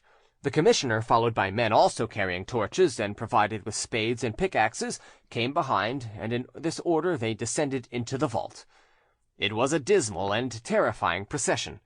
Anyone beholding these dark and sad countenances, this pale and resigned man passing thus into these damp vaults illuminated by the flickering glare of torches, might have well thought himself the victim of illusion and watching some gloomy execution in a dream. But all was real, and when the light penetrated this dismal charnel house, it seemed at once to illuminate its secret depths, so that the light of truth might at length penetrate these dark shadows, and that the voice of the dead would speak from the earth and the walls. "Wretch!" exclaimed Monsieur de Lamotte when he saw Derues appear. "Is it here that you murdered my wife and my son?" Derues looked calmly at him and replied, "I beg you, sir, not to add insult to the misfortunes you have already caused. If you stood in my place and I were in yours, I should feel some pity and respect for so terrible a position. What do you want me? And why am I brought here?" He did not know the events of last evening, and could only mentally accuse the mason who had helped to bury the chest. He felt that he was lost, but his audacity never forsook him. "You are here, in the first place, to be confronted with this woman," said the officer, causing the widow Masson to stand opposite to him. "I do not know her." "But I know you, and know you very well. It was you who hired this cellar under the name of Ducoudray." Derues shrugged his shoulders and answered bitterly, "I can understand a man being condemned to the torture if he is guilty, but that in order to accomplish one's mission as accuser, and to discover a criminal, false witnesses who can give no evidence should be brought 100 leagues, that the rabble should be roused up, that divers faces and imaginary names should be bestowed on an innocent man, in order to turn a movement of surprise or an indignant gesture to his disadvantage. All this is iniquitous, and goes beyond the right of judgment bestowed upon men by God. I do not know this woman, and no matter what she says or does, I shall say no more." Neither the skill nor threats of the police officer could shake this resolution. It was to no purpose that the widow Masson repeated and asseverated that she recognized him as her tenant Ducoudray, and that he had had a large case of wine taken down into the cellar. Derues folded his arms and remained as motionless as if he had been blind and deaf. The walls were sounded, the stones composing them carefully examined, the floor pierced in several places, but nothing unusual was discovered. Would they have to give up? Already the officer was making signs to this effect, when the man who had remained at first below with Monsieur de Lamotte, and who, standing in shadow, had carefully watched Derues when he was brought down, came forward, and pointing to the recess under the stairs, said, "Examine this corner." The prisoner glanced involuntarily in this direction when he came down. I have watched him, and it is the only sign he has given. I was the only person who could see him, and he did not see me. He is very clever, but one can't be forever on one's guard, and may the devil take me if I haven't scented the hiding-place." "Wretch!" said Derues to himself. "Then you have had your hand on me for the whole hour, and amused yourself by prolonging my agony. Oh, I ought to have known it. I have found my master. Never mind, you shall learn nothing from my face, nor yet from the decaying body you will find. Worms and poison can have only left an unrecognizable corpse." An iron rod, sunk into the ground, encountered a hard substance some 4 feet below. 2 men set to work and dug with energy. Every eye was fixed upon this trench, increasing in depth with every shovelful of earth which the 2 labourers cast aside. Monsieur de Lamotte was nearly fainting, and his emotion impressed every one except Derues. At length the silence was broken by the spade striking heavily on wood, and the noise made everyone shudder. The chest was uncovered and hoisted out of the trench. It was opened, and the body of a woman was seen, clad only in chemise with a red and white headband, face downwards. The body was turned over, and Monsieur de Lamotte recognized his wife, not yet disfigured. The feeling of horror was so great that no one spoke or uttered a sound. Derues, occupied in considering the few chances which remained to him, had not observed that, by the officer's order, one of the guards had left the cellar before the men began to dig. Everybody had drawn back both from the corpse and the murderer, who alone had not moved, and who was repeating prayers. The flame of the torches placed on the ground cast a reddish light on this silent and terrible scene. Derues started and turned round on hearing a terrified cry behind him. His wife had just been brought to the cellar. The commissioner seized her with one hand, and taking a torch in the other, compelled her to look down on the body. "It is Madame de Lamotte!" she exclaimed. "Yes, yes," she answered, overwhelmed with terror. "Yes, I recognize her." Unable to support the sight any longer, she grew pale and fainted away. She and her husband were removed separately. One would have supposed the discovery was already known outside, for the people showered curses and cries of "Assassin" and "Poisoner" on the carriage which conveyed Derues. He remained silent during the drive, but before re-entering his dungeon he said, "I must have been mad when I sought to hide the death and burial of Madame de Lamotte from public knowledge. It is the only sin I have committed, and, innocent of aught else, I resign myself as a Christian to the judgment of God." End of section 6. Recording by jvanstan, Savannah, Georgia.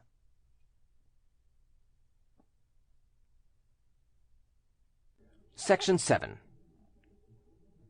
It was the only line of defence which remained open to him, and he clung to it with the hope of imposing on the magistrates by redoubled hypocrisy and pious observances. But all this laboriously constructed scaffolding of lies was shaken to its base, and fell away piece by piece. Every moment brought fresh and overwhelming revelations. He professed that Madame de Lamotte had died suddenly in his house, and that, fearing suspicion, he had buried her secretly. But the doctors called on to examine the body declared that she had been poisoned with corrosive sublimate and opium. The pretended payment was clearly an odious imposture, the receipt a forgery. Then, like a threatening spectre, arose another question, to which he found no reply, and his own invention turned against him. Why, knowing his mother was no more, had he taken young de Lamotte to Versailles? What had become of the youth? What had befallen him? Once on the track, the cooper with whom he had lodged on the 12th of February was soon discovered, and an Act of Parliament ordered the exhumation of the corpse buried under the name Beaupré, which the cooper identified by a shirt which he had given for the burial. Derues, confounded by the evidence, asserted that the youth died of indigestion and venereal disease, but the doctors again declared the presence of corrosive sublimate and opium. All this evidence of guilt he met with assumed resignation, lamenting incessantly for Edouard, whom he declared he had loved as his own son. "Alas," he said, "I see that poor boy every night, but it softens my grief to know that he was not deprived of the last consolations of religion. God, who sees me and who knows my innocence, will enlighten the magistrates, and my honour will be vindicated."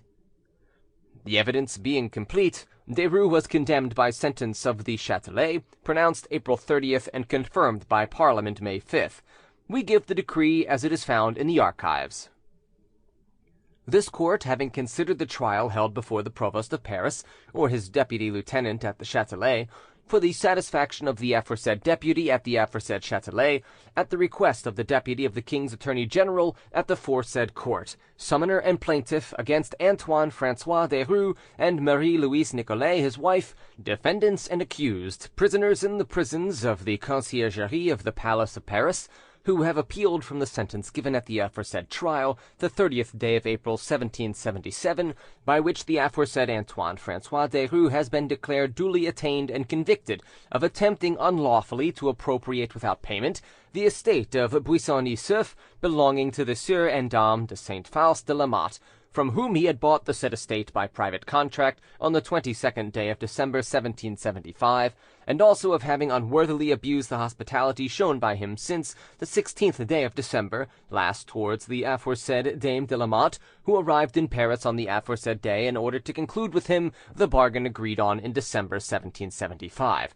And who, for this purpose and at his request, lodged with her son in the house of the said Derues, who, of premeditated design, poisoned the said Dame de la Motte, whether by a medicine composed and prepared by him on the 30th day of January last, or by the beverages and drinks administered by him after the aforesaid medicine, he having taken the precaution to send his servant into the country for 2 or 3 days, and to keep away strangers from the room where the said Dame de la Motte was lying, from the effects of which poison the said Dame de la Motte died on the night of the said 31st day of January last, also of having kept her demise secret, and of having himself enclosed in a chest the body of the said Dame de la Motte, which he then caused to be secretly transported to a cellar in the Rue de la Mortellerie, hired by him for this purpose, under the assumed name of Decoudray, wherein he buried it himself, or caused it to be buried. Also of having persuaded the son of the above Dame de la Motte, who with his mother had lodged in his house from the time of their arrival in Paris until the 15th day of January last, and who had then been placed in a school that the aforesaid Dame de la Motte was at Versailles, and desired him to join her there, and under this pretence of having conducted the said younger Sieur de la Motte, the 12th day of February, after having given him some chocolate, to the aforesaid town of Versailles to a lodging hired at a cooper's, and of having there wilfully poisoned him, either in the chocolate taken by the said younger Sieur de la Motte before starting, or in beverages and medicaments which the said Derues himself prepared, mixed, and administered to the aforesaid Sieur de la Motte the younger, during the 11th, 12th, 13th, and 14th days of February last, having kept him lying ill in the aforesaid hired room, and having refused to call in physicians or surgeons, notwithstanding the progress of the malady, and the representations made to him on the subject, saying that he himself was a physician and surgeon,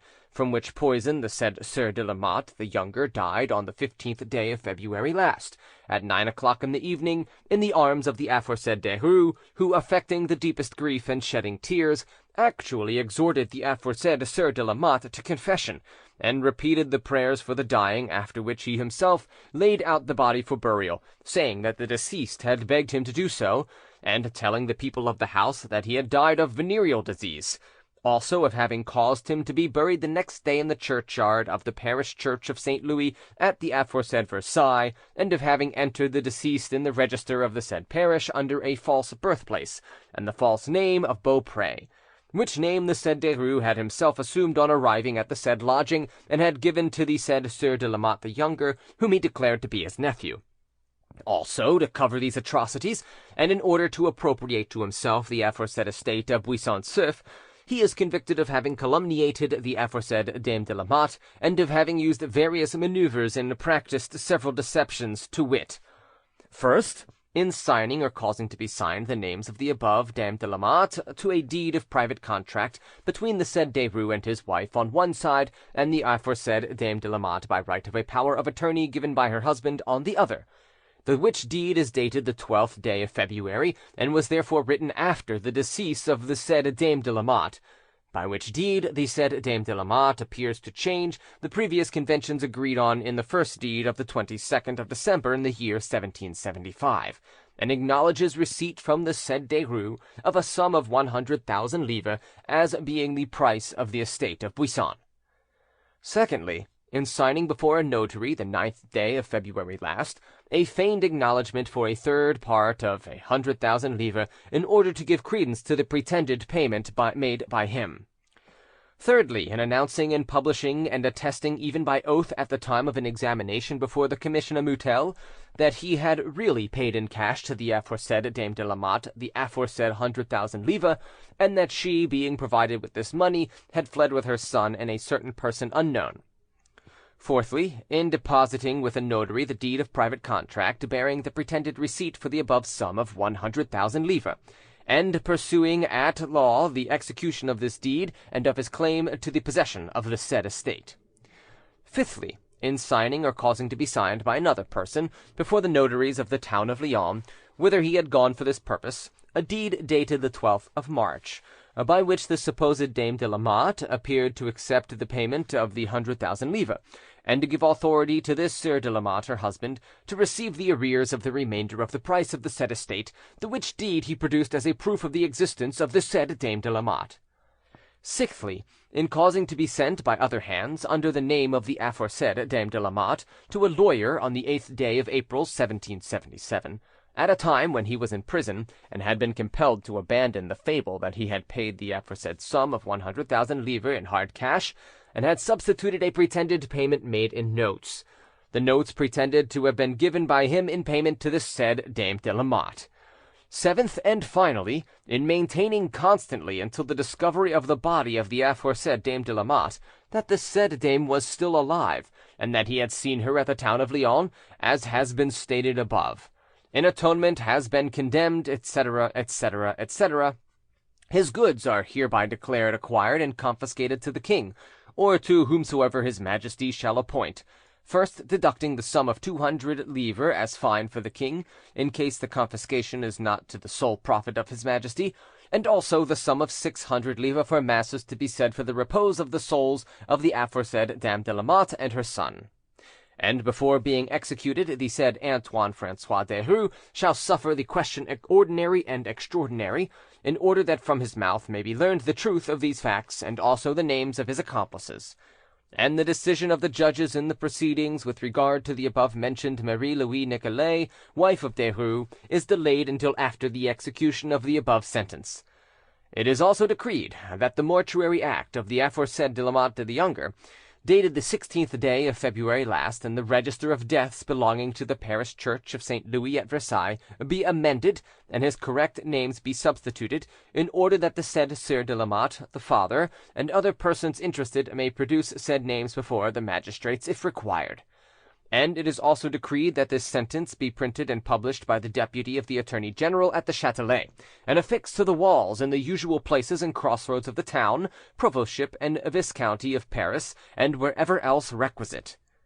With regard to the petition of Père Etienne de Saint Faust de Lamotte, a royal equerry, Sieur de Grange Flandre, Buisson-Souef, Valperfond, and other places, widower and inheritor of Marie-Francois Perrier, his wife, according to their marriage contract signed before Baron and partner, notaries at Paris, the 5th day of September 1762, whereby he desires to intervene in the action brought against Derues and his accomplices, concerning the assassination and poisoning committed on the persons of the wife and son of the said Sieur de Saint Faust de Lamotte, on the accusation made by him to the Deputy Attorney General of the King at the Châtelet, at present pending in the court, on the report of the final judgment given in the said action the 30th of April last, and which allowed the intervention. It is decreed that there shall be levied on the goods left by the condemned before the rights of the Treasury, and separate from them, the sum of 6,000 livres, or such sum as it shall please the court to award, from which sum the said Saint Faust de Lamotte shall consent to deduct the sum of 2,748 livres, which he acknowledges has been sent or remitted to him by the said Derues and his wife at different times, which first sum of 6,000 livres, or such other, shall be employed by the said Sieur de Saint Faust de Lamotte, who is authorized to found therewith in the parish church of Saint Nicolas de Villeneuve-le-Roi, in which parish the estate of Buisson-Souef is situated, and which is mentioned in the action, an annual and perpetual service for the repose of the souls of the wife and son of the said Sieur de Saint Faust de Lamotte, of which an act shall be inserted in the decree of intervention, and a copy of this act or decree shall be inscribed upon a stone, which shall be set in the wall of the said church of Saint Nicolas de Villeneuve-le-Roi, in such place as is expedient. And the deed of contract for private sale made between the late spouse of the said Sieur de Saint Faust de Lamotte and the above named Derues and his wife is hereby declared null and void, as having had no value in absence of any payment or realization of contract before a notary. And the pretended agreement of the 12th day of February last, as also all other deeds fabricated by the said Derues or others named in the above action, as also any which may hereafter be presented, are hereby declared to be null and void. The court declares the judgment pronounced by the magistrates of the Châtelet against the above named Derues to be good and right, and his appeal against the same to be bad and ill-founded. It is decreed that the sentence shall lose its full and entire effect with regard to Marie-Louise Nicolet, who is condemned to the ordinary fine of 12 livres. The necessary relief granted on the petition of Pierre Etienne de Saint Faust de Lamotte the 2nd day of May this present month, and delay accorded until after the suspended judgment pronounced with regard to the said Marie-Louise Nicolet. Signed, de Gourges, President. Outremont, Councillor. Derues' assurance and calmness never deserted him for one moment. For 3/4 of an hour he harangued the Parliament, and his defence was remarkable both for its presence of mind and the art with which he made the most of any circumstances likely to suggest doubts to the magistrates and soften the severity of the first sentence. Found guilty on every point, he yet protested that he was innocent of poisoning. Remorse, which often merely means fear of punishment, had no place in his soul, and torture he seemed not to dread. As strong in will as he was weak in body, he desired to die like a martyr in the faith of his religion, which was hypocrisy, and the God whom he gloried on the scaffold was the God of lies. On May 6th, at 7 in the morning, the sentence of execution was read to him. He listened calmly, and when it was finished, remarked, "I had not anticipated so severe a sentence." A few hours later, the instruments of torture were got ready. He was told that his part in his punishment would be remitted if he would confess his crimes and the names of his accomplices. He replied, "I have no more to say. I know what terrible torture awaits me. I know I must die today, but I have nothing to confess." He made no resistance when his knees and legs were bound, and endured the torture courageously. Only in a moment of agony he exclaimed, "Accursed money! Hast thou reduced me to this?" Thinking that pain would overcome his resolution, the presiding magistrate bent towards him and said, "Unhappy man, confess thy crime, since death is near at hand." He recovered his firmness, and looking at the magistrate, replied, "I know it, messeigneur. I have perhaps not 3 hours to live." Thinking that his apparently feeble frame could not endure the last wedges, the executioner was ordered to stop. He was unbound and laid on a mattress, and a glass of wine was brought, of which he only drank a few drops. After this he made his confession to the priest. For dinner they brought him soup and stew, which he ate eagerly, and inquiring of the gaoler if he could have something more, an entree was brought in addition. One might have thought that this final repast heralded, not death but deliverance. At length 3 o'clock struck, the hour appointed for leaving the prison. According to the report of credible persons whom we have consulted, Paris on this occasion presented a remarkable appearance, which those who saw it were never able to forget. The great ant-hill was troubled to its very lowest depths. Whether by accident or design, the same day had been fixed for a function which ought to have proved a considerable counter-attraction. A great festival in honour of a German prince was given on the Plain de Grenelle, at which all the court was present, and probably more than one great lady regretted missing the emotions of the Place de Grève, abandoned to the rabble and the bourgeoisie. The rest of the city was deserted, the streets silent, the houses closed. A stranger transported suddenly into such a solitude might have reasonably thought that during the night the town had been smitten by the angel of death, or that only a labyrinth of vacant buildings remained, testifying to the life and turmoil of the preceding day. A dark and dense atmosphere hung over the abandoned town. Lightning furrowed the heavy motionless clouds.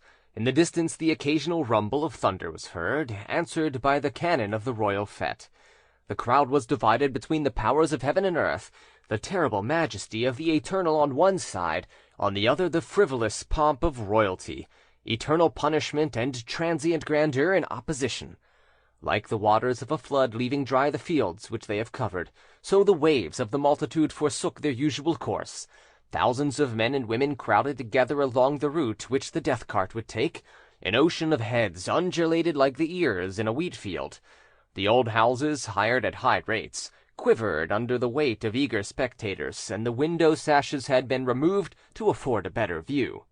attired in the shirt worn by condemned criminals, and bearing a placard both in front and behind with the words "Wilful Poisoner," Derues descended the great staircase of the Châtelet with a firm step. It was at this moment, on seeing the crucifix, that he exclaimed, "O Christ, I shall suffer like thee!" He mounted the tumbril, looking right and left amongst the crowd. During the progress he recognized and bowed to several of his old associates, and bade adieu in a clear voice to the former mistress of his apprentice days, who has recorded that she never saw him look so pleasant. Arrived at the door of Notre Dame, where the clerk was awaiting him, he descended from the tumbril without assistance, took a lighted wax taper weighing 2 pounds in his hand, and did penance, kneeling, bareheaded and barefooted, a rope round his neck, repeating the words of the death warrant. He then reascended the cart in the midst of the cries and execrations of the populace, to which he appeared quite insensible. One voice only, endeavouring to dominate the tumult, caused him to turn his head. It was that of the hawker, who was crying his sentence, and who broke off now and then to say, "Well, my poor gossip Derues, how do you like that fine carriage you're in? Oh, yes, mutter your prayers and look up to heaven as much as you like. You won't take us in now. Ah, thief, who said I stole from you? Wasn't I right when I said I should be selling your sentence some day?" Then, adding her own wrongs to the list of crimes, she declared that the Parliament had condemned him as much for having falsely accused her of theft as for having poisoned Madame de Lamotte and her son. When arrived at the scaffold, he gazed around him, and a sort of shiver of impatience ran through the crowd. He smiled, as if anxious to trick mankind for the last time, asked to be taken to the Hotel de Ville, which was granted, in the hope that he would at last make some confession, but he only persisted in saying that he was guiltless of poisoning. He had an interview with his wife, who nearly fainted on seeing him, and remained for more than a quarter of an hour unable to say a word. He lavished tender names upon her, and professed much affliction at seeing her in so miserable a condition. When she was taken away, he asked permission to embrace her, and took a most touching farewell. His last words have been preserved. "My dear wife," he said, "I recommend our beloved children to your care. Bring them up in the fear of God. You must go to Chartres. You will there see the bishop on whom I had the honour of waiting when I was there last, and who has always been kind to me. I believe he has thought well of me, and that I may hope he will take pity on you and on our children." It was now 7 in the evening, and the crowd began to murmur at the long delay. At length the criminal reappeared, an onlooker who saw him go to the Hotel de Ville, and who was carried by the movement of the crowd to the foot of the scaffold, says that when handed over to the executioner he took off his clothes himself. He kissed the instrument of punishment with devotion, then extended himself on the St. Andrew's cross, asking with a resigned smile that they would make his sufferings as short as possible. As soon as his head was covered, the executioner gave the signal. One would have thought a very few blows would have finished so frail a being, but he seemed as hard to kill as the venomous reptiles which must be crushed and cut to pieces before life is extinct, and the coup de grace was found necessary. The executioner uncovered his head, and showed the confessor that the eyes were closed and that the heart had ceased to beat. The body was then removed from the cross, the hands and feet fastened together, and it was thrown on the funeral pile. While the execution was proceeding, the people applauded. On the morrow they brought up the fragments of bone, and hastened to buy lottery tickets, in the firm conviction that these precious relics would bring luck to the fortunate possessors. In 1777, Madame Derues was sentenced to perpetual imprisonment, and confined at the Salpêtrière. She was one of the first victims who perished in the prison massacres. End of Section 7. End of Celebrated Crimes, Volume 5, Part 1, Derues, by Alexandre Dumas, translated by George Burnham Ives.